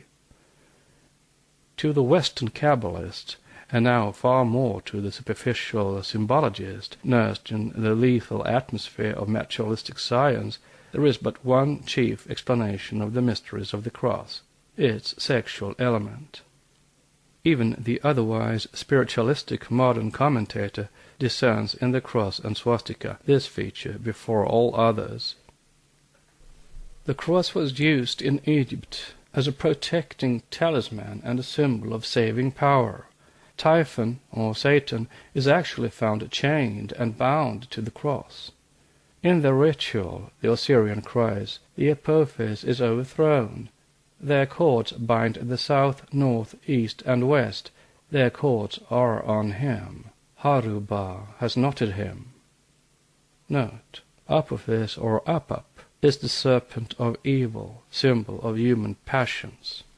The sun, Osiris Horus, destroys him when Apap is thrown down, bound and chained. The god Akar, the chief of the gate of the abyss of Akar, the realm of the sun, of chapter 15 verse 39, binds him. Apophis is the enemy of Ra, light. But the great Apap has fallen, exclaims the defunct. The scorpion has hurt thy mouth, he says to the conquered enemy, in chapter 39, verse 7. The scorpion is the worm that never dies of the Christians. Apophis is bound on the Tau or Tut, the emblem of stability. See the erection of Tut in Tattoo, Ritual 18. End of note. These were the cause of the 4 quarters or the cross. Thor is said to smite the head of the serpent with his hammer, a form of swastika or 4-footed cross. In the primitive sepulchres of Egypt, the model of the chamber had the form of a cross. Note: So have the crypts in the Cis-Himalayan regions where initiates live, and where their ashes are placed for 7 lunar years. End of note. The pagoda of Mathura, the birthplace of Krishna, was built in the form of a cross. Note: See the Natural Genesis, Volume 1, page 432. End of note. This is perfect, and no one can discern in this sexual worship, with which the Orientalists love to break the head of paganism. But how about the Jews, and the exoteric religions of some Hindu sects, especially the rites of the Vallabhacharya's? The Lingam and Yoni of Shiva worship stand too high philosophically, its modern degeneration notwithstanding, to be called a simple phallic worship. But the tree or cross worship of the Jews, as denounced by their own prophets, can hardly escape the charge. Note: The cross and the tree are identical and synonymous in symbolism. End of note. The sons of sorcerers, the seed of the adulterer, as Isaiah calls them, in 62, never lost an opportunity of inflaming themselves with idols under every green tree, which denotes no metaphysical recreation. It is from these monotheistic Jews that the Christian nations have derived their religion, their God of gods, the one living God, while despising and deriding the worship of the deity of the ancient philosophers. Let such believe in and worship the physical form of the cross by all means, but to the follower of the true Eastern archaic wisdom, to him who worships in spirit naught outside the absolute unity, that ever-pulsating great heart that beats throughout, as in every atom of nature, each such atom contains the germ from which he may raise the tree of knowledge, whose fruits give life and eternal and not physical life alone. For him the cross and circle, the tree or the Tao, after every symbol relating to these has been applied to and read one after another, still a profound mystery in their past, and it is to that past alone that he directs his eager gaze. He cares little whether it be the seed from which grows the genealogical tree of being called the universe. Nor is it the 3-in-1, the triple aspect of the seed, its form, color, and substance, that interest him, but rather the force which directs its growth, the ever mysterious as the ever unknown. For this vital force that makes the seed germinate, burst open and throw out shoots, then form the trunk and branches, which, in their turn, bend down like the boughs of the Ashwata, the holy tree of Bodhi, throw their seed out, take root, and procreate other trees. This is the only force that has reality for him, as it is the never-dying breath of life. The pagan philosopher sought for the cause.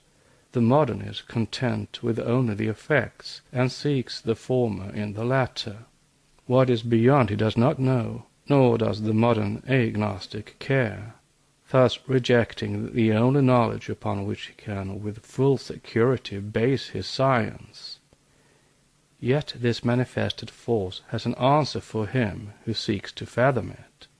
He who sees in the cross the desiccated circle of Plato, the pagan, not the antitype of circumcision, as Christian St. Augustine did, is forthwith regarded by the Church as a heathen, by science as a lunatic. This because, while refusing to worship the god of physical generation, he confesses that he can know nothing of the cause which underlies the so-called first cause, the causeless cause of this vital cause.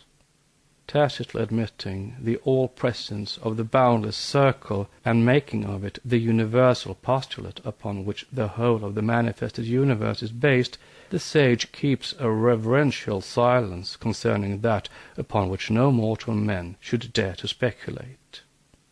The Logos of God is the revealer of man, and the Logos, the verb, of man is the revealer of God, says Eliphas Levi in one of his paradoxes.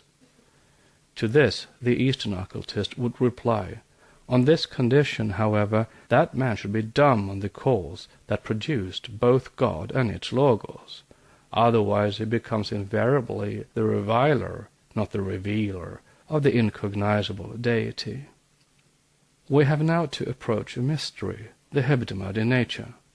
Perchance all that we may say will be attributed to coincidence.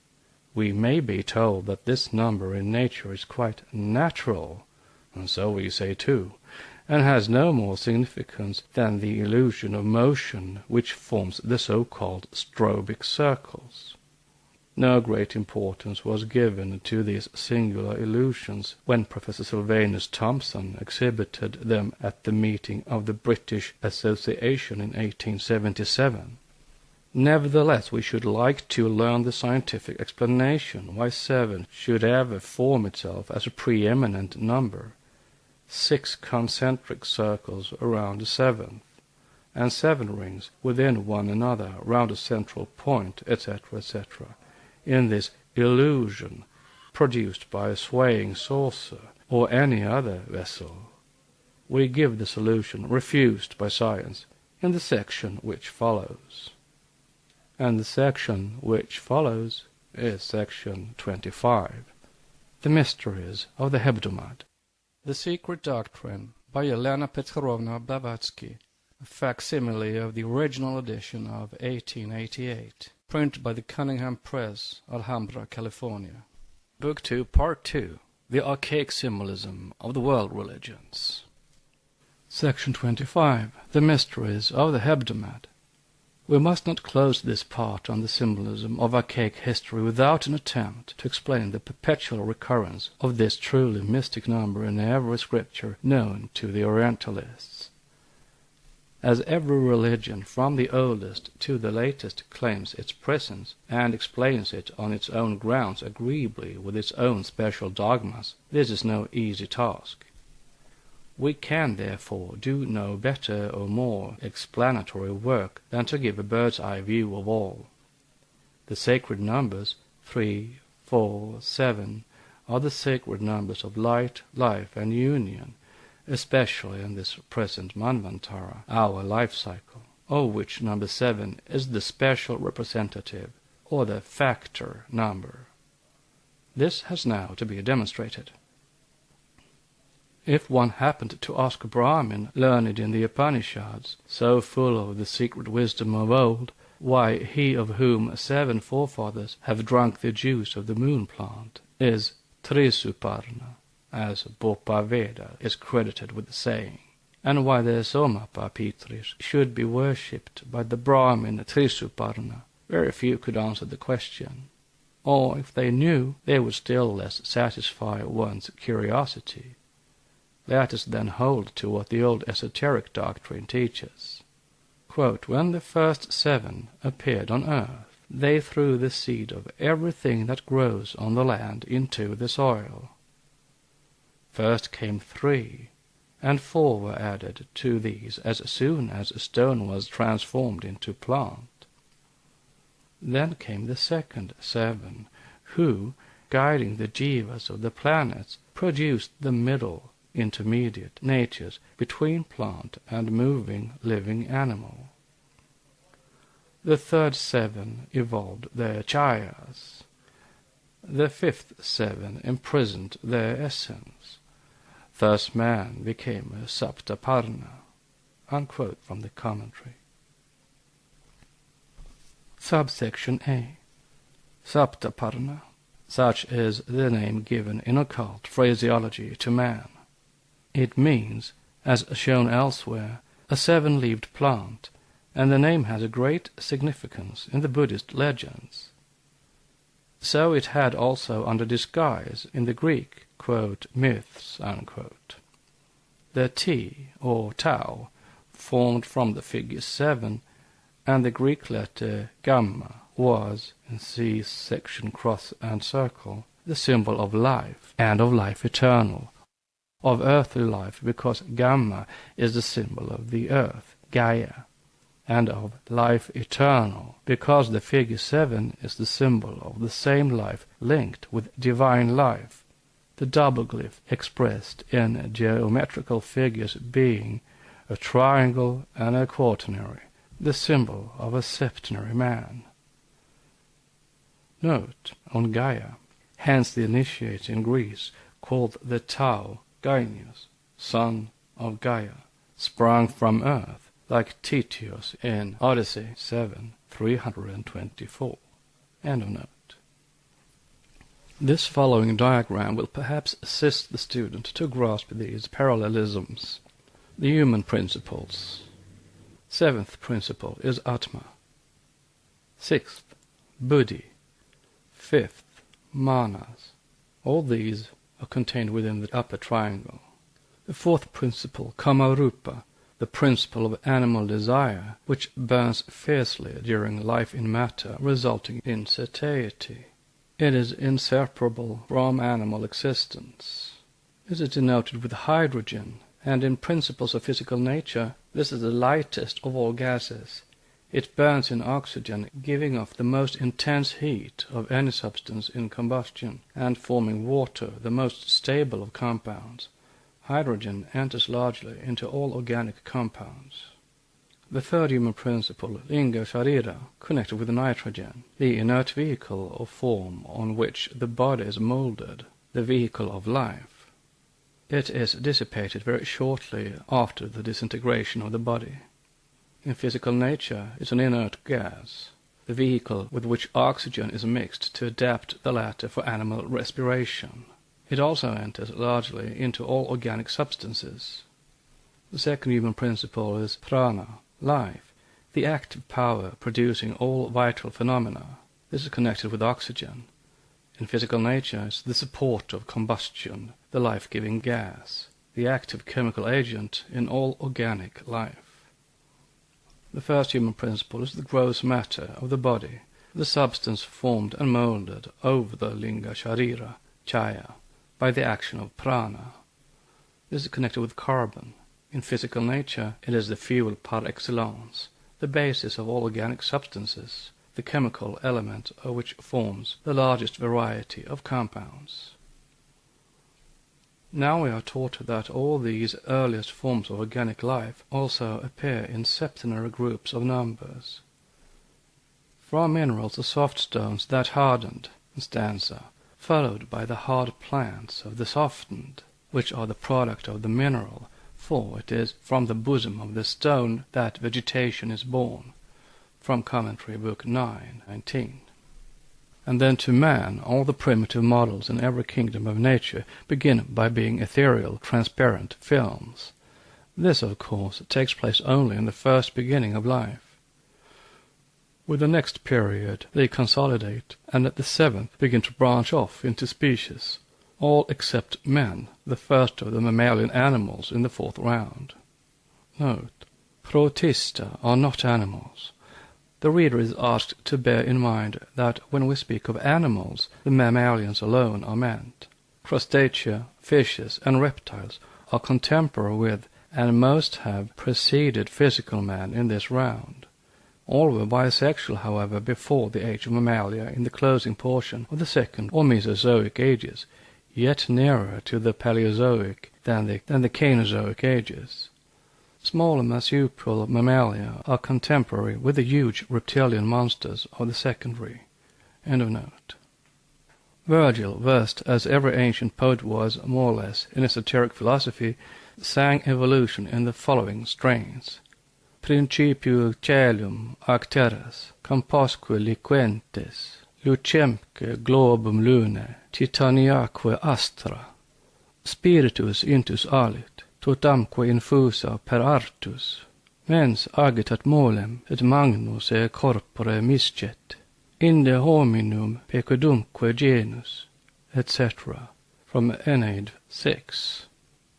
Note, quote, First divine spirit within sustains the heaven, the earth and watery plains, the moon's orb and shining stars, and the eternal mind diffused through all the parts of nature, actuates the whole stupendous frame and mingles with the vast body of the universe.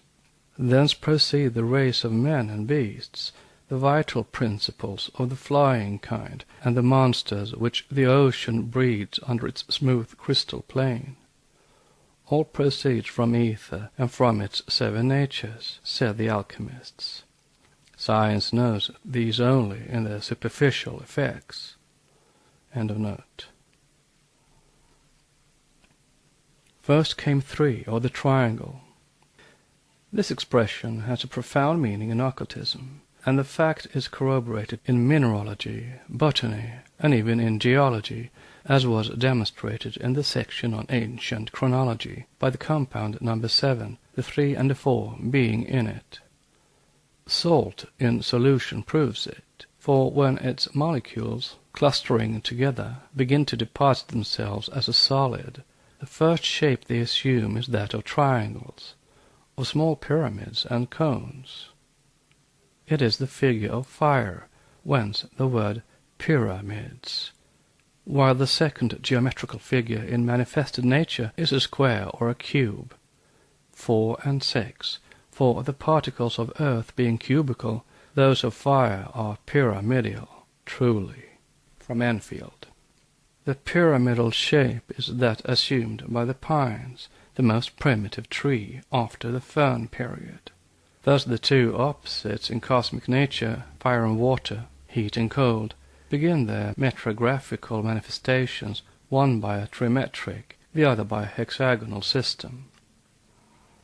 For the stellate crystals of snow viewed under a microscope are all and each of them a double or treble 6-pointed star with a central nucleus, like a miniature star within the larger one. Says Mr. Darwin in his Descent of Man on page 164, showing that the inhabitants of the seashore are greatly affected by the tides. Quote, the most ancient progenitors in the kingdom of the vertebrata apparently consisted of a group of marine animals, living either about the mean high water mark or about the mean low water mark, pass through a complete cycle of tidal changes in a fortnight. Now it is a mysterious fact that in the higher and now terrestrial vertebrata, many normal and abnormal processes have 1 or more weeks, septenates, as their periods, such as gestation of mammals, the duration of fevers, etc. The eggs of the pigeon are hatched in 2 weeks, or 14 days, those of the fowl in 3, those of the duck in 4, those of the goose in 5, and those of the ostrich in 7.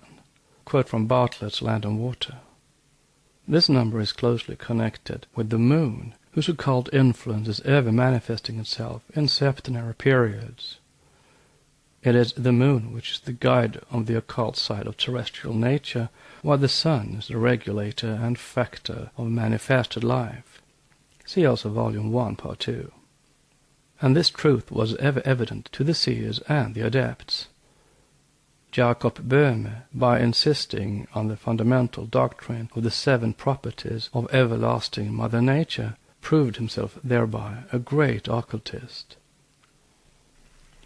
But to return to the consideration of the septenary in ancient religious symbolism, to the metrological key to the symbolism of the Hebrews, which reveals numerically the geometrical relations of the circle, all deity, to the square, cube, triangle, and all the integral emanations of the divine area, may be added the theogonic key. This key explains that Noah, the deluge patriarch, is in one aspect the permutation of the deity, the universal creative law, for the purpose of the formation of our earth, its population, and the propagation of life on it in general.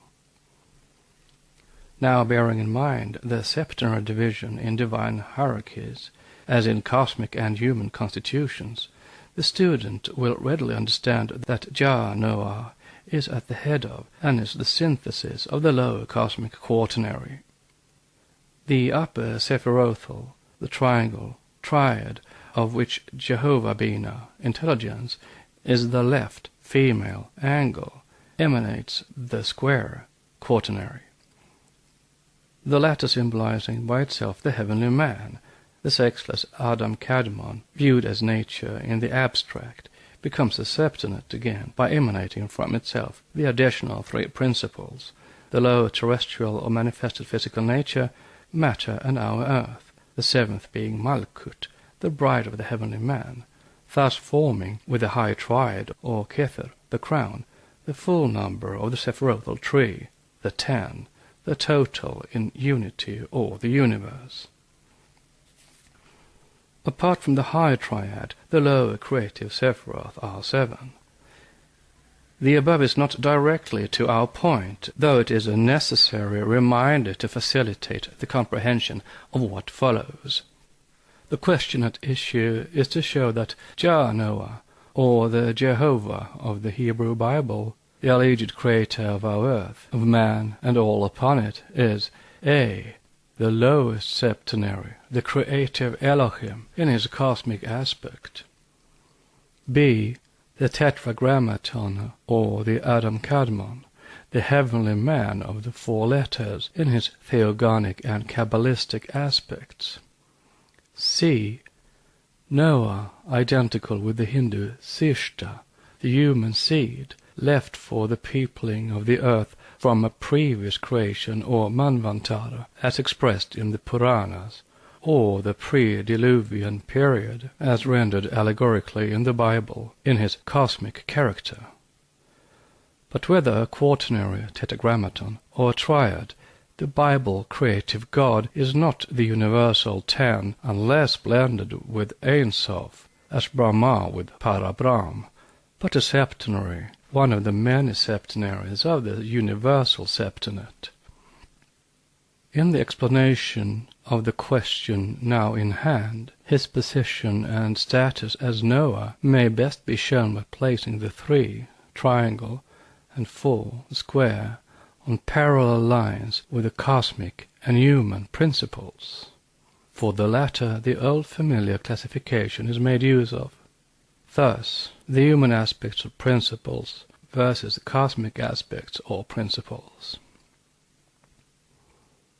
The human aspects of principles: 1. Universal spirit, Atma. 2. Spiritual soul, Buddhi. 3. Human soul, mind, Manas. 4. Animal soul, Kamarupa. 5. Astral body, Linga Sharira. 6. Life essence, Prana. 7. Body, Stula Sharira. The cosmic aspects of principles: 1.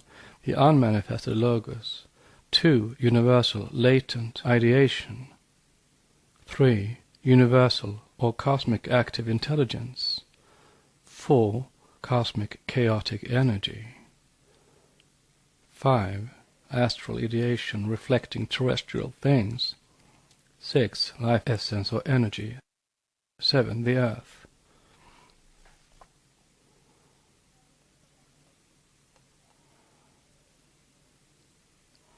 As an additional demonstration of the statement, let the reader turn to scientific works: Ararat, the Mount of Descent, Hor Jared. Hatto mentions it out of composition by Aret. Editor of Moses Chiarensis says, By this, they say, is signified the first place of descent of the ark. Ryan's Annals, Volume 4, pages 5, 6, and 15. Cosmic Aspects, Notes. 2. Universal Latent Ideation.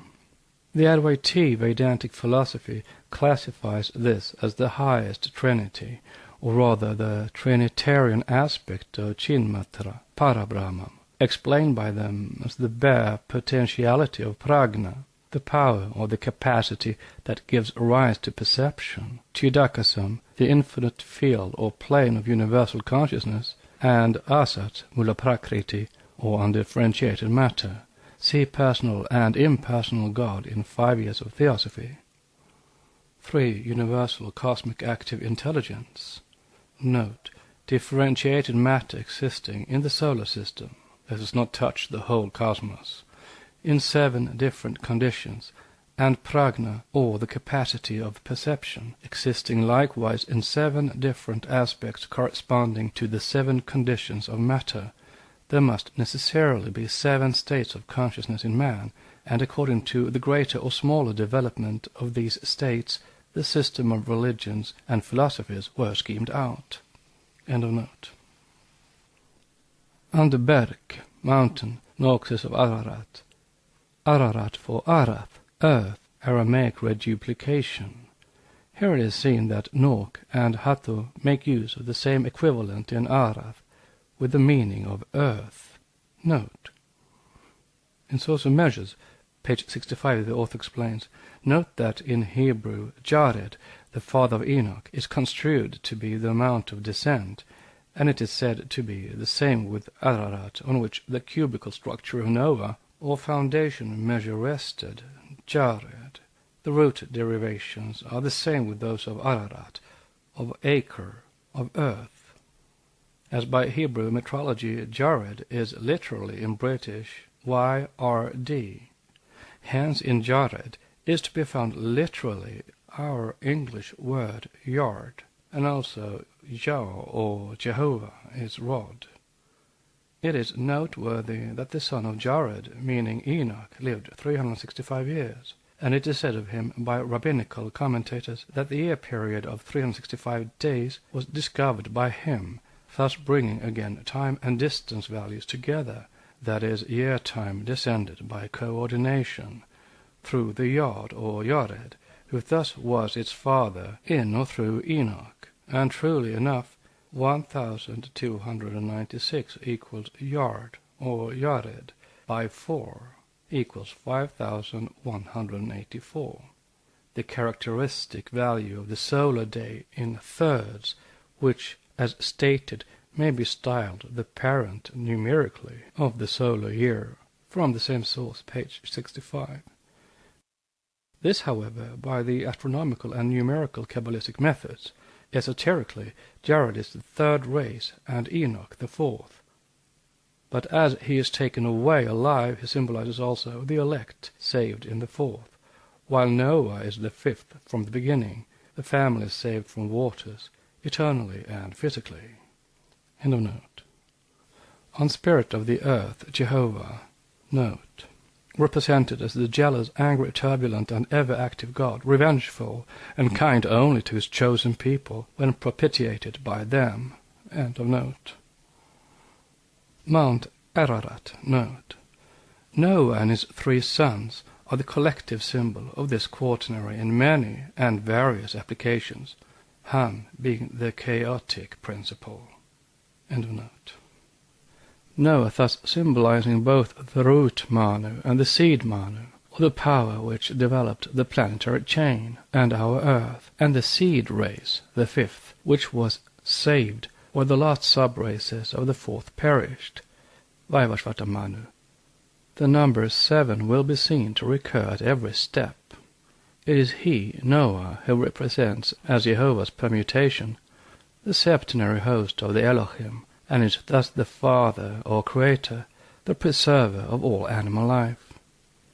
Hence verses 2 and 3 of chapter 7 of Genesis, of every clean beast thou shalt take to thee by 7s, the male 3 and the female 4, of fowls also of the air by sevens, etc., etc., followed by all the sevening of days and the rest. Subsection B. The tetractys in relation to the heptagon. Thus number 7, as a compound of 3 and 4, is the factor element in every ancient religion, because it is the factor element in nature.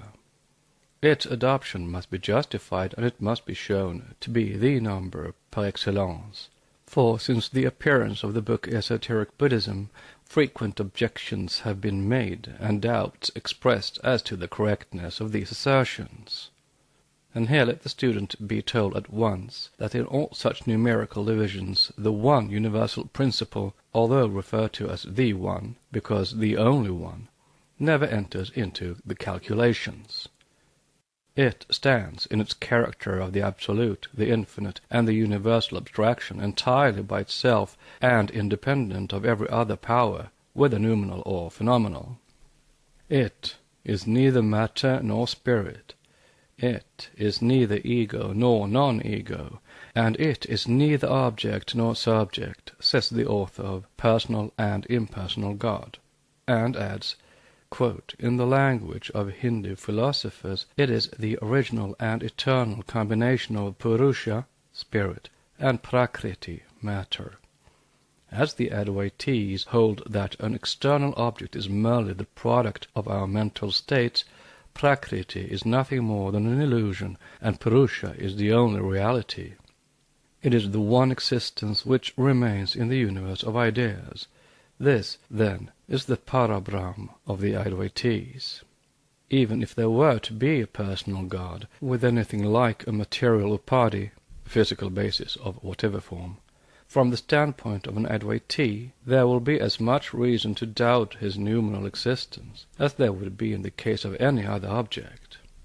In their opinion, a conscious God cannot be the origin of the universe, as his ego would be the effect of a previous cause, if the word conscious conveys but its ordinary meaning.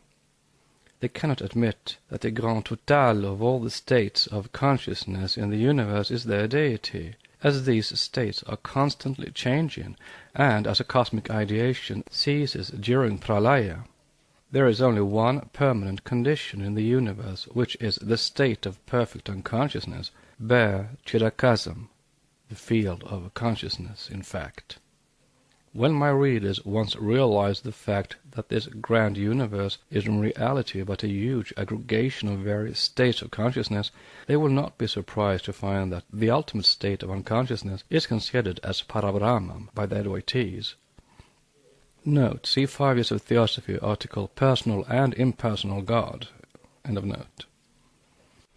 Being itself entirely out of human reckoning or calculation, yet this huge aggregation of various states of consciousness is a septenate, in its totality entirely composed of septenary groups, simply because the capacity of perception exists in 7 different aspects corresponding to the 7 conditions of matter from the same source, or the 7 properties, or states, or conditions of matter.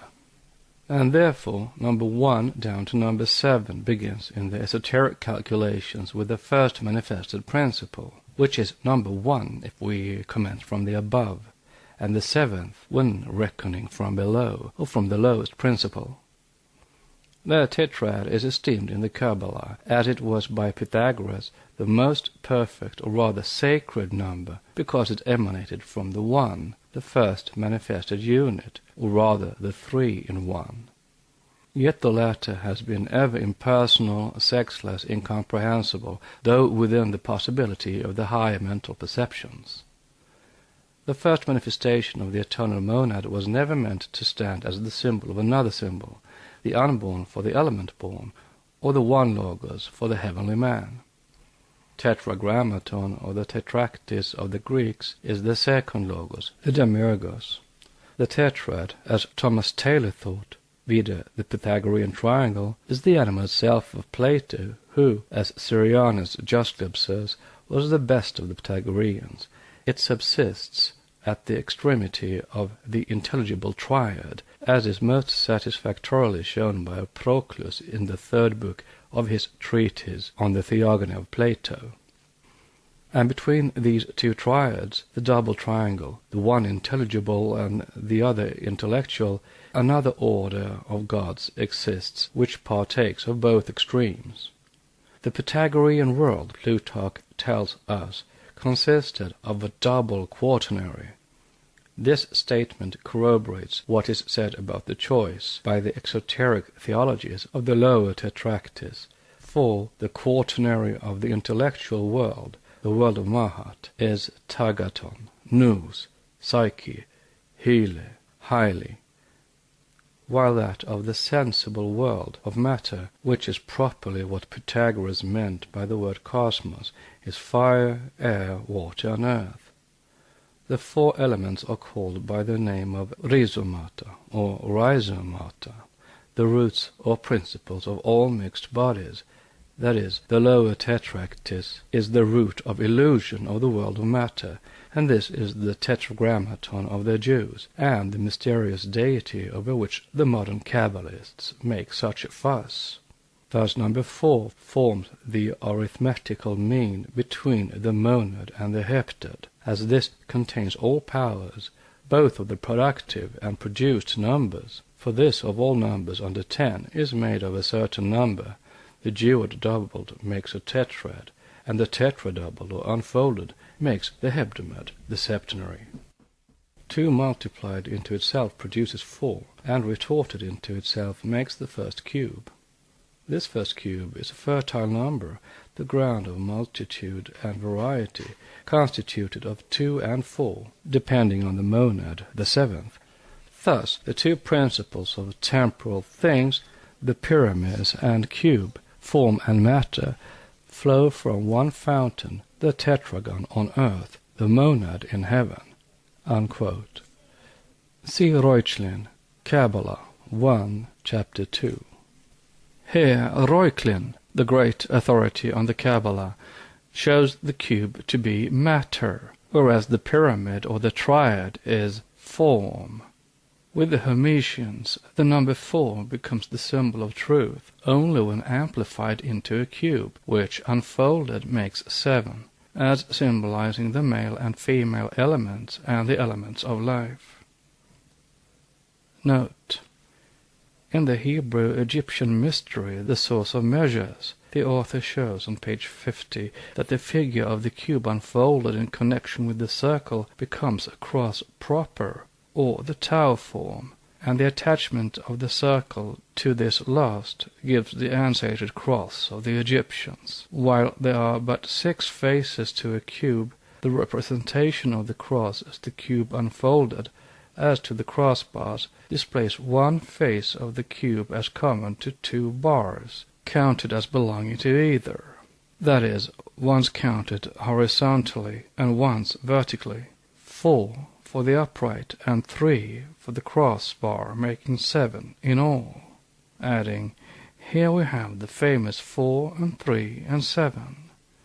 Esoteric philosophy explains that 4 is the symbol of the universe in its potential state, or chaotic matter, and that it requires spirit to permeate it actively. That is, the primordial abstract triangle has to quit its one-dimensional quality and spread across that matter, thus forming a manifested basis on the 3-dimensional space, in order that the universe should manifest intelligibly. This is achieved by the cube unfolded, hence the ansated cross as the symbol of man, generation, and life. In Egypt, Ankh signified soul, life, and blood. It is the ensouled living man, the septenary. End of note. Some students have been puzzled to account for the vertical line, which is male, becoming in the cross a 4-partitioned line, 4 being a female number, while the horizontal, the line of matter, becomes 3-divisioned. But this is easy of explanation. Since the middle face of the cube unfolded is common to both the vertical and the horizontal bar or double line, it becomes neutral ground, so to say, and belongs to neither. The spirit line remains triadic, and the matter line twofold, 2 being an even and therefore a female number also. Moreover, according to Theon, the Pythagoreans who gave the name of harmony to the tetractys, because it is a diatessaron in sesquitertia, were of opinion that the division of the canon of monochord was made by the tetractys in the duad, triad, and tetrad, for it comprehends a sesquitertia, a sesquialtra, a double, a triple, and a quadruple portion, the section of which is 27. In the ancient musical notation, the tetrachord consisted of 3 degrees or intervals, and 4 terms of sounds called by the Greeks diatessaron, and by us a 4th. Moreover, the quaternary, though an even, therefore a female, infernal number, varied according to its form. This is shown by Stanley in Pythagoras, page 61. The 4 was called by the Pythagoreans the key-keeper of nature, but in union with the 3, which made it 7, it became the most perfect and harmonious number, nature herself. The 4 was the masculine of feminine form when forming the cross, and 7 is the master of the moon, for this planet is forced to alter her appearance every 7 days.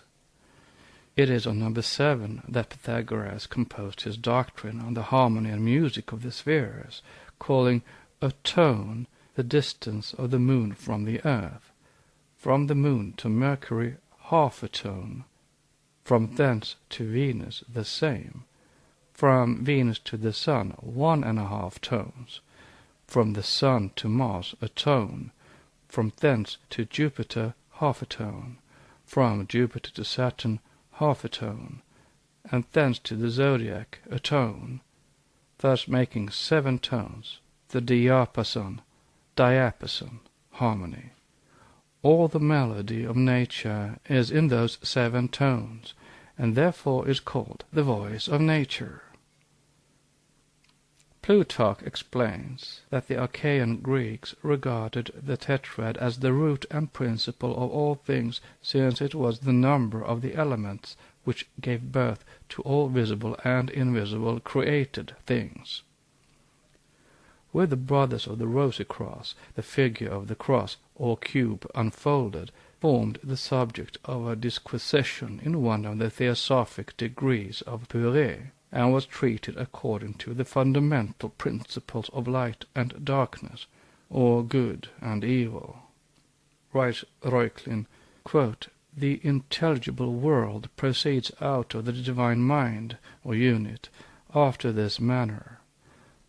The tetractys reflecting upon its own essence, the first unit, productrix of all things, and on its own beginning, saith thus, once one, twice 2, immediately ariseth a tetrad, having on its top the highest unit, and becomes a pyramis, whose base is a plain tetrad answerable to a superficies, upon which the radiant light of the divine unity produceth the form of incorporeal fire, by reason of the descent of Juno, matter, to inferior things. Hence ariseth essential light, not burning, but illuminating. This is the creation of the middle world, which the Hebrews call the supreme, the world of their deity. It is termed Olympus, entirely light, and replete with separate forms, where it is the seat of the immortal gods, Deum domus alta, whose top is unity, its wall trinity, and its superficies quaternity." Unquote from Reuchlin, Kabbalah, page 689. The superficies has thus to remain a meaningless surface, if left by itself, unity only illuminating a quaternity, The famous lower four has to build for itself also evolved from Trinity, if it would be manifested. Moreover, the Tetragrammaton, or microprosopus, is Jehovah, arrogating to himself very improperly the was, is, will be, now translated into the I am that I am, and interpreted as referring to the highest abstract deity, while esoterically and in plain truth it means only periodically chaotic, turbulent, and eternal matter with all its potentialities. For the Tetragrammaton is one with nature or Isis, and is the exoteric series of androgyne gods such as Osiris Isis, Jove Juno, Ramavak, or the Kabbalistic Jehovah, all male-females. Every anthropomorphic god in old nations, as Marcellinus Vicinus well observed, has his name written with 4 letters.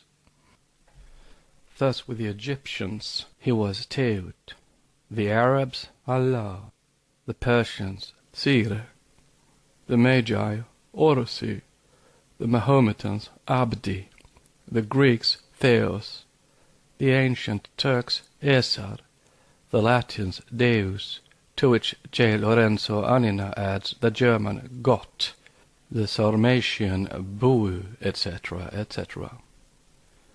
The monad being 1, an odd number, the ancients therefore called the odd the only perfect numbers, and selfishly perhaps, yet as a fact, considered them all masculine and perfect, applicable to the celestial gods, while even numbers such as 2, 4, 6, and especially 8 as being female were regarded as imperfect, and given only to the terrestrial and infernal deities. In his 8th Ecloge, Virgil records the fact by saying, Numero Deus impare gaudet, unequal numbers please the gods. But number 7, the heptagon, the Pythagoreans considered to be a religious and perfect number. It was called telesphoros, because by it all the universe and mankind is led to its end, that is, its culmination. Being under the rule of 7 sacred planets, the doctrine of the spheres shows, from Lemuria to Pythagoras, the 7 powers of terrestrial and sublunary nature, as well as the 7 great forces of the universe, proceeding and evolving in 7 tones, which are the 7 notes of the musical scale. Note on being under the rule of 7 sacred planets. The 7 planets are not limited to this number because the ancients knew of no others, but simply because they were the primitive or primordial houses of the 7 logoi. There may be 9 or 99 other planets discovered. This does not alter the fact of these 7 alone being sacred. End of note. The heptad, our septenary, was regarded as the number of a virgin, because it is as unborn, like the Logos or the Aja of the Vedantians, without a father or a mother, but proceeding directly from the monad, which is the origin and crown of all things. Pythagorean Triangle, page 174.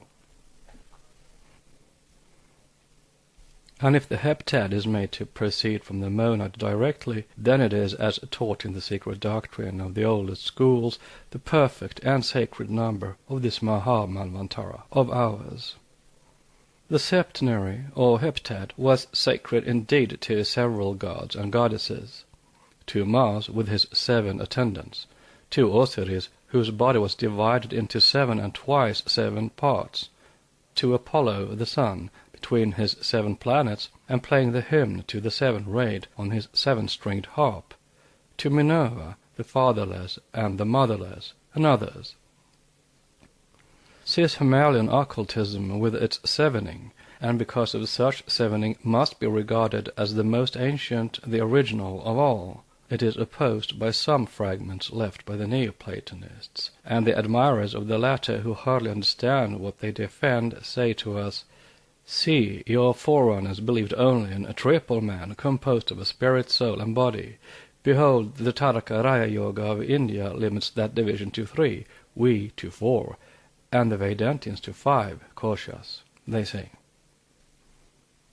To this, we of the archaic school asks, why then does the Greek poet say that it is not 4 but 7 who sing the praise of the spiritual sun? He says, 7 sounding letters sing the praise of me, the immortal God, the almighty deity. Why again is the triune Yao, the mystery of God, called the fourfold, and yet the triad and tetradic symbols come under one unified name with the Christians, the Jehovah of the 7 letters?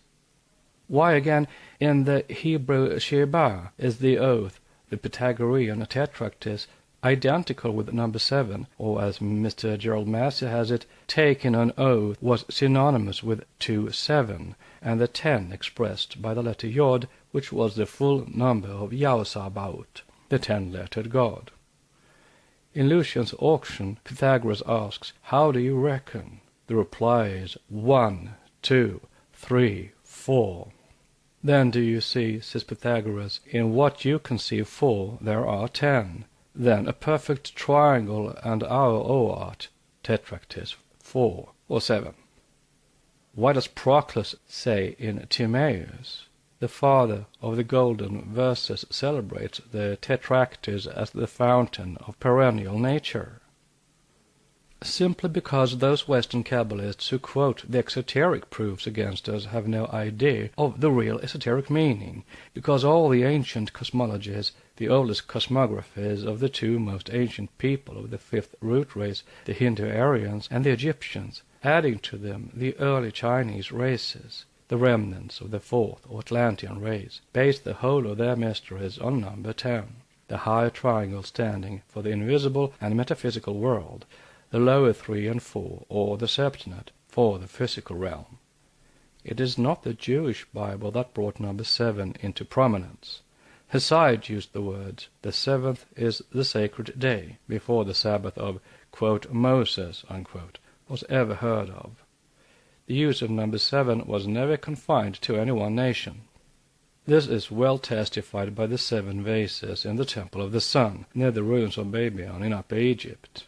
The 7 fires burning continually for ages before the altars of Mithra, the 7 holy fanes of the Arabians, the 7 peninsulas, the 7 islands, 7 seas, mountains, and rivers of India, and of the Zohar, see Ibn Gibril. The Jewish Sephiroth of the 7 splendors, the 7 Gothic deities, the 7 worlds of the Chaldeans and their 7 spirits, the 7 constellations mentioned by Hesiod and Homer, and all the interminable 7s which the Orientalists find in every manuscript they discover. What we have to say finally is this. Enough has been brought forward to show why the human principles were and are divided in the esoteric schools into 7. Make it 4, and it will either leave man minus his lower terrestrial elements, or, if viewed from a physical standpoint, make of him a soulless animal.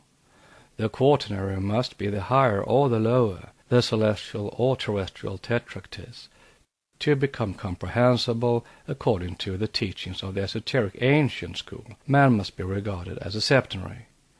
This was so well understood that even the so-called Christian Gnostics had adopted this time-honored system. Read a section on the 7 souls. This remained for a long time secret, as though suspected no manuscripts of that time spoke of it clearly enough to satisfy the skeptic. But there comes to our rescue the literary curiosity of our age, the oldest and best preserved gospel of the Gnostics, Pistis Sophia. To make the proof absolutely complete, we shall quote from an authority, C.W. King, the only archaeologist who had a faint glimmer of this elaborate doctrine, and the best writer of the day on the Gnostics and their gems. According to this extraordinary piece of religious literature, a true Gnostic fossil, a human entity, is a septenary ray from the One, just as our school teaches. Note: the 7 centers of energy evolved or rendered objective by the action of thought upon the one element, or in fact the 7th principle of the 7 elements which exist throughout manifested cosmos. We may here point out that they are in truth the Sephiroth of the Kabbalists, the 7 gifts of the Holy Ghost in the Christian system, and in a mystical sense, the 7 children or sons of Devaki killed before the birth of Krishna by Kamsa. Our 7 principles symbolize all of these. We have to part or separate from them before we reach the Krishna or Christ state, that of a Jivan Mukta, and center ourselves entirely in the highest, the 7th or the One. End of note.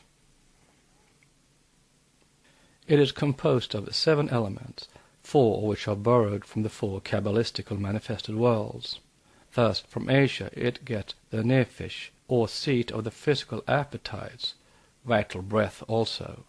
From Jizayra, the ruach, or seat of the passions, within brackets, question mark, exclamation mark. From Briya, the neshama, and from Aziluth it obtains the chaya, or principle of spiritual life, from King. This looks like an adaptation of the Platonic theory of the soul's obtaining its respective faculties from the planets in its downward progress through their spheres. But the Pistis Sophia, with its accustomed boldness, puts this theory into a much more poetical shape. The inner man is similarly made up of 4 constituents, but these are supplied by the rebellious aeons of the spheres, being the power, a particle of the divine light, divine particula ore, yet left in themselves. The soul, the 5th, formed out of the tears of their eyes and the sweat of their torments, the agrimimon preumpatos, counterfeit of the spirit, seemingly answering to our conscience, the 6th, and lastly the moira, fate, karmic ego, whose business it is to lead the man to the end appointed for him. If he hath to die by the fire, to lead him into the fire. If he hath to die by a wild beast, to lead him unto the wild beasts, etc. The 7th. Notes. Note on moira, fate. Moira is destiny, not fate in this case, as it is an appellation, not a proper noun. See Wolf's translation in Odyssey 22, 413. But Moira, the goddess of fate, is a deity who, like Ira, gives to all their portion of good and evil, and is therefore karma, vide little. By this abbreviation, however, the subject to destiny or karma is meant, the self or ego, and that which is reborn. Nor is anguditimon, nor is antimimon preumpatos our conscience, but our buddhi, nor is it again the counterfeit of spirit, but modelled after, or a counterpart of the spirit, which buddhi is as the vehicle of Atma. End of notes. Subsection C. The septenary element in the Vedas. It corroborates the occult teaching concerning the 7 globes and the 7 races. We have to go to the very source of historical information if we would bring our best evidence to testify to the facts enunciated. For, though entirely allegorical, the Rig Vedic hymns are none the less suggestive. The 7 rays of Surya, the sun, are made therein parallel to the 7 worlds of every planetary chain, to the 7 rivers of heaven and earth, the former being the 7 creative hosts, and the latter the 7 men, or primitive human groups. The 7 ancient rishis, the progenitors of all that lives and breathes on earth, are the 7 friends of Agni, his 7 horses or 7 heads. The human race has sprung from fire and water, it is allegorically stated, fashioned by the fathers or the ancestor sacrifices from Agni. For Agni, the Ashwins, the Adityas, are all synonymous with that sacrificer, or the fathers variously called Pitar, Pitris, fathers, Angirases, the Sadyas, divine sacrifices, the most occult of all. They are called Devaputra Rishaya, or the sons of God. Note, Professor Roth in Peter's lexicon defines the Agnirases as an intermediate race of higher beings between gods and men, while Professor Weber, according to his invariable custom of modernizing and anthropomorphizing the divine, sees in them the original priests of the religion which was common to the Aryan Hindus and Persians. Roth is right. Angirases was one of the names of the Dhyanis, or Devas instructors, Gurudeva, of the late third, the fourth, and even of the fifth race initiates. End of note. The sacrifices, moreover, are collectively the one sacrificer, the father of the gods, Vishvakarman, who performed the great Sarvameda ceremony and ended by sacrificing himself. See Rig Vedic hymns. In these hymns the heavenly man is called Purusha, the man, from whom Viraj was born, and from Viraj the mortal man. It is Varuna, now drawn from his sublime position to be the chief of the Lord's Dhyanis or Devas, who regulates all natural phenomena, who makes a path for the sun for him to follow. The 7 rivers of the sky, the descending creative gods, and the 7 rivers of the earth, the 7 primitive mankinds, are under his control, as will be seen. For he who breaks Varuna's laws, Vratani, causes of natural action, active laws, is punished by Indra, the Vedic powerful god, whose Vrata, law or power, is greater than the Vratani of any other god. Thus Rig Veda, the oldest of all the known ancient records, may be shown to corroborate the occult teachings in almost every respect. Its hymns, the records written by the earliest initiates of the fifth, our race, concerning the primordial teachings, speak of the 7 races, 2 still to come, allegorizing them by the 7 streams, and of the 5 races, Panka Kristaya, which have already inhabited this world, on the 5 regions, Panka Pradika, as also of the 3 continents that were.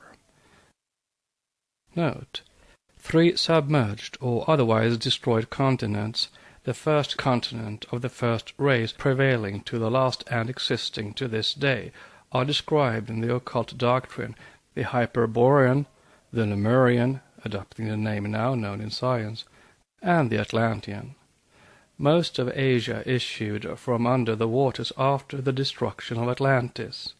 Africa came still later, while Europe is the 5th and the latest, portions of the 2 Americas being far older. But of these more anon. The initiates who recorded the Vedas, or the rishis of our 5th race, wrote at a time when Atlantis had already gone down. Atlantis is the 4th continent that appeared, but the 3rd that disappeared. End of note. It is those scholars only who will master the secret meaning of the Purusha Sukta, in which the intuition of the modern Orientalist has chosen to see one of the very latest hymns of the Rig Veda, who may hope to understand how harmonious are its teachings and how corroborative of the esoteric doctrines. One must study in all the abstruseness of their metaphysical meaning the relations in it between the heavenly man, Purusha, sacrificed for the production of the universe and all in it, see Vishvakarman, and the terrestrial mortal man, before one realizes the hidden philosophy of this verse. Quote 15. He, man, Purusha or Vishvakarman, had 7 enclosing logs of fuel, and thrice 7 layers of fuel. When the gods performed the sacrifice, they bound the man as victim. Unquote. And this relates to the 3 septenary primeval races, and shows the antiquity of the Vedas, who knew of no other, probably in this earliest oral teachings, and also to the 7 primeval groups of mankind, as Vishvakarman represents divine humanity collectively. Note: nor is this archaic teaching so very unscientific, since one of the greatest naturalists of the age, the late Professor Agassiz, admitted the multiplicity of the geographical origins of man, and supported it to the end of his life. The unity of the human species was accepted by the illustrious professor of Cambridge, USA, in the same way as the occultists do, namely in the sense of their essential and original homogeneity, and their origin from one and the same source. For example, Negroes, Aryans, Mongols, etc., have all originated in the same way and from the same ancestors. The latter were all of one essence, yet differentiated because belonging to 7 planes which differed in degree, though not in kind.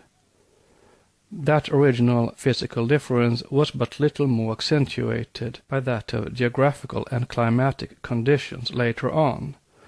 This is not the theory of Agassiz, of course, but the esoteric version. It is fully discussed in the addenda in part 3. End of note. The same doctrine is found reflected in other old religions.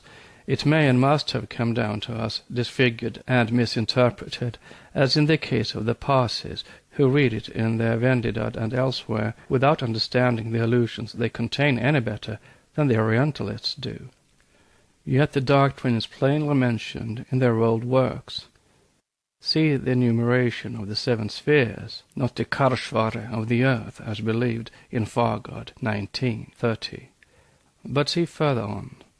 Comparing the esoteric teaching with the interpretations by James Darmster, the Vendidad, edited by Professor Max Miller, one may see at a glance where the mistake is made, and the cause that produced it. The passage runs thus, quote, "The Indo-Iranian Asura, Ahura, was often conceived as 7-fold by the play of certain mythical, (formulae, and the strength of certain mythical, numbers.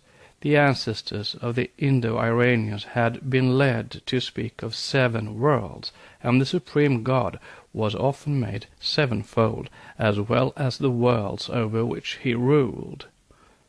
Note. The 7 worlds are, as said, the 7 spheres of the chain, each presided over by one of the 7 great gods of every religion.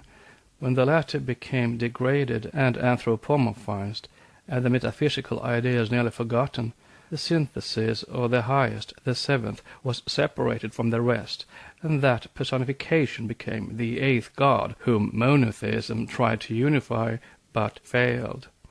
In no exoteric religion is God really one, if analyzed metaphysically. End of note. Quote, "The 7 worlds became in Persia the 7 Karshvara of the earth.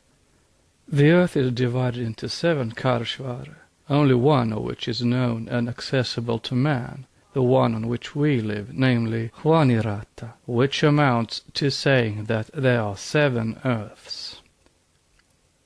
Note.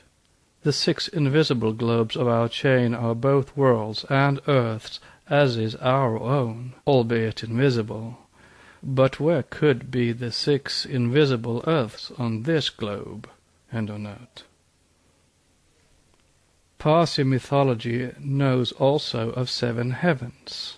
Hwanirata itself is divided into 7 climes, and the same division and doctrine is to be found in the oldest and most revered of the Hindu scriptures, the Rig Veda.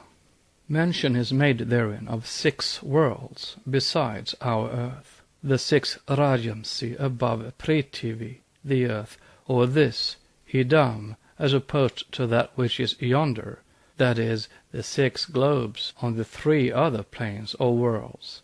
See Rig Veda. The italics are ours to point out the identity of the tenets with those of the esoteric doctrine and the mistake made.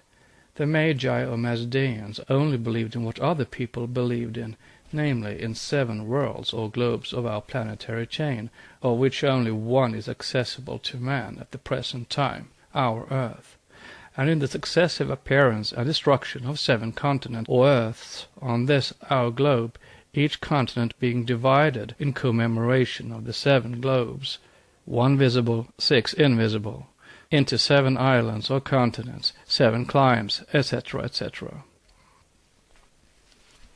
This was a common belief in those days when the now secret doctrine was open to all.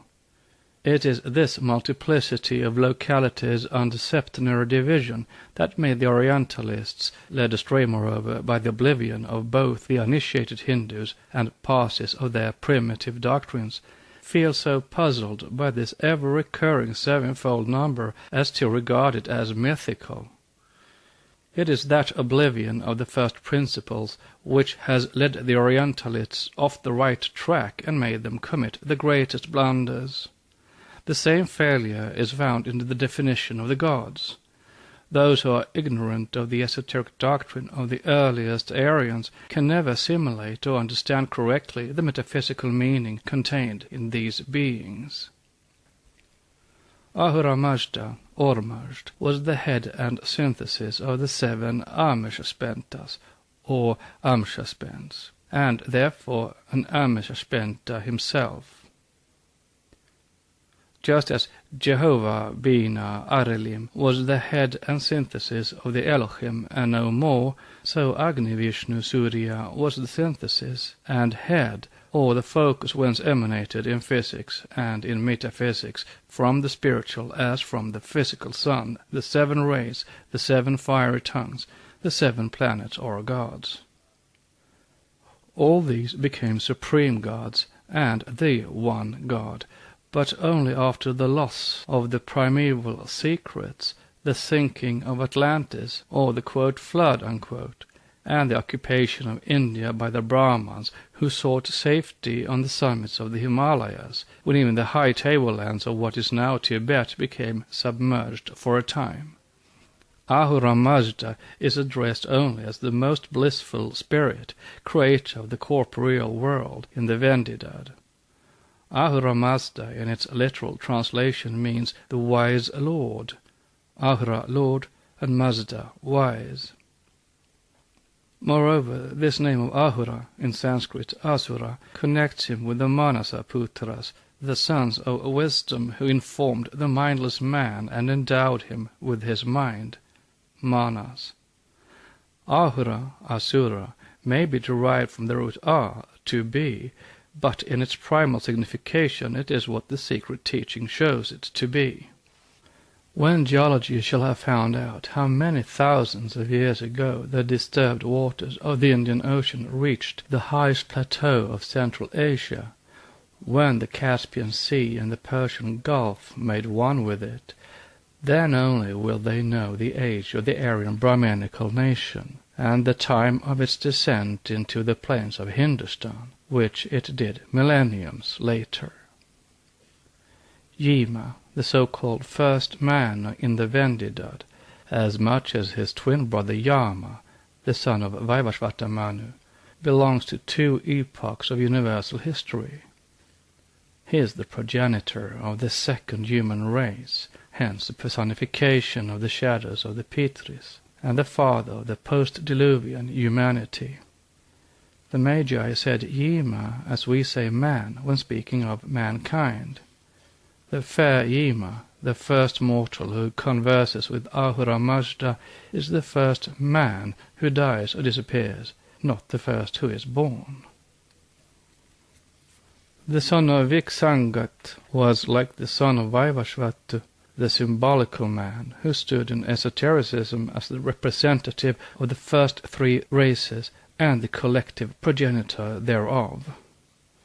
Of these races the first 2 never died, but only vanished, absorbed in their progeny, and the third knew death only towards its close, after the separation of the sexes and its fall into generation. Note: death came only after man had become a physical creature, vide super. The men of the first race and also the second dissolved and disappeared in their progeny. End of note. This is plainly alluded to in the second far-god of the Vendidad. Yima refuses to become the bearer of the law of Ahura Mazda, saying, I was not born, I was not taught to be the preacher and the bearer of thy law. And then Ahura Mazda asks him to make his men increase and watch over his world. 3 and 4. He refuses to become the priest of Ahura Mazda, because he is his own priest and sacrificer. But he accepts the second proposal. He is made to answer, quote, Yes, I will rule and watch over thy world. There shall be, while I am king, neither cold wind nor hot wind, neither disease nor death. Unquote.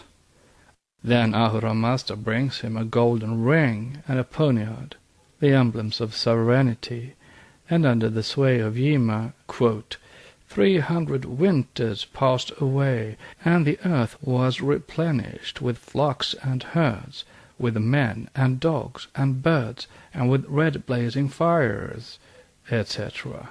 And 300 winters mean 300 periods or cycles. Replenished, mark well, that is to say, all this had been on it before, and thus is proven the knowledge of the doctrine about the successive destructions of the world and its life cycles. Once the 300 winters were over, Ahura Mazda warns Yima that the earth is becoming too full, and men have nowhere to live. Then Yima steps forward, and with the help of the Spenta Aromaita, the female genius or spirit of the earth, makes that earth stretch out and become larger by 1/3, after which new herds and flocks of men appear upon it. Ahura Mazda warns him again, and Yima makes the earth by the same magic power to become larger by 2/3. 900 winters pass away, and Yima has to perform the ceremony for the 3rd time. The whole of this is allegorical. The 3 processes of stretching the earth refer to the 3 successive continents and races issuing one after and from the other, as explained more fully elsewhere. After the 3rd time, Ahura Mazda warns Yima in an assembly of celestial gods and excellent mortals that upon the material world the fatal winters are going to fall, and all life will perish.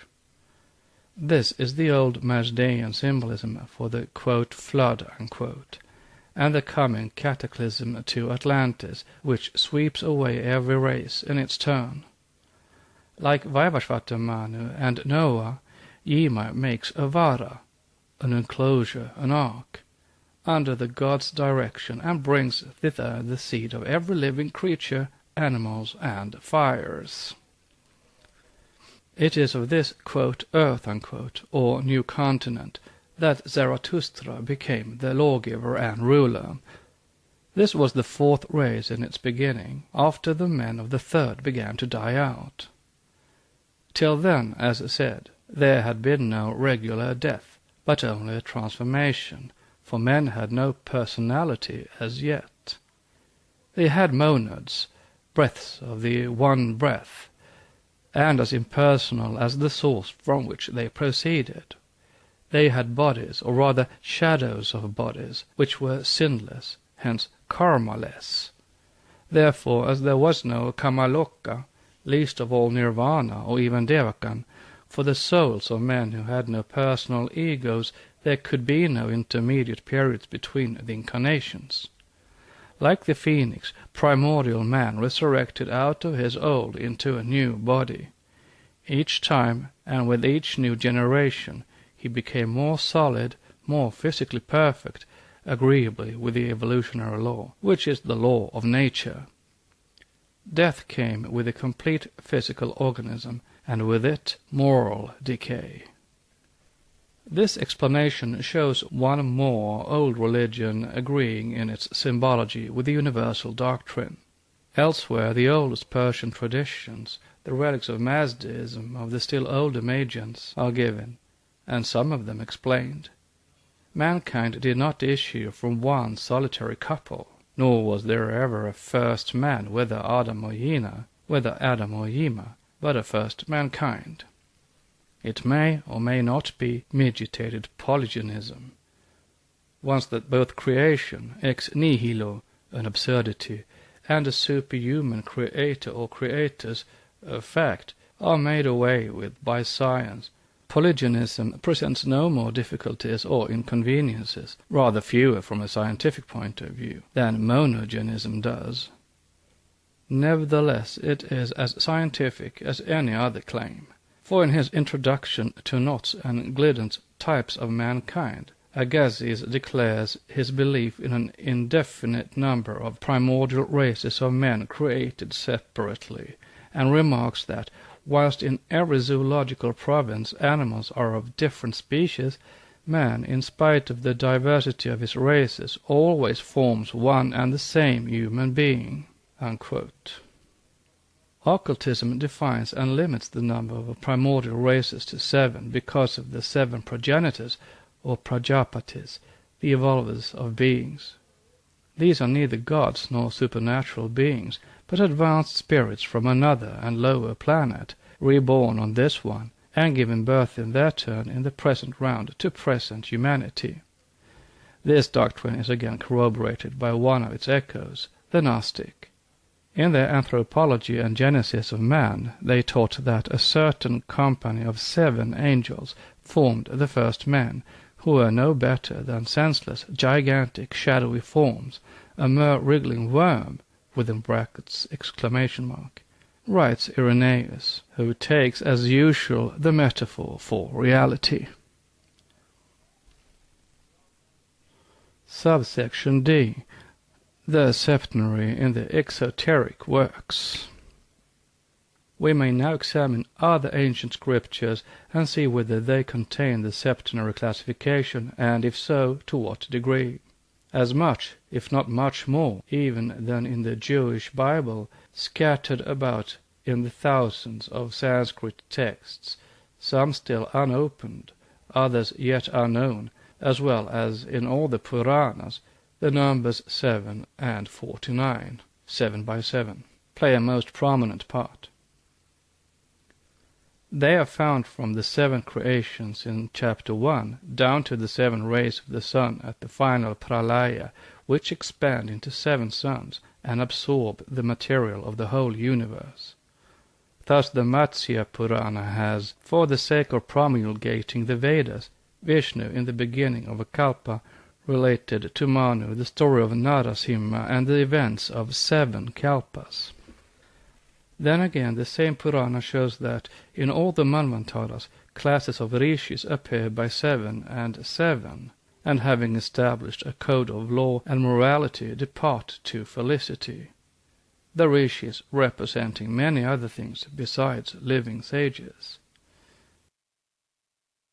Note: these are the 7 persons by whom in the several Manvantaras, says Parasara, created beings having been protected. Because the whole world has been pervaded by the energy of the deity, he is entitled Vishnu, from the root vis, to enter, or pervade, for all the gods, the Manus, the 7 rishis, the sons of the Manu, the Indras, all are but the impersonated potencies, Vibhutaya, of Vishnu.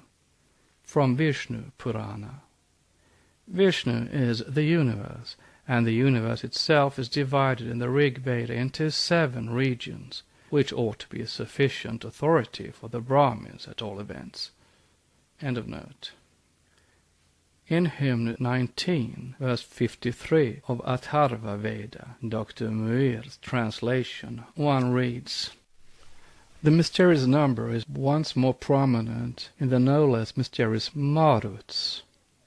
The Vayu Purana shows, and Harivansa corroborates, that the Martus, the oldest as the most incomprehensible of all the secondary or lower gods in the Rig Veda, are born in every Manvantara round 7 times 7, or 49, that in each Manvantara 4 times 7, or 28, they obtain emancipation, but their places are filled up by persons reborn in that character.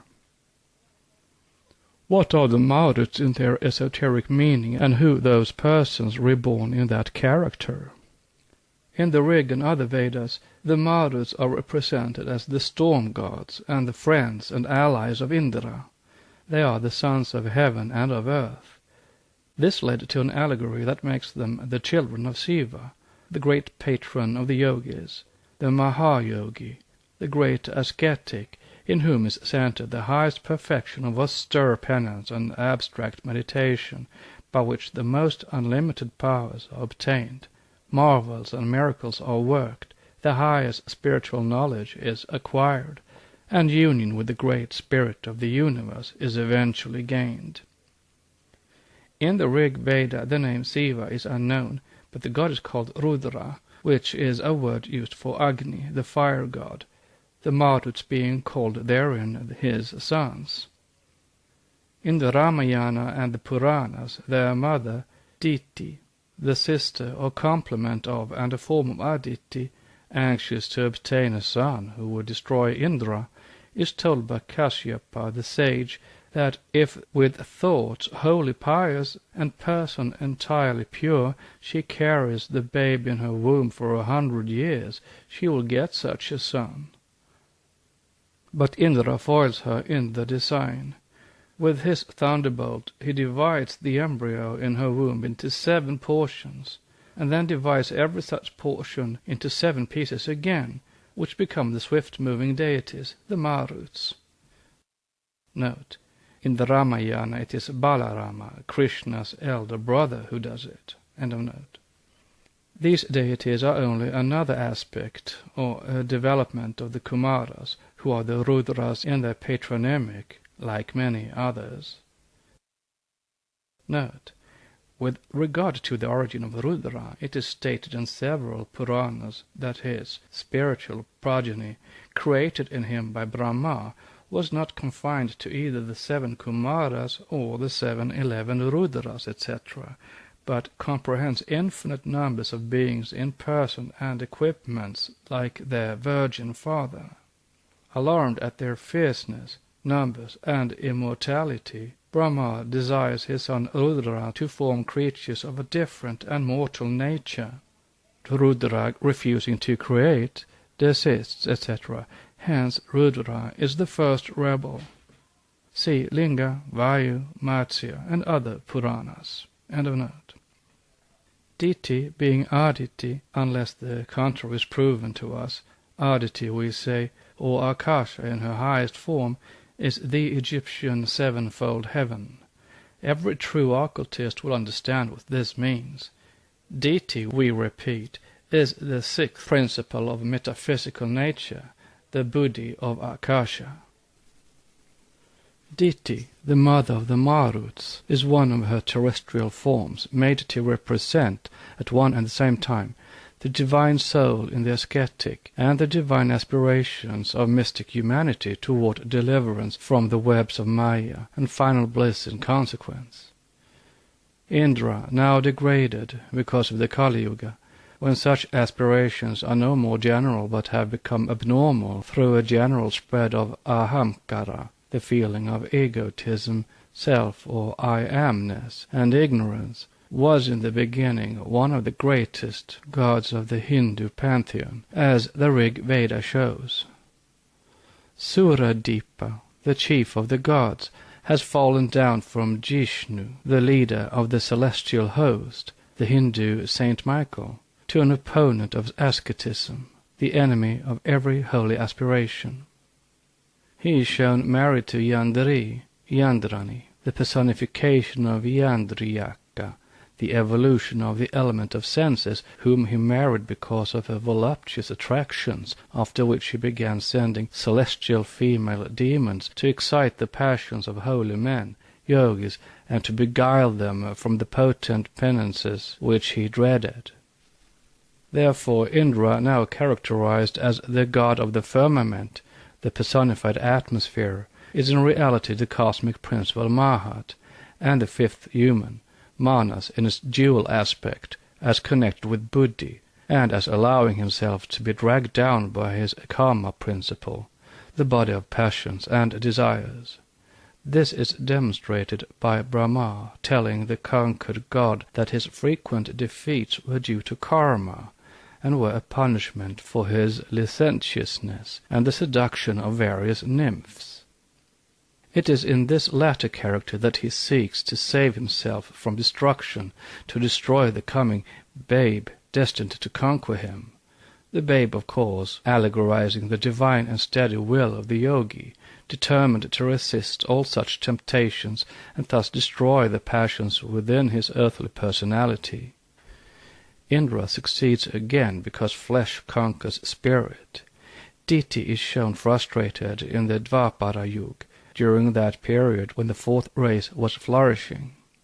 he divides the embryo of new divine adeptship, begotten once more by the ascetics of the Aryan fifth race, into 7 portions, a reference not alone to the 7 sub-races of the new root race, in each of which there will be a Manu, but also to the 7 degrees of adeptship, and then each portion into 7 pieces, alluding to the Manu rishis of each root race, and even sub-race. Note: notwithstanding the terrible and evidently purposed confusion of Manus, Rishis, and their progeny in the Puranas, one thing is made clear: there have been, and there will be 7 Rishis in every root race, called also Manvantara in the sacred books, as there are 14 Manus in every round, the presiding gods, the Rishis, and sons of the Manus being identical. See Book 3, Chapter 1 of Vishnu Purana. 6 Manvantaras are given, the 7th being our own in the Vishnu Purana. The Vayu Purana furnishes the nomenclature of the sons of the 14 Manus in every Manvantara, and the sons of the 7 sages or rishis. The latter are the progeny of the progenitors of mankind. All the Puranas speak of the 7 Prajapatis of this period.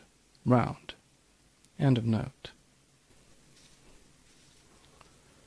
It does not seem difficult to perceive what is meant by the Maruts obtaining 4 times 7 emancipations in every Manvantara, and by those persons who, being reborn in that character of the Maruts in their esoteric meaning, fill up their places.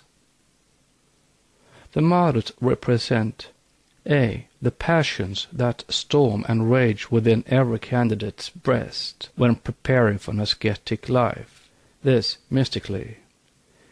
B. the occult potencies concealed in the manifold aspects of Akasha's lower principles, her body or Stula Sharira representing the terrestrial lower atmosphere of every inhabited globe, this mystically and siderally. C. actual conscious existences, being of a cosmic and psychic nature.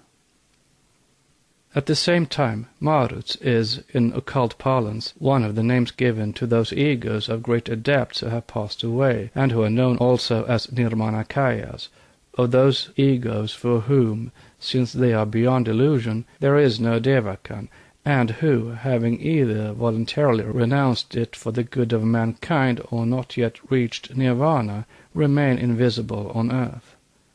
Therefore are the Maruts shown firstly as the sons of Shiva Rudra, the patron yogi, whose 3rd eye mystically must be acquired by the ascetic before he becomes an adept.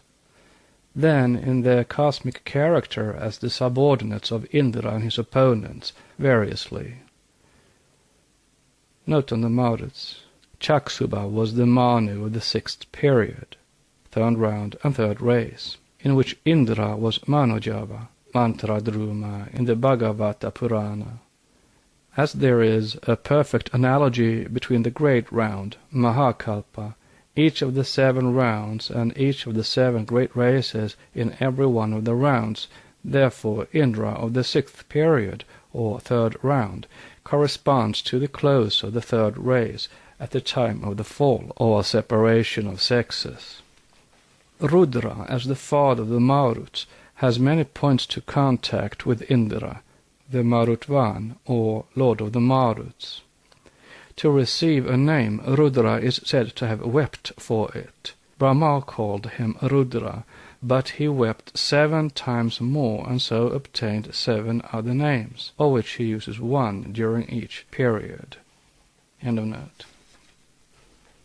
The 4 times 7 emancipations have a reference to the 4 rounds and the 4 races that preceded ours, in each of which Marut Jivas, monads, have been reborn and have obtained final liberation, if they have only availed themselves of it. Instead of which, preferring the good of mankind, which would struggle still more hopelessly in the meshes of ignorance and misery, were it not for this extraneous help, they are reborn over and over again in that character, and thus fill up their own places.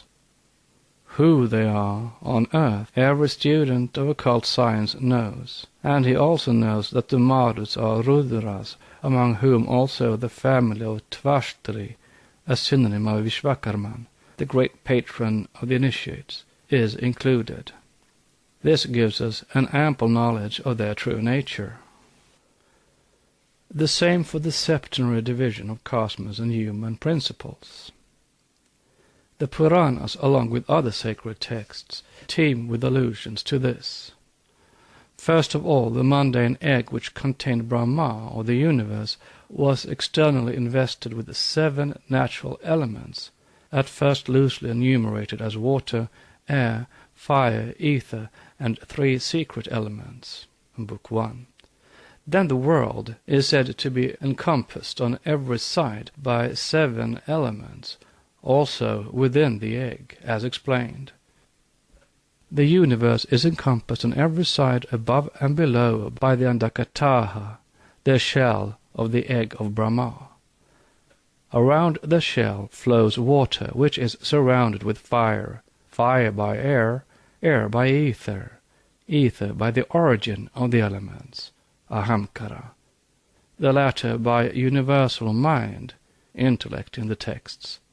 See Book 2, Chapter 7 of Vishnu Purana. It relates to spheres of being as much as to principles. Prithivi is not our earth, but the world, the solar system, and means the broad, the wide. In the Vedas, the greatest of all authorities, though needing the key to read it correctly, 3 terrestrial and 3 celestial earths are mentioned as having been called into existence simultaneously with Bhumi, our earth. We have often been told that 6, not 7, appears to be the number of spheres, principles, etc. We answer that there are in fact only 6 principles in man, since his body is no principle, but the covering, the shell thereof. So with the planetary chain. Speaking of which, esoterically, the earth, as well as the 7th, or rather 4th plane, one that stands as the 7th if we count from the first triple kingdom of the elementals that begin the formation, may be left out of consideration, being to us the only distinct body of the 7. The language of occultism is varied, but supposing that 3 earths only instead of 7 are meant in the Vedas, what are those 3, since we still know of but 1? Evidently there must be an occult meaning in the statement under consideration. Let us see. The earth that floats on the universal ocean of space, which Brahma divides in the Puranas into 7 zones, is Prithivi, the world divided into 7 principles, a cosmic division looking metaphysical enough, but in reality physical in its occult effects. Many kalpas later, our earth is mentioned, and, in its turn, is divided into 7 zones. See the Puranas, on that same law of analogy that guided ancient philosophers, after which one finds on it 7 continents, 7 isles, 7 oceans, 7 seas and rivers, 7 mountains, and 7 climates, etc., etc., etc. Note: in the Vishnu Purana, Book 2, Chapter 4, it is stated that the earth, with its continents, mountains, oceans, and exterior shell, is 50 crores, 500 millions, of yojanas in extent, to which the commentator remarks that this comprises the planetary spheres. For the diameter of the 7 zones and oceans, each ocean being of the same diameter as the content it encloses, and each successive continent being twice the diameter of that which precedes it, amounts to but 2 crores or 54 lakhs, etc.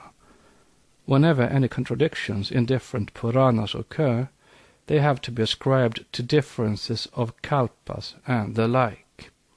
The like ought to read occult meaning, which explanation is withheld by the commentator who wrote for exoteric sectarian purposes and was misunderstood by the translator for various other reasons, the least of which is ignorance of the esoteric philosophy. End of note. Furthermore, it is not only in the Hindu scriptures and philosophy that one finds references to the seven earths, but in the Persian, Phoenician, Chaldean, and Egyptian cosmogonies, and even in rabbinical literature. The phoenix, called by the Hebrews Onik, from Phenok, Enoch, symbol of a secret cycle and initiation, and by the Turks Kerkis, lives 1,000 years, after which, kindling a flame, it is self-consumed, and then, reborn from itself, it lives another 1,000 years, up to 7 times 7. It lives another 1,000 years, up to 7 times 7, when comes the day of judgment. The phoenix, connected with the solar cycle of 600 years, with ciphers taken out, or with more added according to which cycle is meant, the Western cycle of the Greeks and other nations, is a generic symbol for several kinds of cycles. Fuller details will be given in the section on kalpas and cycles. See Book of Ali, Russian translation. The 7 times 7, 49, are transparent allegory and an allusion to the 49 manas, the 7 rounds, and the 7 times 7 human cycles in each round on each globe. The Kerkes and the Onik stand for a race cycle, and the mystical tree Ababel, the father tree in the Quran, shoots out new branches and vegetation at every resurrection of the Kerkes or phoenix, the day of judgment, meaning a minor pralaya. See Esoteric Buddhism. The author of the Book of God and the Apocalypse believes that the phoenix is very plainly the same as the simurg, the Persian ruk, and the account which is given us of this last bird yet more decisively establishes the opinion that the death and revival of the phoenix exhibit the successive destruction and reproduction of the world, which may be believed to be effected by the agency of a fiery deluge, and a watery one in turn. When the Simurg was asked her age, she informed Kaherman that this world is very ancient, for it has been already 7 times replenished with beings different from men, and 7 times depopulated. Note: the tense is the past, because the book is allegorical, and has to veil the truths contained. End of note. That the age of the human race in which we now are is to endure 7,000 numbers, and that she herself has seen 12 of these revolutions, and knew not how many more she had to see. Unquote from Oriental Collections, Volume 2, page 119. The above, however, is no new statement. From Bailly in the last century down to Dr. Kinnelly in this one, these facts have been noticed by several writers, but now a connection can be established between the Persian oracle and the Nazarene prophet. Says the author of the Book of God, quote, "The Simurg is in reality the same as the winged sink of the Hindus and the Sphinx of the Egyptians.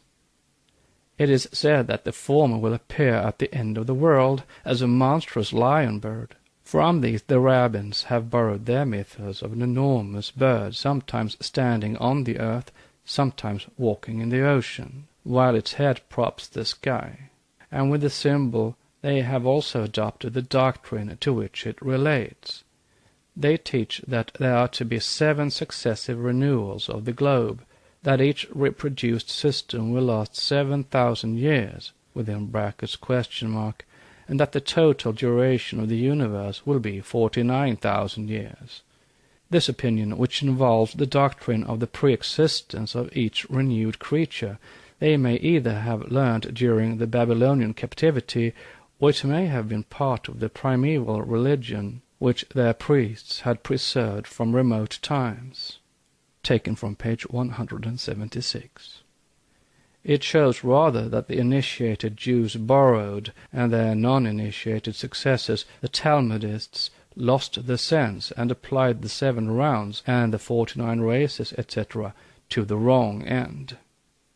Not only their priests, but those of every other country. The Gnostics, whose various teachings are the many echoes of the one primitive and universal doctrine, put the same numbers under another form, in the mouth of Jesus, in the very occult Pistis Sophia.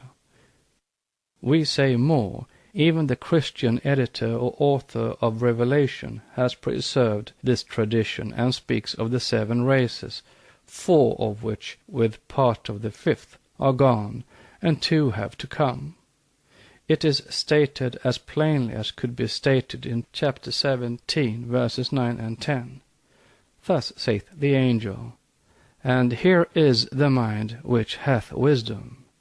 The 7 heads are 7 mountains, on which the woman sitteth. And there are 7 kings, 5 are fallen, and 1 is, and the other is not yet come.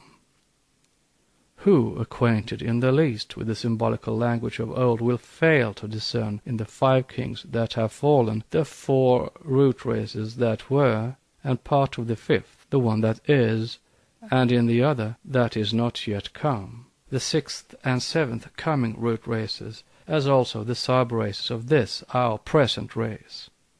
Another still more forcible allusion to the 7 rounds and the 49 root races